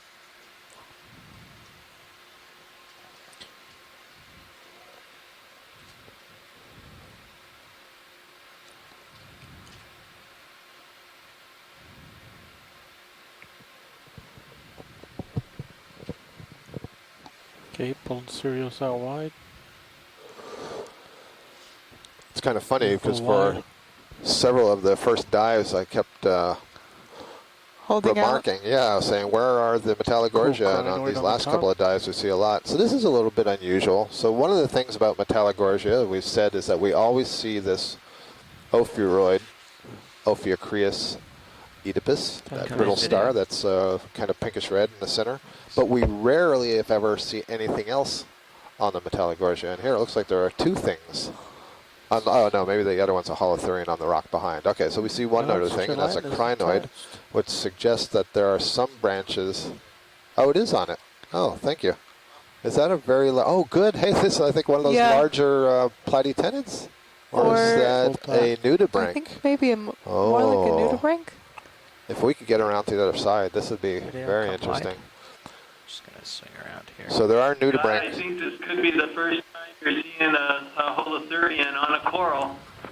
Yeah, you think that's I'm going to hold out for nudibranch, but we'll check the holothurian idea. If that's a holothurian up there, then somebody threw it there and he's just hanging on for dear life. Did have a sort of a holothurian look to it. Look, you won round 1. I did. Maybe I'm going to win round 2. Maybe. That is just not your standard holothurian habitat. But just to get back to the crinoid, it looked like it might be sitting on branches that were stripped of polyps. So the interesting question is, well, where did the polyps go? Something injured it. That's the only time we ever see anything else on a Metallogorgia. We've often suspected that the Metallogorgia tissue itself may be producing some biochemicals that keep things off the stalk. You know, you never see crinoids or ophiuroids or anything on that long, slender stalk. It's a great perching point. You will see them there if the tissue itself has been scraped away. So I wonder if there's been some damage to the tissue, maybe by predation, and that's one of the reasons I suggested that might be a nudibranch. It might be feeding on the polyps of the Metallogorgia, thereby exposing some of the skeleton and allowing something like that crinoid to be there. But an alternative hypothesis is that it is a holothurian. Which wouldn't be feeding on the coral polyps, so I think that's why you're hearing some incredulity in the if it was, voice here. That would be a new thing. Holothurians are usually feeding closer to the sediments, selecting particles out of the substrate. Almost universally. You know, I believe there are a couple of species known that feed in the water column, but not many. There are several that can swim in the water column, but they're only swimming from one spot to another, and then they settle down and they start munching in the mud again. But Video, come on in. All right, so we're all on the edge of our seats here. Can you tell from this angle what it is? I don't have a lot of time. Oh, okay. Well, we'll get the best possible video. And of course, it's uphill from where we are. It's where he is, so I can't get a good view.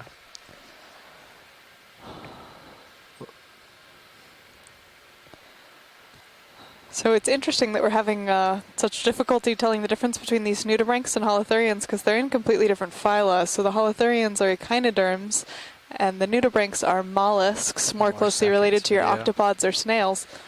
It's about the best I can give you. Well, I mean, it could have been a swimming cucumber that just kind of ran into that Metallogorgia. I suppose that's possible. Hopefully you can get a still that's... Yep. Thank you for that. That's definite out of that. I'll try to get her... With the, what's called the gastrovascular cavity, the space where digestion takes place. Zoom video? Max out. Thanks. Yeah, I can't tell if that's just something that's kind of tumbled in there and is stuck on there, or if it's actually a little crab, or, geez, it almost looks like a little leptostracon or something. And I don't really believe that I'm saying that's just another kind of crustacean. Well, it's got like a plated tail that leads to something with a split in it. Right, and that's why I suggested the leptostracon. It might be a younger or larval morph of something. Yep, could be a little mysid, for example.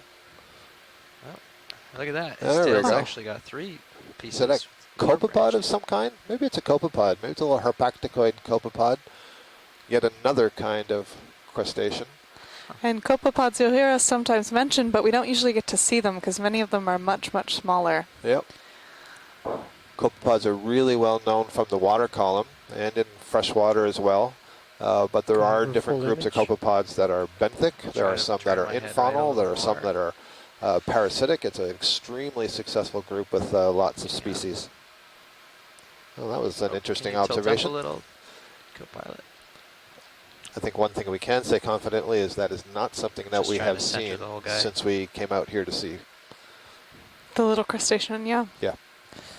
Yeah, we've seen some corallimorphs, the crustacean. Guess this is we are racking up quite the list out here on this expedition. Yeah. Can you tilt down? So it's interesting, we're not always seeing high densities, but we're seeing some very interesting diversity of animals. Someone has suggested maybe a cumation, which is another form of little crustacean. Cumation is possible. Which we would also Spin believe. my head right real quick. There's something small. Yeah. We did get some pretty good images of it, so maybe we'll have a closer look. As well. Okay. So wait, who suggested that? Am I not refreshing again? Bruce Mundy said someone out at the IRC said. Well, Les Swatling there is one of the world's experts on cumations. So if he saw it, maybe he could give us an opinion. A little sponge. Now tilt down.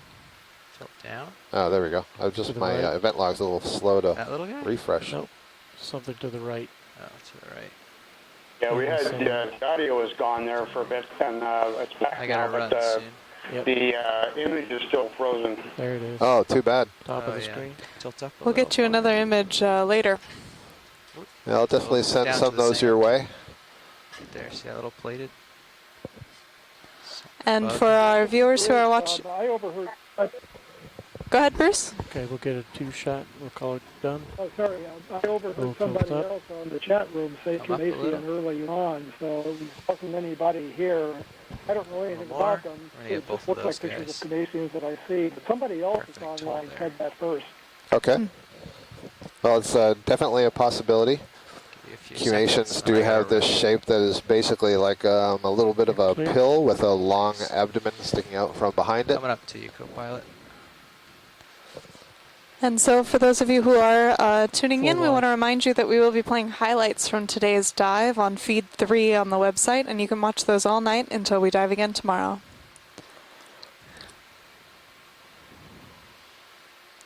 Nicely done, pilots. And another Anthomastis strupii. So they and the Metallogorgia have been the more common animals that we've been seeing for the last, I'd say, 45 minutes to an hour. All right, pilot, the ship was stopped. We're at a depth now of 1,821 meters. Good view.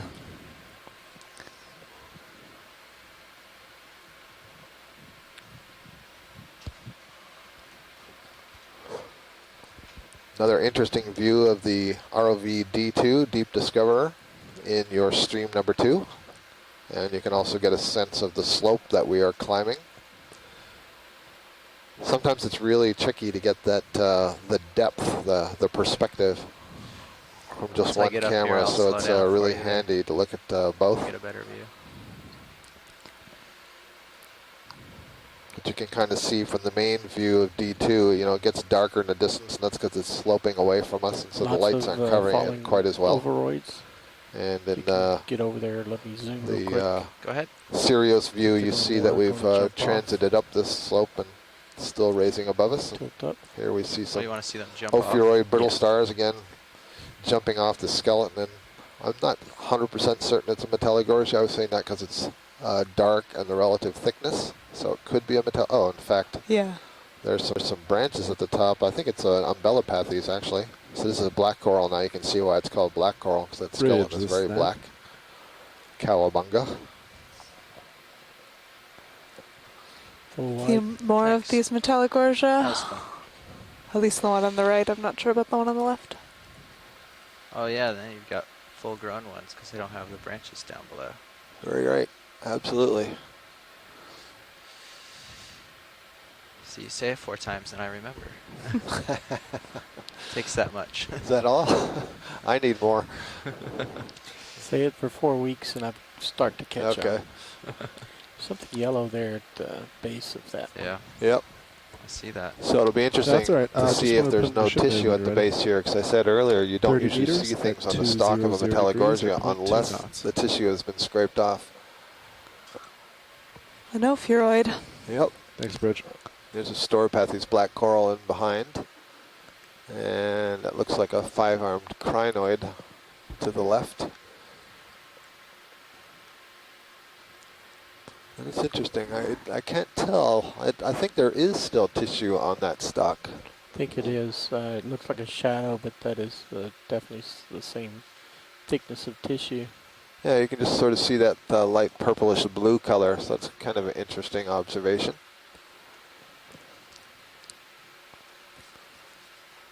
That brittle star seems to be holding on quite tightly.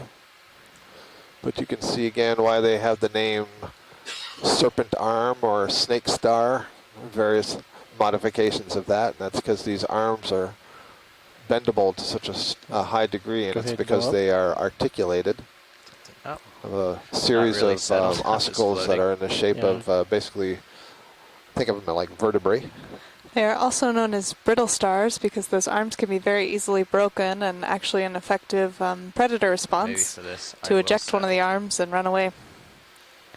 It's a nice view of this Metallogorgia colony. Again, this is an octocoral, and it looks like most of the tentacles have retracted somewhat and sort of folded over the top of the polyp, and so the polyps just look like these little balls of bubblegum sitting on a very thin branch. Instead of being more fuzzy, they get the fuzzy appearance when they hold their tentacles out. But you can see at the top of what we sort of define it as, or not define it, we described as little antennae that arise above the colony. And so you can imagine in the earlier stages when you don't have all the branches up here, you just have those very thin filaments at the top. It gives it a kind of odd appearance. And as always, the one brittle star in the center of the branches. Go ahead, Bridge. Ophiocrinus oedipus. There. Ophiocreas. Ophiocreas. Yep. Right. C-R-E-A-S.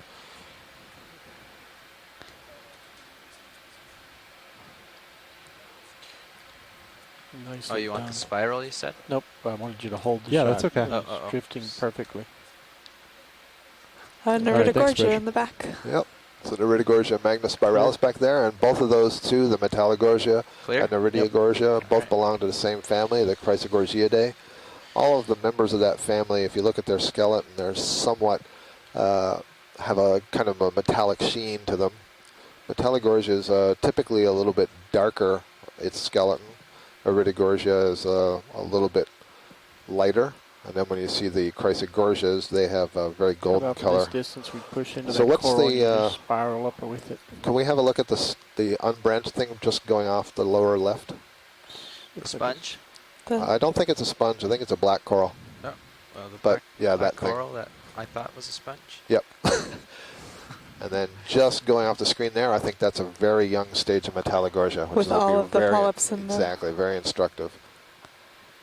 You'll see how similar it looks to a Chrysogorgia as you approach it. Yes, that is Heteropathes, thank you. So we saw several of those earlier in the dive, much lower on the slope. That's a black coral, so We very came nice. across one at lunch as well. Okay. So that's good for our identification. If you need some nice shots of it, we can stay, but that's enough for us. Okay. What was that in the background? Holothurian in the rock? Holothurian, yep. Similar But what to I'm really smaller. interested in is this pink colony to the right. It's down in the depression, still off to the right there. It's just coming on screen.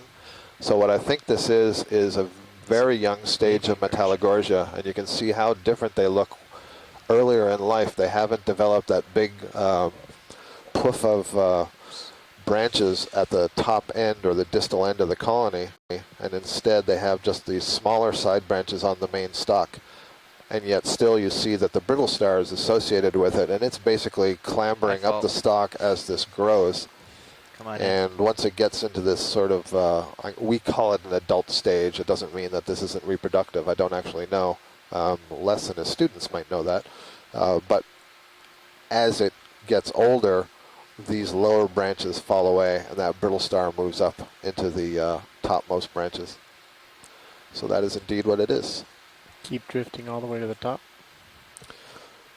So that's really nice to see. And yeah, I wonder if we go to the top here, we'll see the little antennae that we were referring to.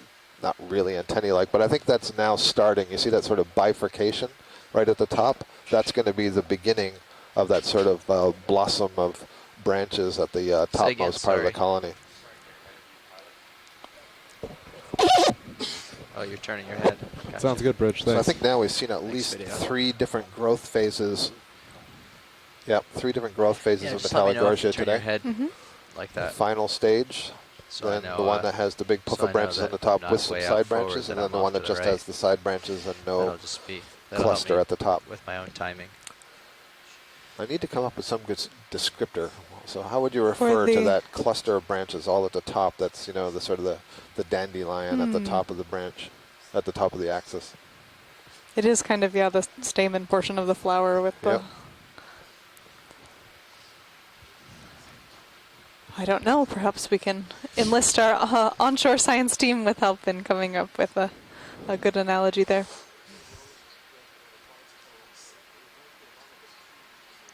The sidle to my port. Come towards you. What's that? No, what is it in... the Dr. Seuss book. Truffula trees. Oh, it is? That's what it is? Truffle or truffula? Truffula. Spiral. Truffula, so that's what it looks like. Right, thank you, the Lorax, that's what I was thinking. Catching up. So in the truffula trees, what did you call the top?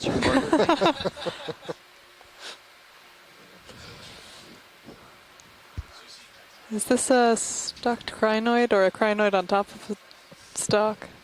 Crinoid on top of a spiral. Yep. Thanks, Roland. Sorry, guys. That's okay. Saw another Anthomastus down there.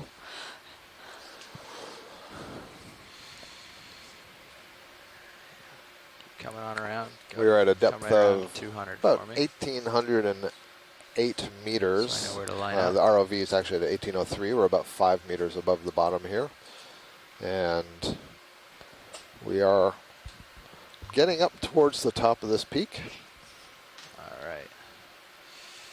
Yeah. We have seen a change in the better. density of animals, and in particular the Try to change in the keep in density this, of sessile suspension feeding animals, that sort is of those animals that are formation. If I attached to the start bottom. puppying off to the Since right, we transition from the more just let me know and flat come part back ahead. at the base of this cone, especially as we go and uphill. onto the steeper Okay, walls video. where there's been a little Look bit at this more, crack I'll coming call up. it microtopography Crack that has coming changed up. the habitat, rocks, Yep. boulders, little pinnacles and stuff like that. Lifting up. Also potential another skeleton with associates here on the left that might be interesting to science community. It does seem at times that the skeletons are outweighing or outnumbering the live stuff.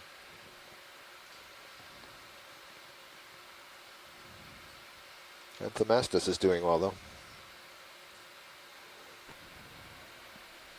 The crack and the skeleton. So I think the Anthomastus and the large again? number of Metallogorgia, as well as Rach, these large what's the number of progress on our skeletons, current are move? kind of Hold on, our I can't hear you video. Characteristics of Go this again. dive so far. Certainly, I would agree the last third to top. half. Right. Before that, maybe it was the Bathypathes. Mhm. This looks like it has a Nav. very luxuriant growth of hydroids on it, maybe. So that ship move is complete. Yeah, I think that's what it we're looks seeing. like So I to think get to the main waypoint 2 axis, at our current so a rate at former point skeleton 2, of it's going to take something, I 37 can't minutes. quite say what. And we have Maybe an Umbellapathes. just over an hour of bottom time. Maybe a Metallogorgia. If it's a Metallogorgia, So we should we be might able to see consider going bumps in 0.3. various places where the branches have dropped off. But At least for growing off of that, I don't know, 50 this is a meters or so. hydrozoan. So it's a colonial hydrozoan. It's another Cnidaria in the class Hydrozoa. If you know the common freshwater hydra, this is a relative of the hydra, except the hydra is solitary. This is a colonial form. It was doing really well on that stock. So at our current rate of 0.2, it's going to take us about 37 minutes. A constant move, it'll take 37 minutes to get to waypoint 2. Okay, how long do we have left? We have an hour and 11 minutes. Okay, sounds good. So just keep on at 0.2, or do we want to do a couple of short moves at 0.3? Kind of give us a little bit more time. I guess confer with watch leads on how much time they want to spend on top, but it sounds like if we keep going at 0.2, we'll have a half hour on top, which sounds okay to me. Okay, yeah, I mean, that's if we don't stop and look at anything. Something immediately left of the bright white on the right. All right, I'll confer with Watchley.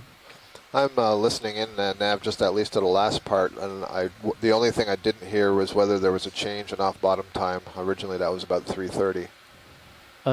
Watchley, no, there is no change. Okay.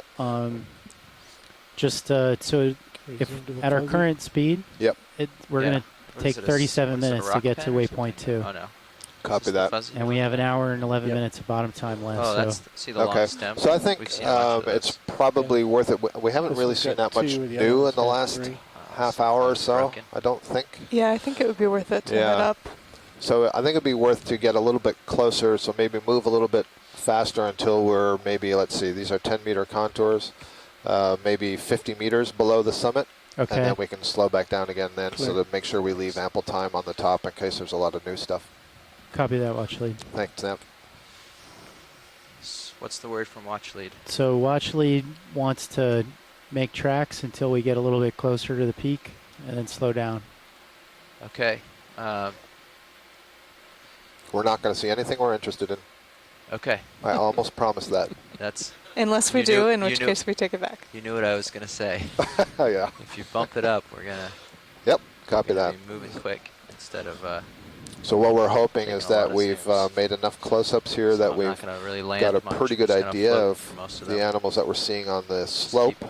And now we're going to sacrifice the close-ups for a little bit of speed so we can get to about 50 meters or so from the summit, and then we'll slow back down and have a closer look as we get onto the top and hope to see if there's any greater densities of animals or any new things up there. There's a stalked crinoid on the Make sure left. you keep hauling in and keep your This heading might be true, that so Proisocrinus stay up ahead. ruberimus that we've seen on both previous so it's 200 cones, degrees, but not still the looking like first the local cone. high? Yeah, 200 It's the first one today, All right? right, so I'll First do one 30 today, meter yeah, moves and then. actually they've been showing up at a similar depth on some of the other. Want that? Yeah. Just a quick image. It's our first one Ship's today. not moving yet, so. Yeah, Bridge so we think nav. we know an idea on this, but it'll be interesting to take a look because these have showed up at a similar depth on the past Bridge, I'd three like to cones that we've request looked a at. 30 meter We're at a move. depth now of 1,791 Bearing meters. 200. These are crinoids, like the ones that we've been seeing already. 0.3 knots. But these have a long stalk instead of the small swimming comatulid crinoids that we've seen. Great. And I saw a Storpathes black coral just in front of it. You can see how different this is from the one that we collected earlier, or at least I can. And you'll see all of the pinnation, all of the tube feed out there, and we've talked a little bit that these crinoids are collecting particles out of the water column and then funneling them down grooves on each of these arms into the mouth that's in the middle that you can see is on this side facing us. I want to emphasize to folks who are watching that, you know, we've been referring to this, for example, a common name as sea lily and some other things that evoke plants, but these are animals. They do have a mouth and a stomach and a brain, although the brain is somewhat reduced in the sea lilies. It's doesn't have too much to think about. Let's put it that way. It doesn't move around a lot through its environment, and so the animals that are more mobile need to have a better developed brain for the various sensory modalities that they have to keep in track with. But these are animals, so I just want to make that clear. We are in a zone with no sunlight and no plants, as Bruce Mundy points out. Exactly. There's no plant life down here, or if there is, it's just dead material that's sunk through the water column, and it's ending up in the gut of a sea cucumber or something. There's another one, sea cucumber. It is not a vegetable. It is an animal. Won't go well on your salad. And we'll leave it to you to look up chemosynthetic communities that are producing, that are autotrophic, like plants are. But we won't go into that because we'll probably not see any of those. But if we do, everyone will be very excited. Yeah, that would be very exciting. If we zoom into the base, there's a swimming worm. All right. If you have that time. Swimming worm. That little tiny white thing? No, I think it means right on the base. I Oh. didn't notice. Oh, jeez. A little swimming worm. Roland has great eyes. So His monitor is It's all significantly due better to as the well. equipment. It's maxed in. this is a polychaete, I think. I think so too. We're getting kind of a spiraling So swimming. small though. Yeah. But it does look like it has parapodia on the two sides. So these are annelids. Their probably closest known relative is the earthworm. But earthworms are oligochaetes. They don't have any of these little scales or segments coming off the side. The polychaetes have many of them. He got tired. As did my focus finger. Thank you, ROV and video team. That was a great shot. All right, great. On 200. Going ahead. Okay. Ship's underway. 3/10 of a knot, full head. Yeah, you guys won't feel it for another minute and a half. Okay. We haven't seen nearly as many crinoids as we saw on the dive yesterday. Yesterday, welcome to the front row, Andy. pillows were absolutely littered with these Thanks, Rolly. glyptometrocrinoids, which are unstocked comatulids, but a relative of that proisocrinus that we just went by. So I was looking over the maps yesterday trying to see if the particular seamount feature that we're diving on had a name. I noticed that just off to our northwest there's something called Sculpin Ridge, which I thought might interest you. And given that there's a name like that, I think it would be very fair to call that last one Comatulid Ridge or Crinoid Ridge or something like that, because it was definitely densely covered with crinoids. Another stock crinoid red. Yep.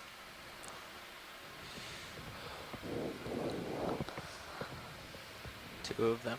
Two of them, yep.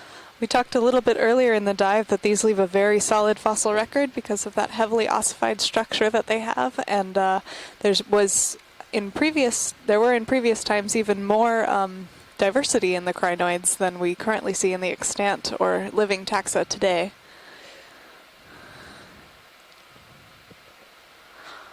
Another Anthomastus on the rock as well. Upper left, off-screen left. Top corner. Bridge, Nav. Little Metallogorgia, I think. Let's see what associate it has. Bridge, is your current move complete? Maybe an Thank you, Umbellapathes on the Bridge. left. So, yep, that's the Metallogorgia. Cup coral on the right, or is that an enemy? That might be a cup coral. I'm not sure. You just mean the one off the bottom center there? It's center oh, I see now. up there. Yeah, there was another one bottom center. So that's definitely a cup coral. So that's a nice observation. Yeah, we often don't see the cup now. corals with their tentacles extended, so this is a great shot. So you cup should be coral is a feeling that move scleractinian right corals, now. the stony corals. This is a And, direct it relative just of the completed. So corals that form another the like the shallow same? water reefs.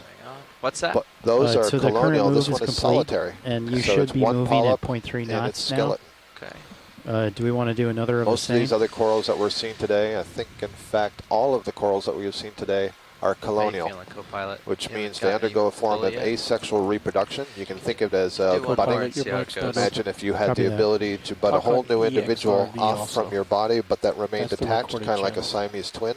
That would be the start of a colony. I think the deep sea is a great place to look for things that sound like science fiction but are in fact real. Yeah, that's really well said. I've come up a little. If Bridge you clip could is come up another always truth is 30 stranger meter than move. fiction. Several of these pro-isochronous. Yeah. Maybe this is going to be yet another 0.39. Crinoid cone get up 2. there. Yep. We've been calling it lone cone now because it is the only one of these cinder cone features on this flat top seamount. The Thank two you, that Rich. we've been previously diving on Try to had keep many it of these cones. Near 15. And this cone is higher than the other ones. I believe the other ones had a elevation at most 200 meters above the actual plateau of the seamount we're on, whereas this one is closer to 300, maybe even a little bit more than 300 meters. And we have been making good tracks up it. We started today at a depth of around 2,100 meters and have come all the way up to 1776. Yep, good yellow coverage. stock crinoid coming. I think it is, yeah. This little pink thing, is that what you're talking about on the left? Top center. Oh, I see. Yeah, there's something else in the foreground just coming into the center, lower center of the Check it screen. out. Yeah. That is, oh, I see. That's a dead sponge with a brittle star on it. Okay, we can move on from that. Straight up now. Similar to what This we is, sampled Another yesterday. stocked one. This is not red, though. This one's So yellow. this is actually probably the same one that we sampled earlier I think you're right. with a number of barnacles growing on it. If you'd like. Yeah, is that a barnacle at the bottom? And I thought maybe that was an amphipod at first, but I'm not sure. It's a barnacle. Thank you. And there's a. Hi guys, this I don't think is the same one that we sampled. This could be a Bassicrinus. Oh, really? And there's, it's meta. There's another crinoid on this crinoid. Thanks, I wonder Chris. if that is a comatulid crinoid that's settled on the stocked crinoid, which would be kind of nice. Oh, that's are you sure? I think that's a snail down below, not a barnacle. Okay. Look at that at the bottom right. Yeah, if we could just have a quick look, and I don't know what it is that's sticking up down in that hole, but yeah, that's a You're right, snail. yeah. I don't know if it's one of those parasitic snails that we collected the other day, but it's definitely a snail. Maxim. Snail. Definitely at the top. And there's another Right. very small crinoid just above the snail.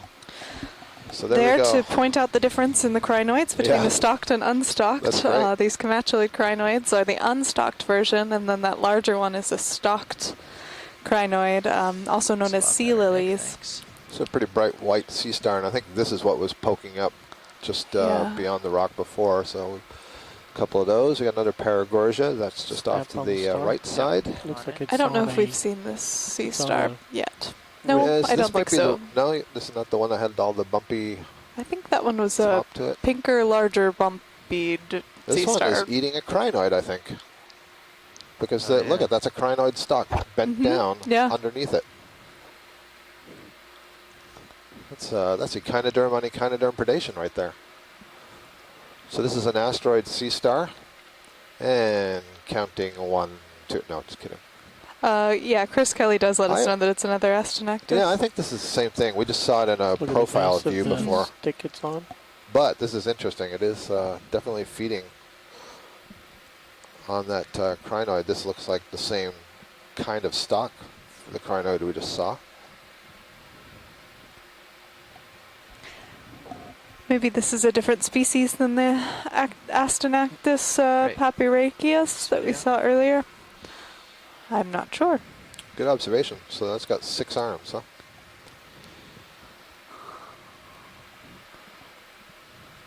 This is how characterization is done.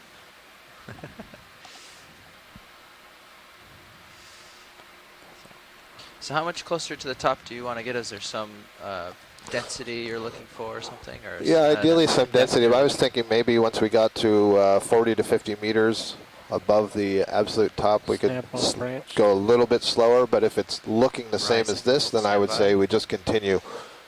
I just want to be sure we don't blow by anything that looks like it's the really interesting community. And this is a Heteropathes black call. Okay. We've seen a few of these today, not too many, but a Identify few. it. I think that's acceptable. Okay. Pilot nav. Yes, Nav. So that's that ship move complete. Okay. So we want to do another 3-0? Yeah, I'd say it's going pretty well. We're keeping formation pretty well, and if science is okay with the zooms we've been getting, then yeah, it's been great. Yeah, I think And, this is going pretty well, Sirius's especially given sonar that at around we got a 25 number meters, of close-ups earlier, so we're feeling a bit confident, a little perhaps bit right overconfident forward. in our Is that identifications. D2 or is that something else? that right there, yeah, that's D2. Okay. Do we know what this red on the rock is? I can't quite tell all from right, here. well, I'll call thought it at another first it might be an move. Anthemastus. Same Yep, speed, same it's another sparing, same Anthemastus. distance. I'm sorry, I was conferring with Nav. What are we looking The at? red thing just off the bottom center of the yeah, screen. the It might Anthemastus. actually be, I'm not sure it's the same species. I couldn't see the long stalk on it. No long stalk on this. Yeah, so this long might be a necks. different species of Anthemastus. We've Or seen these a couple times, just not yesterday. it's also possible it's just younger, perhaps. Bridge, Nav. Yeah, I see. Okay, I think it's the same species. You can see the stalk now is kind of a pinkish color, and it's just, Bridge, could I my have a guess is at an 3-0 earlier move? age of colony development. Bearing Thank you. 200 degrees. There's maybe a Storopathes on the left Speed here. 0.3 knots. Oh, yeah. Did you see just Say to the again? right of the Anthemastus? I did not. Yeah. Not There's sure what round that rocks was. that the geologists Thanks, are Bridge. interested in When we more. get the images of the zoom on the Anthemastus, maybe we can check that rocks? out. Yeah, we'll wait till we're a little closer to the top and the ship's slowing down to do any rocks. If it was sandy bottom, I'd think about grabbing one at 0.3, but it's too steep.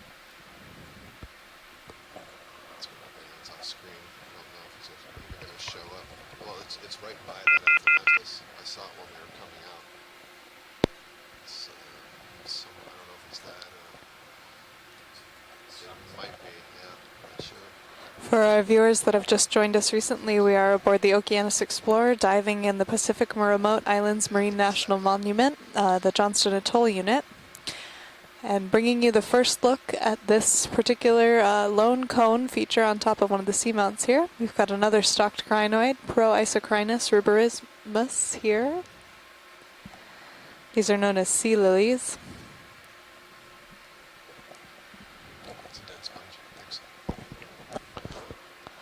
Oh, what's this coil? I think this might be a Stichopathes black coil. Black coral. Coral coil. It's hard to talk after a long time. Okay. So this would be Coming in new, video. I'm just going to come closer. if that's what it is. Certainly has the right color. It is what it is. It is what it is. All right. Truer thing was never said. My badge here says Mr. Articulate.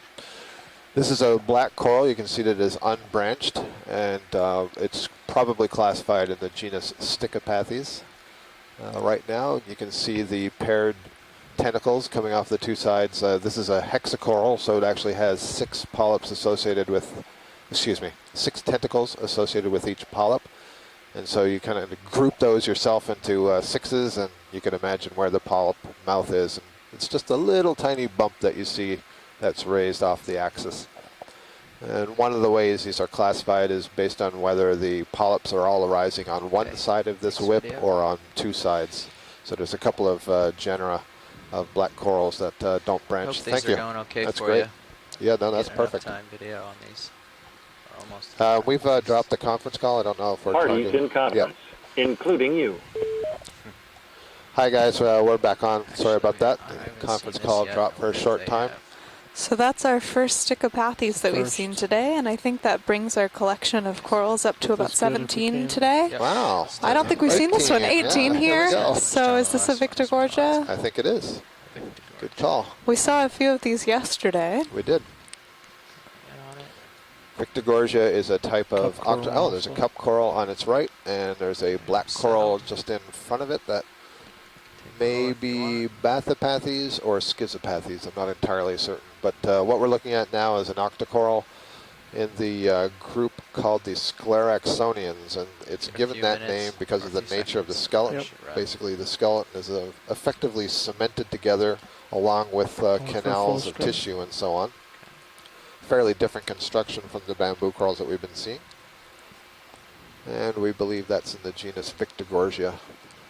Maybe Beautiful as we come purple off, if pigment. you could spin left and look at the base as we fly away. And it has, Okay. I finally looked it up, I think it's Euryalidae is the family Starting to get a of bogey those pilot. Yeah, I see that coming. brittle stars that have the thicker Anything in your arms. sonar? And they look very Sonar's smooth. You good. notice there's not any spines on these ones compared to a lot of the ones that we saw clambering up and holding on to the dead skeletons and the sponges and so on. Okay, snap on the base. We've come up now to a depth of 1,762 meters, and I think that we really are demonstrating with these past few dives that these cone features may be very important kind of biological refuges for some of these corals and sponge species. Though not as many sponges today. Not as many You sponges, can just that run is the true. lasers on. It's Yep. okay. Yeah, that's perfect. Though we were able I to didn't know they were collect off. I wasn't paying close a new and interesting sponge that we'll have a closer look at to see if we Pilot's can get an nav. identification or if it is something ahead, different. So that current move There's is a certain complete. amount of discussion so and maybe debate do on one the more, role and then of we can slow down to seamounts point in two. speciation and good. biodiversity, and there's kind of questions on whether, I'm sorry. Bridge nav. So I think we just passed over 2 colonies of Paragorgia that may have had zoanthid overgrowth. So if we see another colony that looks Bridge, like can I it's a have a mixture of 30 pink meter and move? yellow, if we could get a quick look at it, Bearing please. 200. Yeah, okay. Thanks. Sorry. No problem, Jeff. I got a little behind looking at that Speed Victoria. Yeah, no 0.3 problem, and I knots. wasn't paying attention to warn you. Yeah, so there's a question about whether these seamounts Thank you, act as centers of endemism. That is, we have evolution going on the seamounts such that we have new species developing that are different from the surrounding deep sea, or if the seamount is a center, a hotspot of diversity because it's creating or it's providing a habitat that is different from the surrounding area, and so many things are kind of concentrated onto that seamount. And in both of those cases, you would find a high diversity, but in the first case, you would find species that are very different from anywhere else you went, and in the second case, you would find a collection of species that it makes the diversity high, but that aren't necessarily different from other places. It's one of these really easy traps to fall into with low sampling sizes, is assuming that there are very high degrees of endemism, specific fauna to one specific location, but it turns out as you sample more and more, you might find that things are more structured by depth zonation or by other we had before. Does look like other factors. We're looking now at another Corallimorphian. Corallimorpharian. Yep, very nice.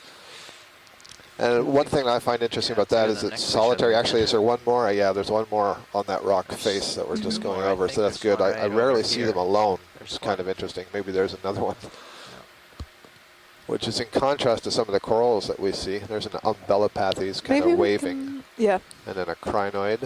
Go Maybe we can look a little closer at some of the white things on this rock to see if they're see the just white? bases or if they're Come in on the white. bases, a cup There's coral. Yep, cup coral. Running. More brittle bases. star Looks on like the more left. bases than Just scanning Yeah. along. cup to see if corals. There's another anything. cup coral that has a Bases polyp in it. Mhm. Lasers just passing by.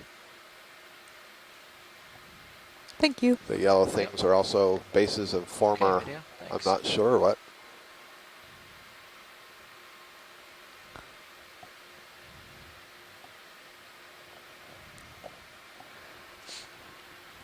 Getting steeper here. Is that on the right? We've lost a lot of our sedimentation and On the right. come across more dramatic rock flows here. Yep, it was shadows. Okay. One thing to keep in mind is that when you're on the continental shelf, or you look at the continental slope, that is that part of the land that's below water that's surrounding the continents, there's a lot of buildup of sediments and mud there because of the runoff from rivers. But here we're way out in the middle of the ocean and we're on a feature that is completely submerged, and so there is no runoff from above. So all the sediments that you're seeing are either coming from the very slow erosion of this rock or more likely settling out of the water column. And is this a fish that's right in the center, very small, head down? Yeah, we're almost there, done just that swam last up. one. Looks And like a from little this point, McTophid. we can go Look at 0.2 Just went off the knots. top front. In And the it'll middle take here? us Too 50 close, I I think. see Yeah, it. he's very fast. I see it swimming, but Yep. Good. So I was going to say, when the slope gets steeper, as it is up here, Star. it's more likely that that sediment is going to tumble downhill. Oh, I see it up top. So there's you mean? another It's not that explanation for little the guy. low sediments in addition to the currents themselves Pushed sweeping out over pretty the far, bottom. and that last ship moved So there was down, another so we can take a little bit Stichopathes longer Something zooms. that's black coral actually there, and I bottom. think the curled one may What, be what? Off bottom. I'm Oh, not the sure. translucent thing? Yeah. Yeah, that's where I I'll was bring up a headed. discussion Just that's been star. happening in the event log because maybe it will incite a fish to come out. We've seen very few fish on this dive, and we have some discussions going through that the ROV creates some disturbance in the water and maybe scaring away some of the fish, and that if you put down something like a baited camera, you might get a few more fish attracted. This is a tunicate, huh? Or a holothurian? It's a gelatinous blob. Is it? It's not like a little snail or something? It is not moving. It's not moving? Oh, okay, I thought I saw it move, so maybe it is a tunicate. Optical illusion. Maybe it's an egg case. Let's see, what else could we guess? All right, come out real quick. What's the name of I that have Zeus something tree? right here. Oh, there's a swimming So we rhino. mentioned that these comatulid crinoids can swim, and this is a beautiful example of that kind of stroking mechanism where they're alternating every other arm to take these strokes. This one has likely been scared away by the ROV. Oftentimes they're able to swim to find a better perch for food. Nice, we got a slow moving one. And they can't do this for very long, I think, is my impression. And back up a little. Seems to be coming in close. Give the lights. So now he's now stiffening those arms, and we'll drift back down. So again, these are echinoderms, relatives of your sea stars and sea cucumbers. And I think seeing them swim is always very interesting because they don't look like something that can or would. We talked about earlier that they are kind of plant-like.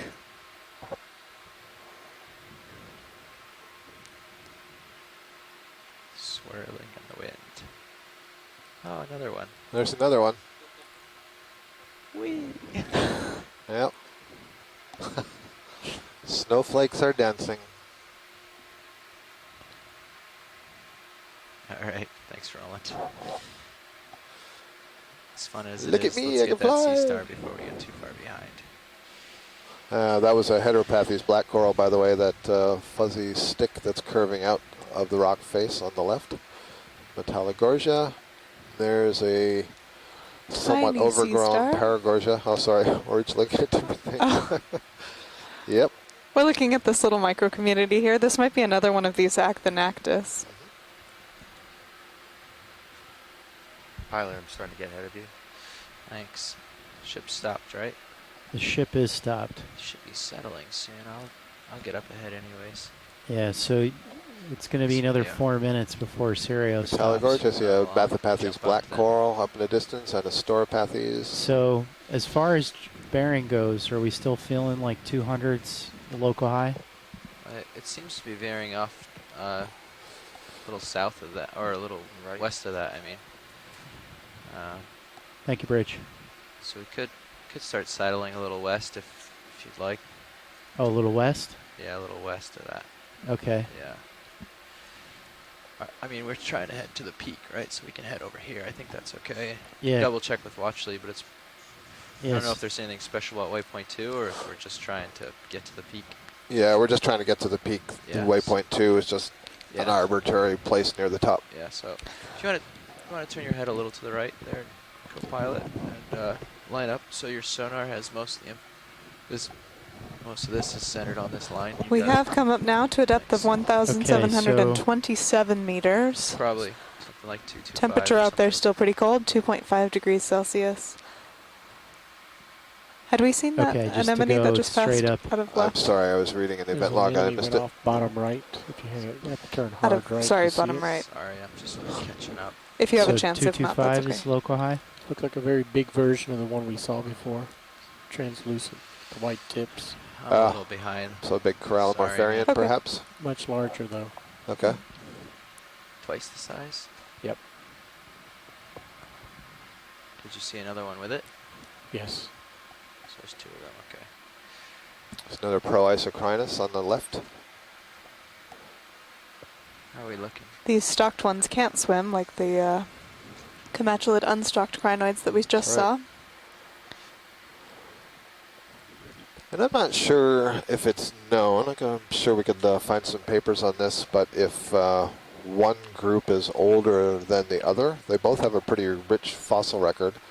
My gut feeling is that the stocked ones are Pilot snack? evolutionarily older, but I don't know that to be the case. They might also leave a better fossil So record right with now at point 2, highly ossified. we've got about 140 meters till we hit the but I base don't know of the either. peak. We could take It's a look. going to take us Isn't that about one of 20 those minutes, older and we got right 40 center minutes, lasers? 44 minutes of bottom time. It's starting to get more. Tall So we did that Anthomastus 0.3 up jump, ahead. and now it's going to take longer to get there? Yeah. So we are seeing a few more of these rocks that have a high no, density of We're organisms going to have on less them. time on top, or we're going to have more? Thought we had a half hour before, now we only have 20 Jeff, lower left, that coral that's in front of the sunburst Well, I guess, animal. Thanks. Directly to waypoint 2. Just want to see if there's some zoanthids on this Paragorgia. Sure looks like it. I see an awful lot of yellow. Coming up. Right off. All right, so we can slow to point 2 and just go along. I guess what bearing do we want to go? 200 So still? we have another one of the bubblegum corals here. That's the right, red 225. tissue that you're seeing. And this is an octocoral, and it's being heavily overgrown Bridge by the nav. yellow tissue. And all that sort of fuzz that you see, those are the polyps of a zoanthid that are overgrowing the octocoral. The polyps Bridge, of the could I have a 30 octocoral meter themselves move? appear to be all withdrawn. I'm not seeing them. Bearing You see the 225. red swellings. That's where the polyps themselves would Speed live and emerge. 0.2 knots. Is this too close video? Not too close, but not on center. Thank you, Bridge. That's fine from our perspective back here. What about the ophiroid that's on there now? Is he going to depart when it gets overgrown with the? Yeah, that's a good question. Roland's asking if the ophiroid remains once it's completely covered by zoanthids or not. And you know, I'm not absolutely sure that I've seen or would know how to recognize a Paragorgia that was completely overgrown by zoanthids. Very often we see just the very tips are still alive of the underlying Paragorgia, and in those cases I've seen them still with their ophiroid. And what that suggests to me is that the ophiroid itself isn't so much interested in the Paragorgia tissue per se. We don't think it's feeding on it, but instead is interested in that elevated substrate. But that's just hypothetical conjecture on my part. We're settling in here, so I've got a lot of time. So if there's anything nearby here. Are these a bunch of comatulids? Well, nothing too far away because I'm not near the end of my tether, but any of this stuff's in reach. Another starfish. Metallogorgia. Yeah. 2 Metallogorgias, one with a couple of crinoids on it. Bottom was a coral with a crab hanging off of it. Another asteroid sea star in the middle on this rock. This rock providing us a great example of these high current flow environments on the peak here. And I can't tell if there is a, quotes, teenage Metallogorgia or if that's hydroids. I think it is like the teenage phase. You can see a bunch of branches and the top crown, I guess crown would be a good word, is pretty small. And I thought perhaps there was a different kind of black coral over on the left. It's just in this crab at science. Looked like the It was either a heteropathes or a piranopathes. Thank you. I think there's a sidarid urchin over there. That would be new for the day. And we have another one of these chirostylids. Are you kidding me? So is that Dave's Menace? This is a very spiky chirostylid crab that's hanging on to this black coral here. You may recognize this one from a little bit earlier. This was one of the desired collection targets, and I sent a photo of the one that we attempted to collect the other day to Mary Wixton, who you heard from earlier today, and she said, yep, that's the mystery crab.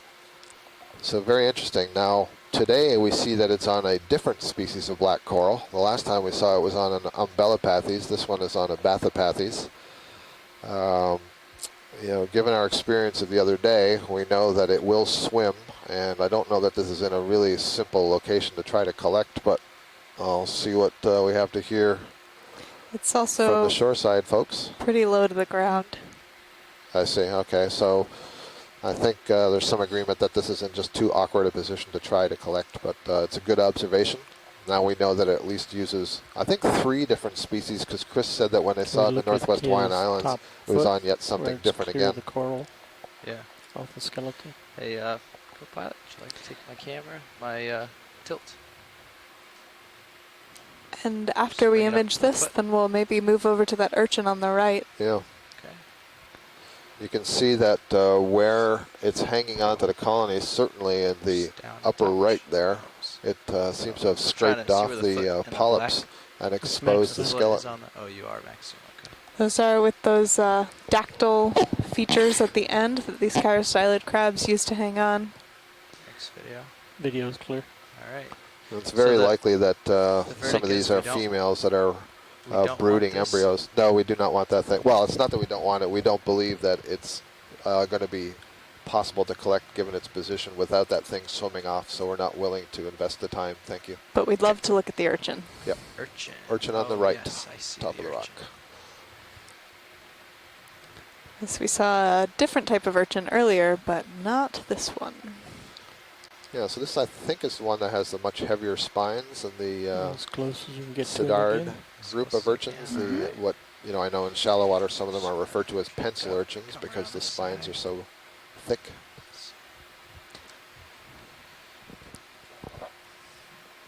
This is a really lovely view here of a number of different organisms. We're settling in for your urchin. Thank you. You'll have it soon.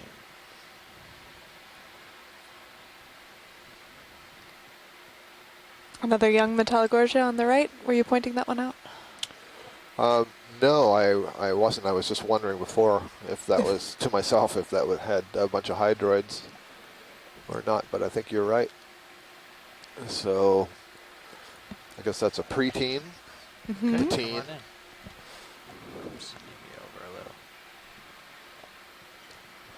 Another echinoderm urchin here. This is our second species of urchin today. We heard from Chris Ma a little earlier on the first one. I don't know if he's still listening and wants to tell us about this one. Feet along. Starting to get above you, pilot. Copy that. Pilot snap. Yeah, go ahead now. So we're nearing the end of the move. We want to still move along 225. Chris Kelly letting us know that this might be a pedinid urchin. Looks good to me. Looks like that's dead ahead of Sirius. Looks like. You can see in between the spines there are a number of tube feet kind of waving. And as we zoom in here, you'll get a better look at these tube feet. And then there are smaller spines known as pedicularia that actually have kind of complex hook structures on them. Very interesting to look at all of the different parts of an urchin under a microscope. Copy that. There's a lot of stuff here. They seem really interested. These ones, the pedicularia, look black in color. Chris Kelly letting us know that he doesn't think he's seen this one before, so this is an interesting observation here. That's your best scenery. Try. I'm just going to be sliding. So, Chris, as I look at this, and I was saying it might be a Sidard before, now I'm not so sure as we get close, and you offered that name. That's why it was pedinid. So that's a family, I take it, that's different from the Sidard urchins, because these spines don't look quite as thick as I thought. Yeah, we can hold that. Or at least they're certainly not rough at the end. Pedinids will often have two different sizes of spines. You can see you've got large and small ones. Sure. And I don't think you see that in the Sidards. Great, thank you. I just find it fascinating that you can really see the pedicularia easily here. It's they're often fairly hard to see from this sort of view because they blend in really well. But here they're colored black on the top of their little stalks, and their stalks are flexible, so they can kind of move the stalks around and more or less aim those little claw-like pedicularia at perhaps things that are aggravating it, like undergraduate students in an invertebrate lab. For example. For example. These urchins are really interesting. I'm glad we've gotten to see a few of them today. A little baby sea star in the bottom left. Yep. Yeah, and the other characteristic is just sheer number of spines. Also, this has got a lot more spines than Sidards typically have. Yeah, thanks, Chris. We'll send some images around of that one for an ID. Pilot's a little nervous, so I'm going to jump ahead. And pilots, now that you're jumping, should I call it in? Let me catch up.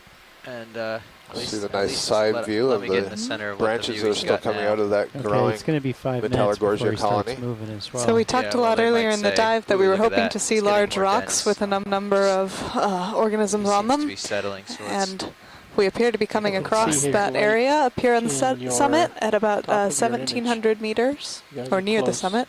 Yeah, we're very close to the summit. And exactly, this is a change from more or less flattish pavement with heavy sediment cover to a steeper slope with a lot more broken up rock and rubble, with the sediment accumulation What's being that? tucked in Looks between like the you guys rocks, are so within 10 exposing a meters lot of more each of the hard We are. bottom for settlement of larvae of these sessile suspension feeders. Another young Metallogorgia colony there on the left side, and a Heteropathes black coral just to the left of center. Snap real quick video. And that is another Heteropathes. Okay. Black With a coral. brittle star on the rock behind and an umbellapathes. The coloring was Umbellapathes, another type of black coral, so you got to see two different genera of black corals there. And I think, yeah, I'm pretty sure that those two are also in different families. And once you get to the family level, you start to see some more substantial differences. So we do encourage you to check out Scott's mission log on the website, which talks a little bit more about kind of the degrees of relationship that you're seeing in some of these organisms today, and gives you a really good idea as we throw out a lot of names. All this stuff on the right, I'm not sure. Yep, that's where you're going. Great. Let's see if these are Storopathes or if these might be Plexaurids of some kind. Watch lead on Absolutely, I these would. Thank you. You want to round to the fan side, or is this view? The fan side would be great. Would be preferable. Boy, these almost look like Paramercia to me as we're getting ready to go down. I'm certain. They look different than what we've seen. Yeah, well, I'm going to make a wager that they're Plexaurids, at least those two yellow ones in the back. The foreground might be a zoanthid-covered Paragorgia. I think it is, but not in the background. Yeah, I think they are. I think that's going to be something new for the day. Okay, come on in. Oh, right. Right. Let's get a try image here. Try image. They're going to put another ship. All right, so in the foreground we have yet another Paragorgia that's almost completely overgrown by the yellow zoanthid. You can just see the red tips, but in the background here, this is two new things for the day, and maybe even for leg 4. I don't remember exactly, but these are really traditional sea fans in the Holexonia group. They have a very prognaceous, almost, you can think of it as kind of like a woody, twiggy skeleton, axial skeleton with this yellowish tissue on the outside, and then you see all these polyps, and the polyps can kind of retract into little mounds. You actually see a couple just off the top left of the screen just disappeared. There's a couple of mounds there where the tentacles have been withdrawn. So this is in the family Plexauridae, which is a very common family of octocoral, very diverse. There's more representatives of this family in the shallow waters in the deep sea, but there are plenty of representatives in the deep sea.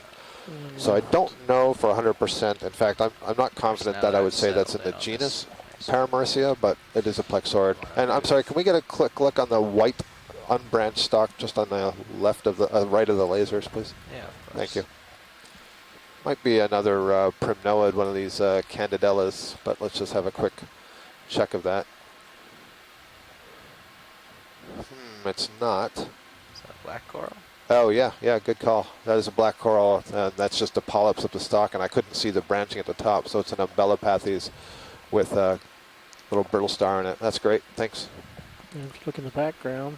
Yep, I think that is a Bathypathes that's sticking through the rock there. If we put that move in now, you'll still have 5 minutes in the sides of the main I axis. thought you already had it. Sorry, yeah.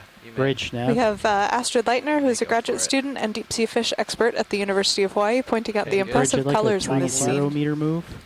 You want that one? And there's also a very small, young, degrees. not small, but a young Metallogorgia. Speed 0.2 behind knots. the Paragorgia that's being overgrown. There you can see its little antennae sticking up above it, and it's got its little tiny brittle star in there. I love it.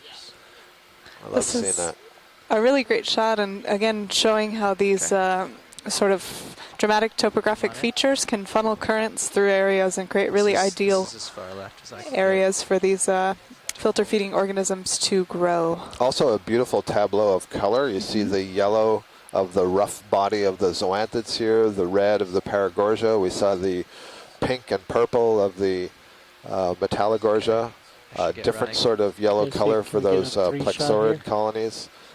There's plenty of color in the deep sea, just you don't usually see it because, of course, there's no sunlight that can penetrate to this depth of the water. Turn the video chair over, and when you're and we require a good amount of equipment to end up down here, here at a depth of 1,703 meters. Yeah, we got a couple minutes yet, so I mean, feel free to take some time. We got everything. So is this one very long arm on the crinoid, or is that a coral behind it on the right? Yeah. Video, come on in, please. I think it must be a core arm. Core arm. I tried to sneak that through. That's an arm of the crinoid. Yeah, that's okay. Didn't work, did it?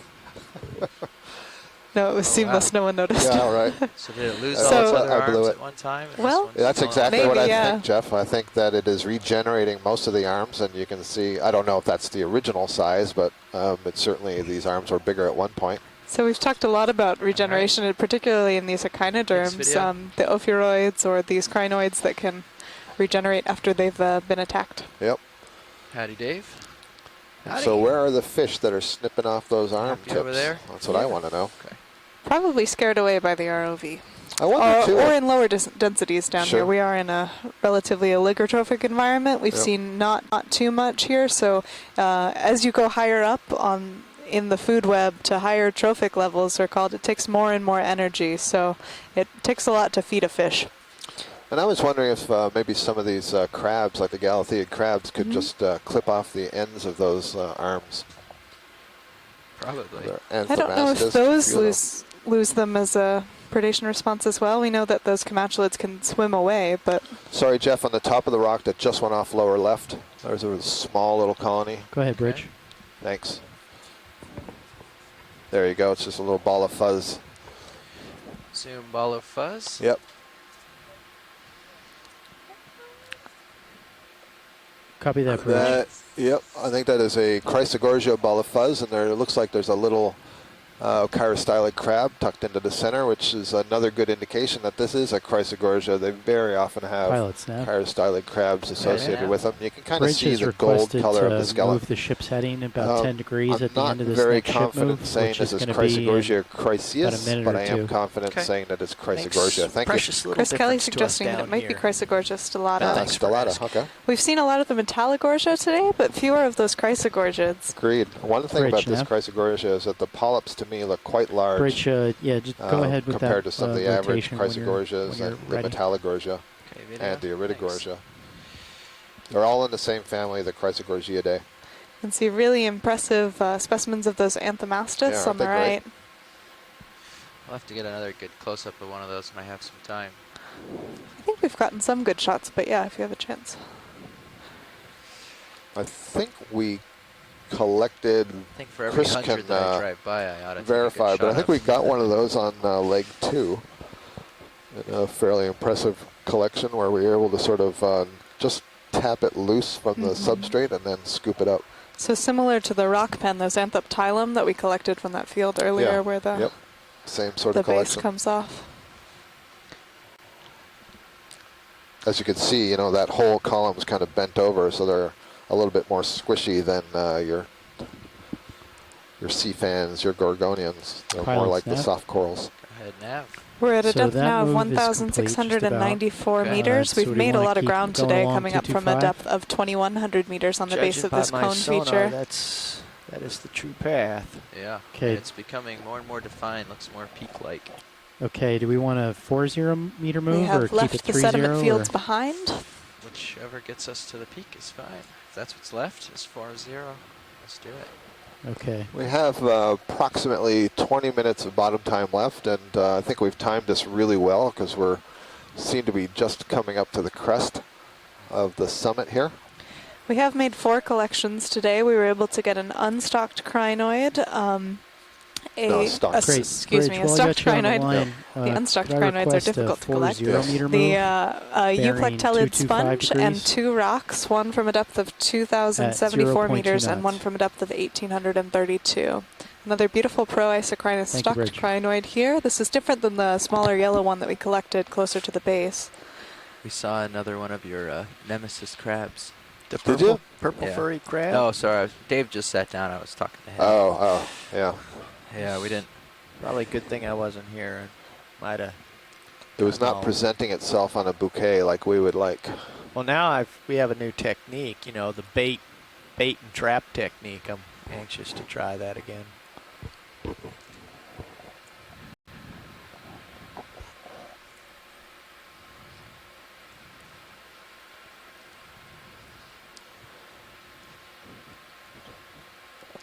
Now, what happened to all our suspension feeders?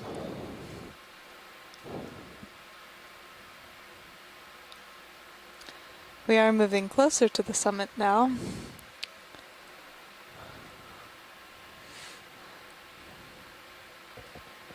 So we did 0.3 over all the fun organisms, and now they've disappeared. Isn't that always the way?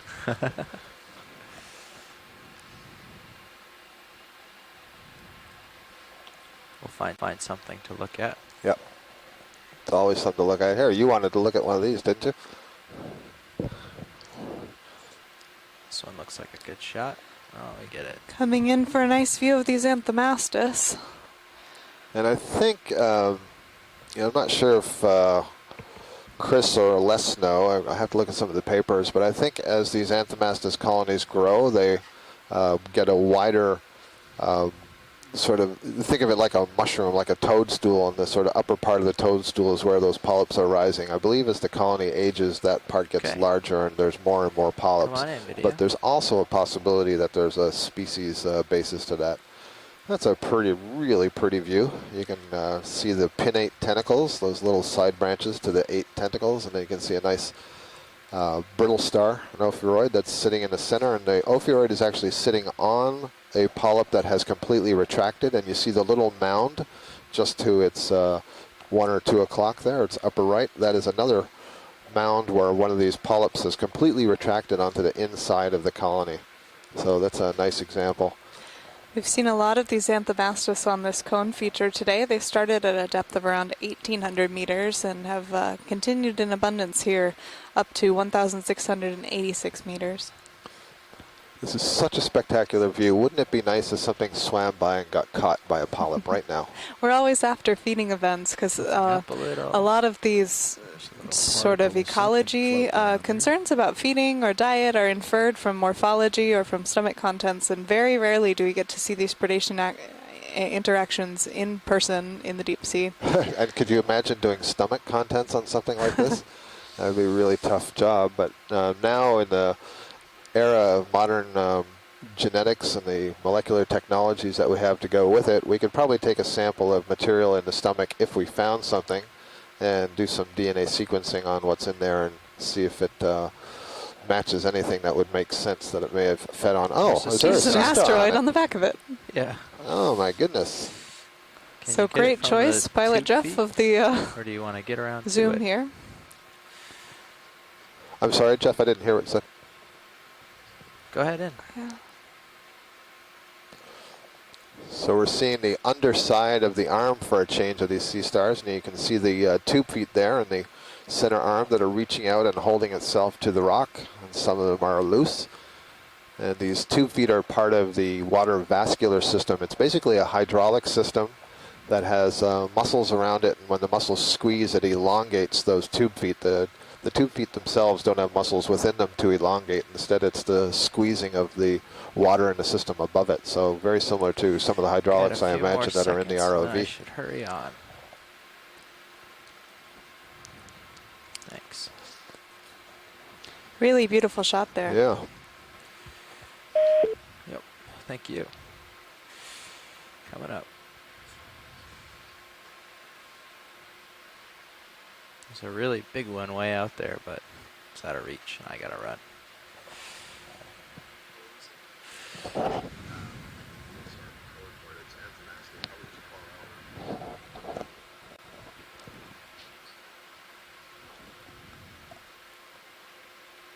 Another one of those urchins on the rock that we just went over.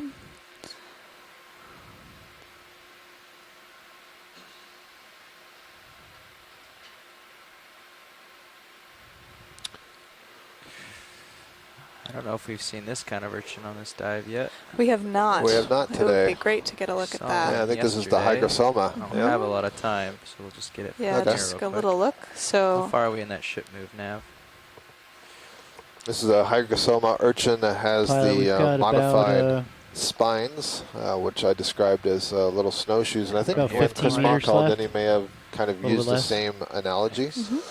And it kind of gives more surface area to the We've got about spines. And 23 we've said a minutes couple of left. times now these urchins are able to articulate the spines, a little muscle, and they can move it around, so they use that to help them walk. Okay. And this is a beautiful view. You can Yeah. see the tips of the spines here are swollen. And Chris, I believe, yesterday was talking about how there are toxins associated with the spines, and they're in these little packets at the end of the spines. Yeah, look at that. again, if you get the chance to look at some images of Beautiful. urchin parts under a microscope, please do, because they're very interesting. I've had the misfortune of picking up Okay, some of we've these got a deep couple sea more urchins and seconds. not realizing the length of the spines and having them pierce into my knuckle, I'm and they really burn. That at least some of these toxins can have a pretty rapid effect. Thanks, video. Sorry we had to do it in a hurry. I said hydrosoma.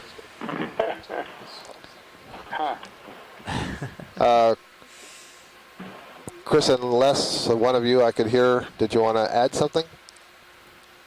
Aerosol. Sorry, I put Pilot the snap. speaker on. You're ahead, saying Nav. aerosoma, right? So, Not are hydrosoma. we Or still did you thinking say hydrosoma? 225 is I said high? hygrosoma. No, That's I the think one from the we need to Atlantic, turn but ourselves south now. yeah, I think take yeah. a look to your left. you can there, correct me Jeff. if I'm wrong on that. It's kind of flattish here. Let me. My sonar I is. think it's something that we call I'll try aerosoma. I yours. put it in the We're chat log. It's basically a on the kind of peak at this for point. sure, but I think that's the one. Turn due south. Thanks, Chris.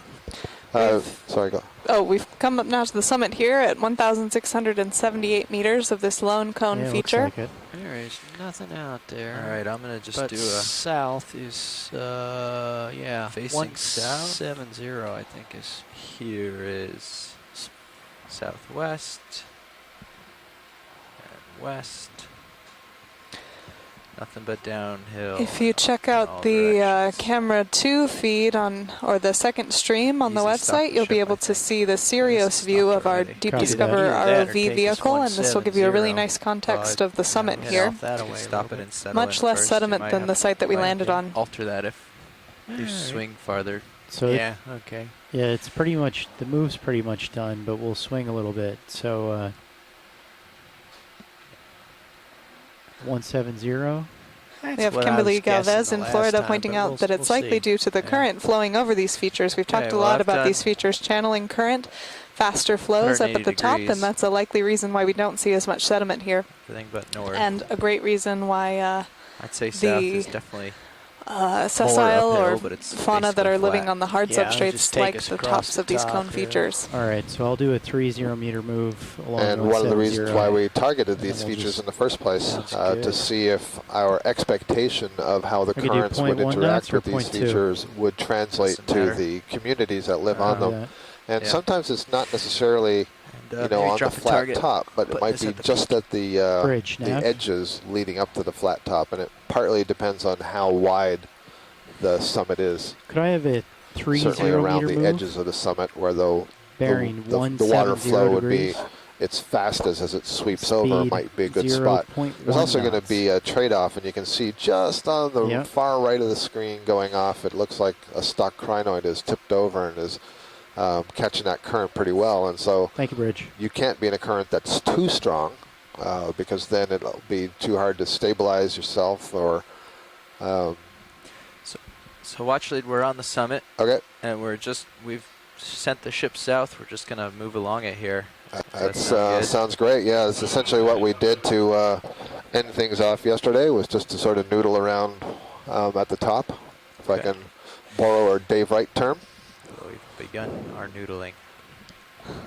Oh, this looks like it's not a stock crinoid, but a Looks crinoid on a unstocked. young Metallogorgia, Yeah. perhaps. Come on in, video. Of course, the game of Indeed. fuel Yep, loads that's exactly what's going on there. play now. With no furoid there below. Yeah. And a cup coral. So this is interesting, and Les Watling is he was at the ECC in Hawaii, and I've seen more associates sitting on Metallogorgia today than I believe I ever have before. At least sitting on parts of Metallogorgia that still have tissue. I noted before we often see barnacles and some other things very low on the skeleton, but not like all these crinoids. Kind of interesting. There is a brittle star, arms tightly wound in those Metallogorgia branches that are coming off just to the right of the crinoid. All right, pilot's clear when you are.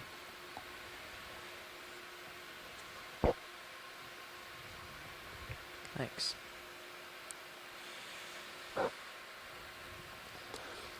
I noticed that the bamboo corals seem to taper off about halfway up the slope.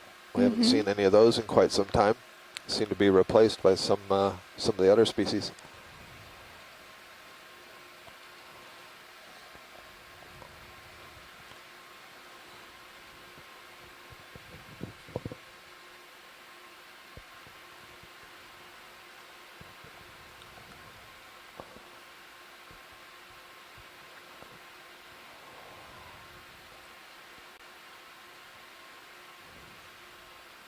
We have seen very few sponges. I think we've mentioned it a few times. Maybe one living Walteria and then several dead stalks. A Bolosoma and then It really drops off over here. another stalk sponge that we collected.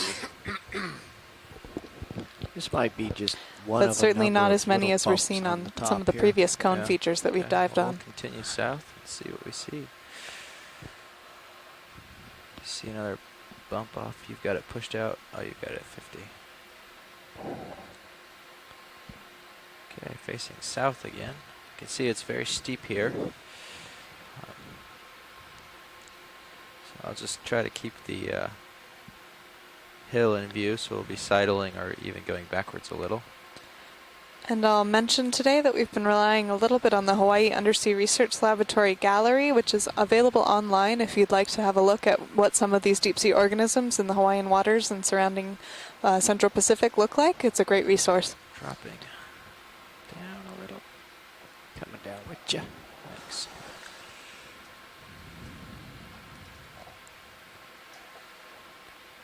Is that a crab? Or a sea star? Hard to tell. Snap real quick for me. Sea star. See another one of these asteroids coral. that seems to be feeding on this Little coral. version This of is everything. similar to what we saw early in the dive with a lot of these skeletons. It's very purple at the bottom, so that's kind of interesting. Is that a? And That's I the think piece at that's the a top, sitting on the bottom. that might be a clavularia. That's worth a zoom on because I don't think that looks like a bamboo coral, doesn't it?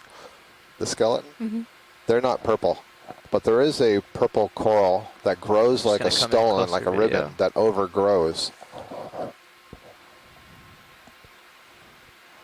So that's the question: is this the Victorgorgia, or is this a bamboo coral? So if it's Victorgorgia, then I could see why there's no ends of the skeleton, because they would just break up very easily. I told you before, they're sort of formed like a consolidated cement almost, as opposed to having that stiff skeleton of the bamboo coral. So if a sea star is feeding on the bamboo coral polyps, it will leave the skeleton behind. But if it feeds on a Victorgorgia, like now is what I think I'm seeing, that skeleton is going to crumble So you want to see relatively the polyps quickly. on this guy down Sure. here? I think I could see, yeah, this looks like Victorgorgia. And so you see that skeleton falls apart relatively easily. Very interesting. Chris Kelly was IDing that sea star for us as Circeaster, again giving us another throwback to our Greek mythology. And there was a very tiny ophiuroid on the foot of that crinoid that was sitting on the coral stalk here. Hi, Scott. Hey, Chris Ma, what do you got to say?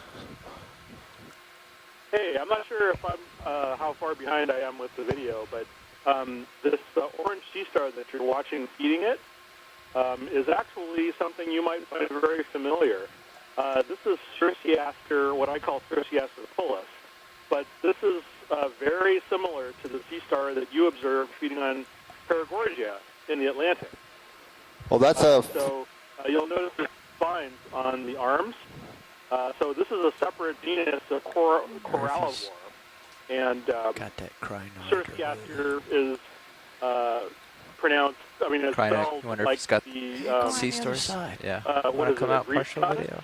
CIRCEASTER. A little more. Thanks. So, but it's a very gorgeous sidle animal. around It here. occurs all over the world. There are have to two tweak the species, zoom I to think, keep it that in occur in view, Hawaii. Cam. The one that you saw in the Atlantic feeding on Paragorgia, the one that was on Sea Stars, the one that was on Paragorgia for like a year and you came back and saw it later, that's very closely related to this one and may have actually been related. It closely resembles the Atlantic one and may have actually been part of the same species complex when the Panamanian Seaway was open. Looks like So, he's at least got a hold of it with his they're 2 very feet. similar looking in appearance. Chris, I'm really glad you called. I'm glad you called in and said that, and I'll tell you why. Because Paragorgia is in the Sclerexonia group of corals, and so is Victigorgia. So that's kind of fascinating to me because they are very closely related and very different from the bamboo corals. So it's interesting to hear that there is a sea star feeding on this that is different from the sea star that was feeding on the bamboo corals and yet is similar to the one that was feeding on the Paragorgia. So that all kinds of ties together. Wow, really? Yeah, it's just it's amazing. Yeah, look at the pyloric stomach. Stay tuned for a second. You'll see a great view of the underside here. Well, oh yeah, oh wow. I love the earlier shots that you had taken, but this is what I mean about sort of the bewildering diversity of things that of how many more coral predators we see here than in the Atlantic. In the Atlantic, I think I only see maybe 2 species. Yeah. Here, there's this one and maybe 2 4 feeder others. of the sea star grabbing the This one was actually crinoid leg. one that I observed. Well, I didn't actually observe it. I reported it. I published on it first, but I think Amy Bako Taylor might have actually seen it on one of her dives. But the species is Got any more? very deep occurring, and I was kind of hoping that we would see it feeding on corals to confirm So my that's its stomach, just outside? The conclusion I made in my paper. So That's this cool. really just wow. So it just sits there and digests, and then Yeah, isn't that it's way cool? down, Animals are moves down, evil. grabs on it, digests some more. I like to think of it as community structure management. Yep. Okay. I find it interesting that you say there's more going on and more predation in this ocean than the Atlantic, and that does not strike me as a very Pacific Ocean. Sorry. So I want to make sure we know, our viewers at home know what a treat we have here with Chris Maw from the Smithsonian, our echinoderm expert, and Scott France here, a coral expert, with this this interaction here and this conversation that we're getting to witness here on the Okeanos Explorer with that telepresence feed. So thank you both. Thanks, Chris. Yeah, and this is actually a species I described, so I'm doubly responsible for it. We can still be friends. Hey, I'm not threatened by these things at all. No, but it's really exciting to watch, and the correlation in sort of, Wait, you're predator facing, prey, yeah, you're facing something. taxonomy or I got a feeling there's going to be lineages or another however you boat want to call here it. when we get There must be. there. Look at this Kind back. of There must be amazing. something. Yeah, else. that's just a fascinating observation. So I'm pushing out. I'm facing south now, Yeah, and I I've kind got of some wonder if, returns. Yeah, there's if more to come. there's, Do we want to try and bump up the speed then? how Right now we're just specific, 0.1. Predators. We've got about the 8 kinds of minutes in the predators bottom these are, left. because Hipposteria, the one that we've been seeing in the shallows of the Pacific, Yeah. at one time they thought it was a specific Why don't we predator jump of over sea there?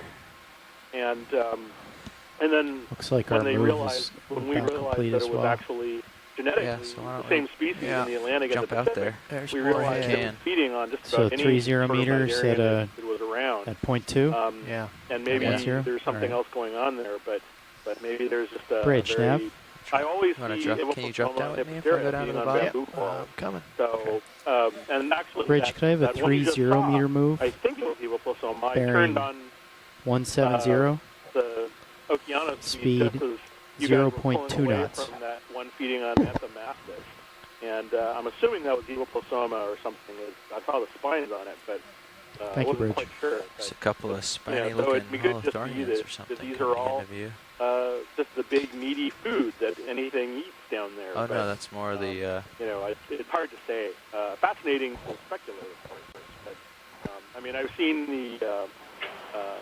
I found spicules in More of the these gut guys. content of Can these snap in. animals There's a bunch of before, them and here. sometimes that was Look at this. useful. Oh, Chris. When we sorry. didn't have any actual observation. There was an Atlantic determined was a corallivore that way. But so anyway, that was very exciting. Sorry if it's eating all of your stuff. It really does seem like a lot of these bamboo corals are bare though, doesn't it? Absolutely. Guys, do we have a summit rock yet? Or do we have 2 rocks or just 1? We have 2 rocks. I don't think you're going to be able to I putt. missed the second collect. Anyway, thank you. Have a good night. See you, Chris. Thank you. Yeah, Chris Kelly, if you were thinking of scooping up this rock with the corallimorphs, I think this is part of the seamount and not a rock. It's also very big to fit in a bio box. Yeah. It's a beautiful view of a cluster of corallimorpharian polyps. I love that this video gets close enough to see those white dots that are the nematocyst pockets that Scott was talking about earlier.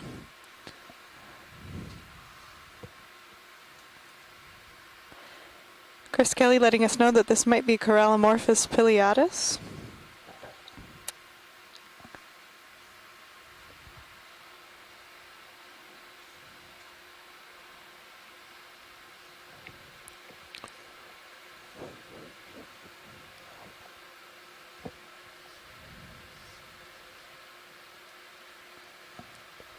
All right. Thanks, video. So I would say that there's some interesting stuff up here on the summit, but there is not. So we reached an initial summit. We came down into a hole, and now we've got an uphill again. Okay. So we've found a second little bump. Okay. So maybe So this we're one will ascending be, another little feature. Maybe this one will be a little different. But yeah, I think on that first cone that we went up, there were at the top kind of large boulders on the peak. And it was on those large boulders and in the channels on those boulders where we're seeing everything. And here I don't know that we're seeing the same kind of large boulders, perhaps. I think that's where another one of these interesting discussions of animism and the biogeography comes up. Is it the presence of those large boulders, or is it that it was a different cone on a different seamount? And it's hard to say at this point. Same guy with I think that's a tiny cup coral. base and a. It's just cup coral? No, I guess you're right. Maybe it's a corallimorph. Solitary corallimorph. Yeah, I think you're right. Color. Yep. His base is so thin. I wonder if it's got a tiny younger. rock. The tentacles are much shorter in the center there. Wonder if he can't get any bigger with the little rock he's on. Maybe he's not in a spot where there's this much food that's settling. Maybe he's younger. Maybe he's a she. Do they have gender? Many of these anthozoans have gender, yes. And even some of these coral colonies, the entire colony may be male or the entire colony may be female. A few more. Which is a bit of a conundrum when they're sitting out here all on their own. Well, that begs there's a fish. A fish. We found a fish. Great. Let's look at those 2 corals beyond the fish. No, I'm kidding you. Astrid, are you on the line? Do you want to take this one? You have one fish and you're going to give it up? Well, I'm trying to, Is she not get generous? people collaborating. We'll see if she calls in.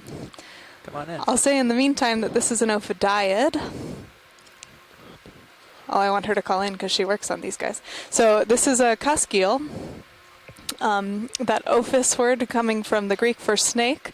And these are very common characters on the deep sea. We've seen a couple of different varieties of them, but not this one. And I think with this kind of sloping head that you're seeing and these small eyes, that this might be the genus Basazetus. Boy, did it just It has run into the coral. hydrodendron?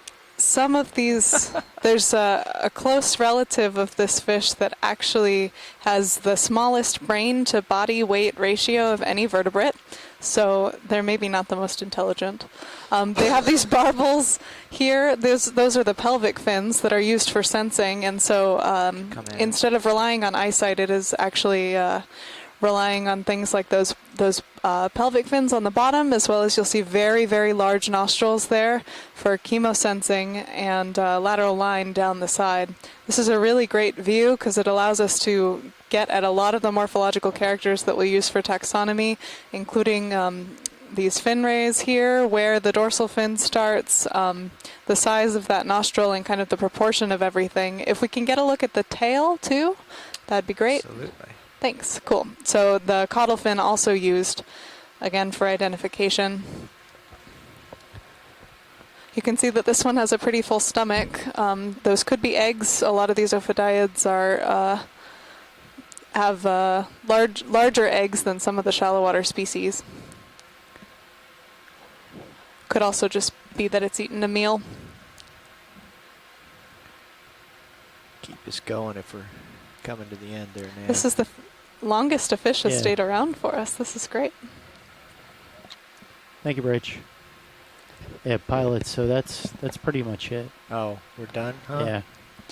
These ophidiids are distributed all over the world at depth ranges of about 1,000 meters all the way down to over 6,000. But they're come across so rarely that we don't really know the role they're playing in the community. Observations like this are great because they allow us to see what the fish looks like in life. Oftentimes, these fishes have only been described from a few trawl catches that have happened, 40, 50 to 100 years ago, and we don't know that much about what they really look like in the water. So this is a really valuable image here. All right, I'm gonna let him swim. Watch lead, Nav. Thank you, pilot. Go ahead. That's great. Go ahead, Nav. So watch lead. We're pretty much out of bottom time here. Copy that. Thank you for getting us to the top. Okay, let's put some things away here. Thanks, video. All right, ladies and gentlemen, is this a different fish? Different fish. Another one. Okay, so this is an eel. Sorry, we're out of time. But yeah. It's a different eel. This is a different eel than we've seen. Or is it a larva or it might be a very young Synaphobranchid. This is really cool, actually. Clean. So yeah, yesterday it was minus 31. We'll send a picture of this to Bruce, and he'll be sorry he isn't seeing this video. But these Synaphobranchid eels we've seen a lot of. Very common, but we don't see the younger ones. And we were talking earlier about kind of the pelagic dispersal of the larvae. Those stages and the younger morphs are very, very rarely come across. So this is a really cool observation. What the heck is that brown thing? More of the same. Yeah, is it? Yeah. I mean, we saw three of them. I don't know what it is. Oh, it is brown. Okay, I see. Thanks. So if I can get a quick look at the dorsal fin on this. Yeah, so the dorsal fin starts really far back. So this is maybe a very young Synaphobranchus brevidorsalis. So we've come across these. I haven't either. This is very cool. Great. Thank you all. Great way to end. So ladies and gentlemen, that is the end of our dive. Oh, there's Astrid. She also says very cool. She's never seen such a young stage. So all the scientists who joined us today, we really appreciate your being with us and offering your commentary and your advice and your suggestions on what to collect. And for those of you in the general public, I really hope you enjoyed exploring this feature with us today. We are on an unnamed seamount. That's how unexplored this is. We don't know what it's called. We're on a cone on top of that seamount, and you, along with us, got to see it for the first time. First visit to this part of our planet. We will remind you that we'll be playing highlight videos from this dive on stream 3 on the website all night long. So if you'd like to take a look at those, please do. And for any of the scientists who would like to participate in the post-dive call so that we can talk a little bit about our plans for tomorrow, if you could just give Mackenzie and I about 12 minutes maybe to get some water, stretch our legs. Let's say at 10 minutes to the hour, we'll rejoin here and talk about tomorrow. So thanks again, everybody. This is the Okeanos Explorer out in the Central Pacific, and from all the ROV crew and the ship's crew, Mackenzie and I, thanks for joining us. Okay, so I've got Good night. a bit of a mountain in this direction, so I'm coming up as I see it. I am coming up as well.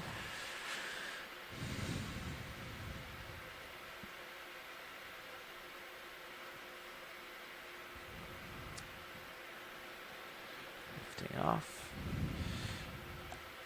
Today. Oh, I'm pulling you up. Yeah, Here's- I'm headed, I'm going. Pushing ahead.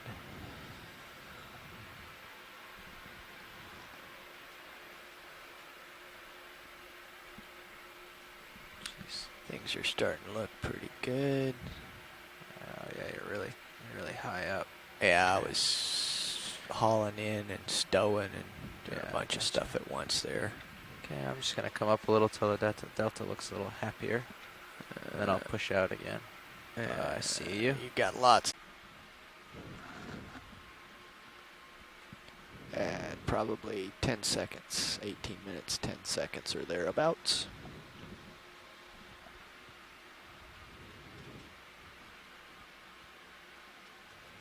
Jellyfish in D2 cam at 18 minutes, 30 seconds.